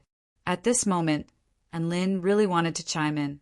Boss, look, Su Xiaolan has already obtained so many inheritances. It's time for us little brothers to have a taste of the following inheritances. There was a look of appreciation on Lord Yer's face as he gazed at Su Xiaolan. Initially, I was planning on having the inheritances of spring, summer, autumn, and winter compete with each other to determine the final winner. But now, it's all concentrated on one person. And this person, Xin Yin's aura actually didn't reject it. This is the complete 4 seasons. Fellow Taoist Su Xiaolan, the 4 seasons soul jade in this palace is for you. As he spoke, Lord Yer took out a gem that flowed with 4 colors, green, yellow, red, and white, and handed it to Su Xiaolan. Su Xiaolan took the 4 seasons soul jade in a daze. She couldn't react for a moment. Did the inheritance turn into a gifting mode? It felt pretty good, and Lin's eyes widened and his lips trembled. He felt as if his heart had been stabbed by a sword. What the hell was going on now? He didn't do anything, but he was already gifting her a treasure. Then his eyes became a little dazed. Who am I? Why did I come here? What's the point of me coming here? He felt that other than playing the role of a shocked passerby, there seemed to be nothing else for him to do. I've completed my mission, and I've done it well. Lord Yer tilted his head and looked at Su Xiaolan. He smiled and said, It's time for me to go. See you again. As he spoke, Lord Yer rose into the air and left the palace. Dabai and Xiao Chou were already used to this kind of development. They looked calm and resigned to their fate. I feel like this bead is affecting the energy in my body. Su Xiaolan's eyes lit up as she spoke. At the same time, the 4 seasons soul jade in her hand exploded with 4 different kinds of light. After a moment, her expression changed drastically.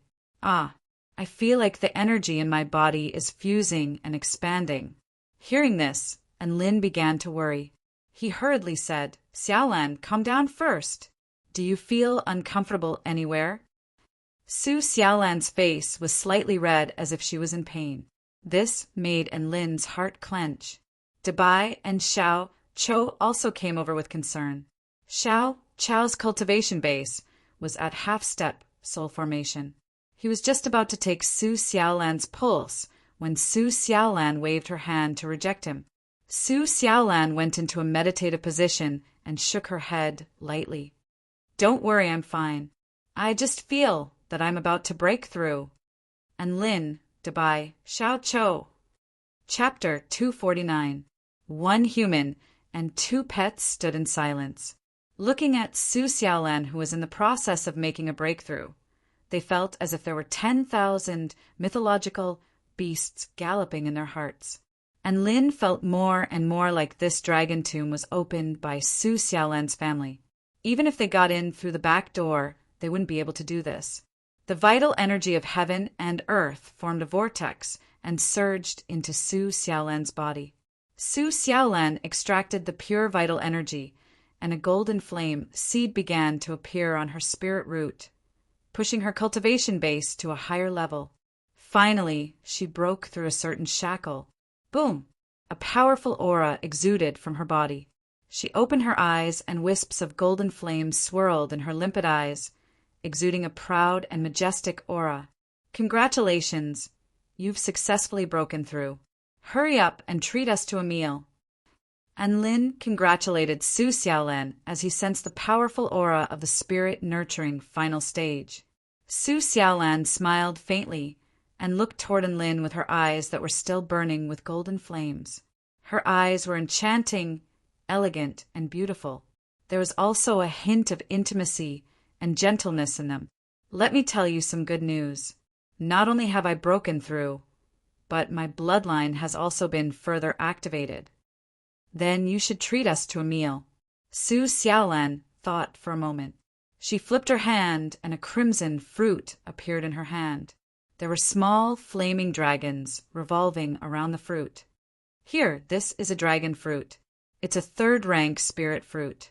It's delicious, it's my treat. My God, why does this dragon fruit look different from the ones I've eaten before? And Lin's eyes widened in surprise.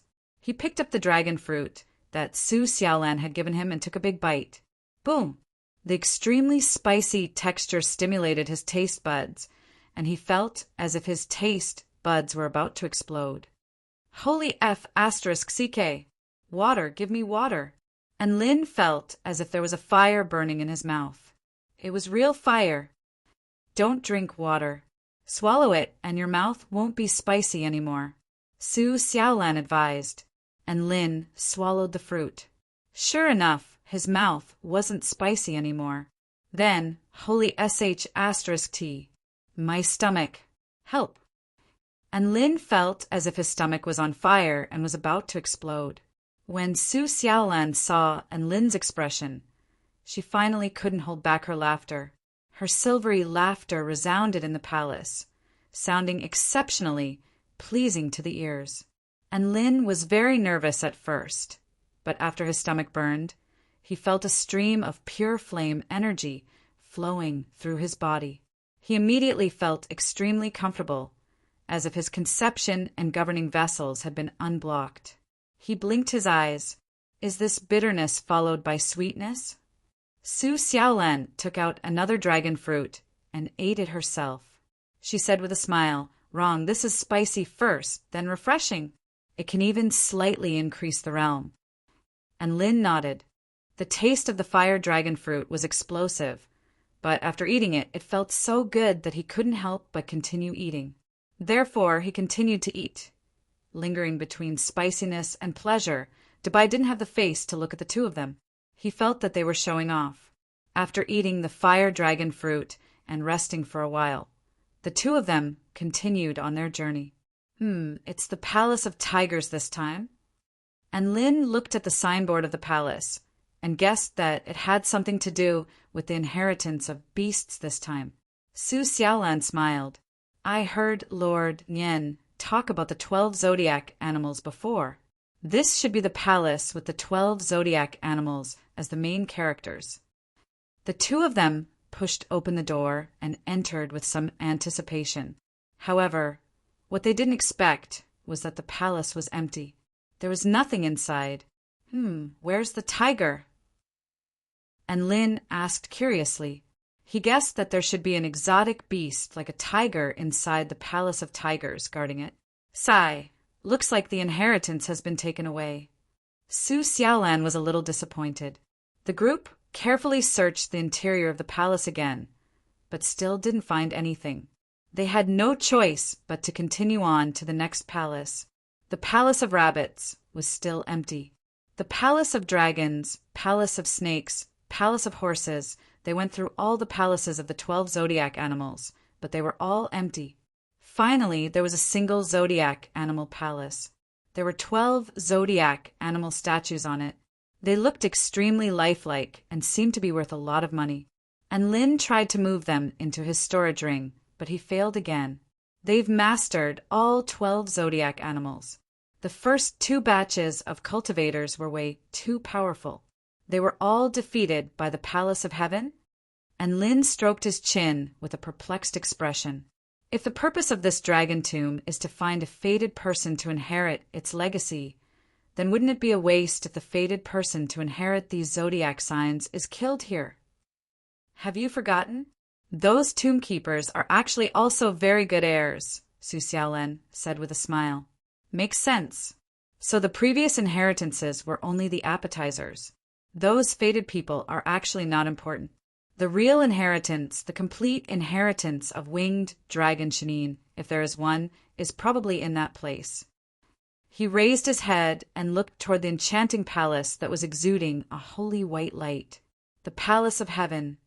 The two of them looked at the palace. After seeing the holy light, a feeling of wanting to go there surged in their hearts. Let's loot the other palaces first. And Lin didn't dare to look at the Palace of Heaven and said to Su Xiaolan. Just like that, the two of them continued onward. They arrived at a place called the Palace of Life. This palace was very strange. There were many strange plants growing inside, such as golden trees, bone flowers that were even larger than trees, and grass that glowed with five-colored light. These were all plants that Lin had never seen before, not even in the illustrated Handbook of Natural Treasures. Their vital energy fluctuations were extremely powerful. They were clearly not ordinary plants. Could it be that this was an inheritance related to strange plants? And Lin suppressed his curiosity and walked toward the depths of the plants. He then saw a white-haired old man sitting on a chair. There was a table in front of him, on which there were oracle bones, copper coins, grass, and other strange things. Young, fated people, welcome to the Palace of Life. I am Elder Fate. We provide the fairest, most accurate, and most powerful fortune-telling services here. Would you like to come? The white-haired old man narrowed his eyes and spoke with a benevolent expression. And Lin and Su Xiaolan were both taken aback. A fortune-teller. There are no other inheritances, tests, or treasures. And Lin blinked and asked curiously. Elder Fate chuckled. The Palace of Life only provides fortune-telling services. I'm already halfway into the grave, so I don't have any treasures to offer. I only know how to tell fortunes. The price ranges from 10,000 to 30,000 spirit stones. Let's see what you want. The corner of Lin's mouth twitched slightly. F***CK, who are you trying to fool? I'm already halfway into the grave, so what do I need spirit stones for? Just as he was considering whether to turn around and leave, Su Xiaolan had already walked up and asked with a smile, All right then, Elder Fate, can I trouble you to tell for me what dangers there are in the Palace of Heaven? Huh. Little girl, you really know how to take advantage of loopholes. That's right, you asked the wrong question. I'm telling about personal fortune, and it's about the person, not a certain place. I can help you tell what dangers you will encounter in the Palace of Heaven, Elder Fate said with a calm expression. Su Xiaolan thought for a moment. The dangers she would encounter could also be the dangers Lin would encounter, so there wasn't much difference. Thus she nodded and said, All right then, you go ahead. Pay up first. This will cost 30,000 spirit stones. Elder Fate stretched out his hand, and Lin, this was the most unstylish fortune-teller he had ever seen. Su Xiaolan pursed her lips. She fished out 3 vital stones from her storage ring and handed them to Elder Fate. Elder Fate connected a white thread to Su Xiaolan's wrist. He closed his eyes, and the oracle bone and copper coins on the table began to move on their own. After a moment, he looked toward Su Xiaolan with a shocked expression. You have an extremely strong connection with the Palace of Heaven, he said. This kind of powerful karma is like an impenetrable barrier that obstructs my vision. What's your relationship with Dragon Master Divine Sound? Su Xiaolan blinked. There's no relationship.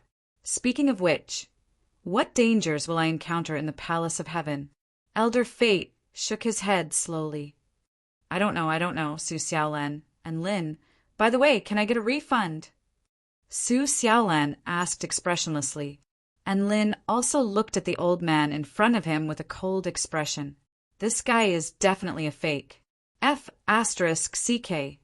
You haven't told anything, yet you still have the nerve to take money? Are you a robber? Elder Fate was embarrassed by their stares, and he hurriedly explained.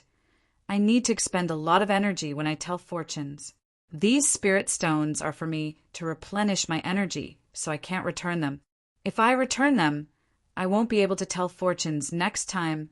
Elder Fate spoke with great sincerity, and his eyes even reddened. This caused Lin and Su Xiaolan's anger to subside quite a bit. All right, then you can also tell for me. Let's do something simple. Help me tell when I'll have a girlfriend. And Lin originally wanted to ask Elder Fate to tell what dangers he would encounter in the Palace of Heaven.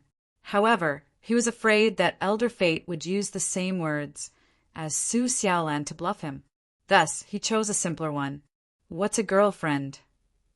Elder Fate blinked, and Lin returned to his senses and corrected himself.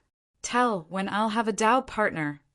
Su Xiaolan blushed slightly when she heard this, and she looked elsewhere. Elder Fate laughed heartily.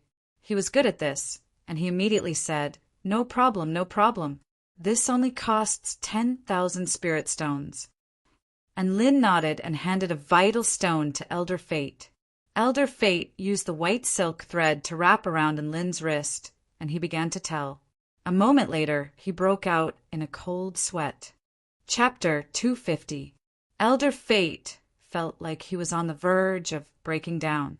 This was because he couldn't see through in Lin's fate at all.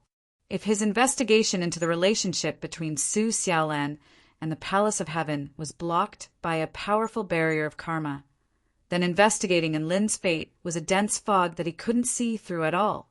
Forget about Enlin's karma, he couldn't even divine if Enlin would have food to eat tomorrow. How could this be? It didn't make sense, his cultivation base was too high to divine. But the male in front of him was only of the spirit-nurturing initial stage.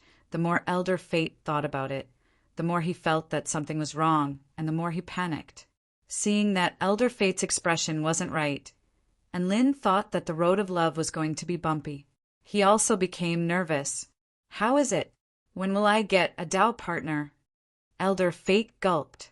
He felt that if he told the truth, he would definitely be treated as a swindler. At that time, even the 40,000 spirit stones would be snatched back. Should I coax him a little? Elder Fate thought for a moment, then cleared his throat. He shook his head and said, From afar, the mountains are colorful. Up close, the water is silent. Young friend, your karma isn't far off. Only by transcending the 3 tribulations for 100 years can 2 hearts appreciate each other. You and her will be an extremely enviable Tao partner. There was no doubt that Elder Fate's glib tongue was extremely impressive, regardless of whether it was true or not, and Lin was already grinning from ear to ear from the praise. He felt that the 10,000 spirit stones were well spent. Just like that, and Lin and Su Xiaolan left the Palace of Life. And Lin had originally wanted to divine something else, but unexpectedly, Elder Fate directly refused. He said that each person could only divine one and told them to hurry up and leave. He had no choice but to leave with a slightly regretful expression. Xiaolan, do you think this old man's divination is accurate? And Lin asked with a bit of a chuckle. Ah. Su Xiaolan lowered her head, and a faint blush appeared on her face. It should be believable, she replied in a serious tone. A fortune-telling palace can't be set up just to scam people out of money. That would be far too immoral. And Lin nodded in agreement. My karma is coming within 100 years. Actually, I'm quite satisfied with this time span. It's neither too long nor too short. Su Xiaolan nodded. 100 years is enough to recognize a person, and it's also enough to find someone to walk the same path as you. And Lin, what's your ideal Tao companion like? She raised her head and looked at Enlin. Her gaze was bright and extremely moving. Enlin and Su Xiaolan looked at each other. His heart was beating like a train, and he hurriedly looked away. No, I have to be steady. If he acted too abruptly now, he would lose Fairy Lon Lon. I'm still young. I haven't thought about this. And Lin said perfunctorily, That's right. You're still so young. What's the point of thinking about something so far away? At your age, you should follow me. Dubai, to visit a brothel woof. Dubai forcefully interrupted.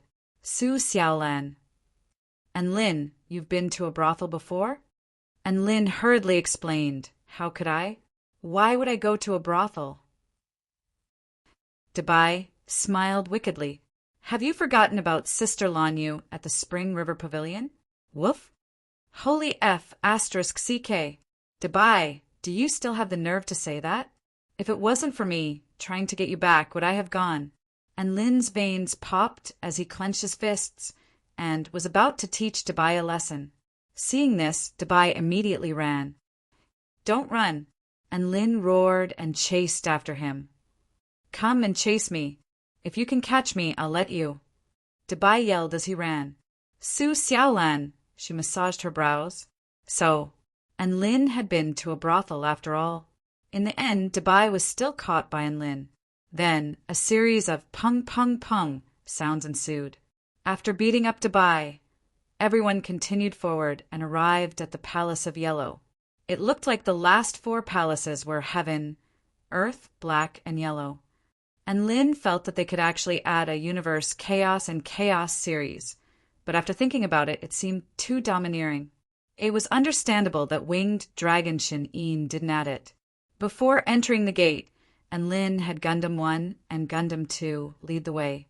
These tough and powerful mechanical puppets were the most suitable for this kind of task.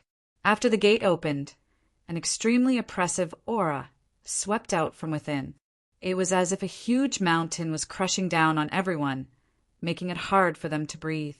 Gundam 1 and Gundam 2 immediately unleashed their ion deprivation protective barrier, isolating them from this powerful aura, pressuring him with his aura the moment they met.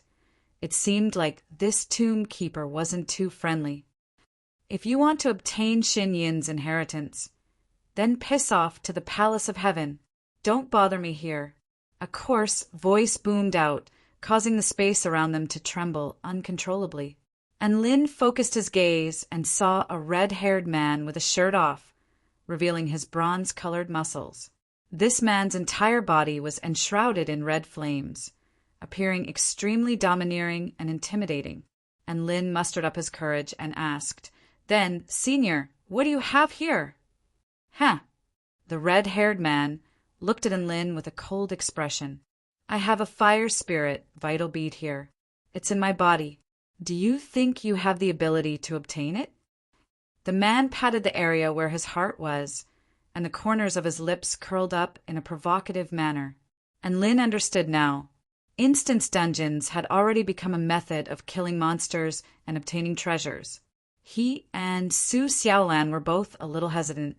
This man was clearly a powerful being of the soul formation stage, and judging from the aura he was exuding, he was at least of the soul formation intermediate stage, perhaps even the soul formation final stage. If they really fought, this battle would definitely become extremely dangerous. Ding dong! The system's special missions tab suddenly flashed, and Lin immediately focused his attention and opened the system in his mind. Detected that host has encountered the fire spirit vital bead. Now assigning the following mission, frowny face absorb all the fire essence energy within the fire spirit vital bead. Reward for mission success. Obtain the fire type cultivation method. Wings of true fire, stage 1. Penalty for mission failure. Be paralyzed for 1 month. Unable to use vital energy during this period. Time limit, 2 hours. And Lin grimaced upon seeing this mission. The system's habit of sending him to wherever there was danger was probably impossible to change.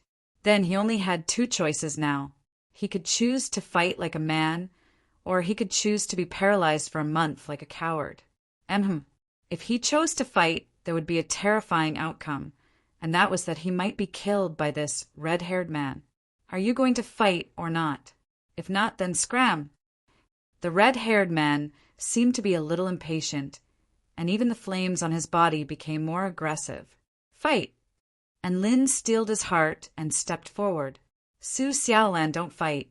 Leave this person to me, and the fire spirit vital bead is mine. Su Xiaolan didn't really care about the fire spirit vital bead.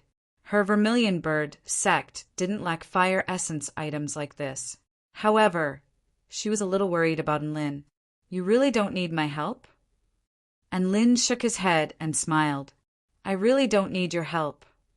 He gripped his evil-slaying sword and took a step forward.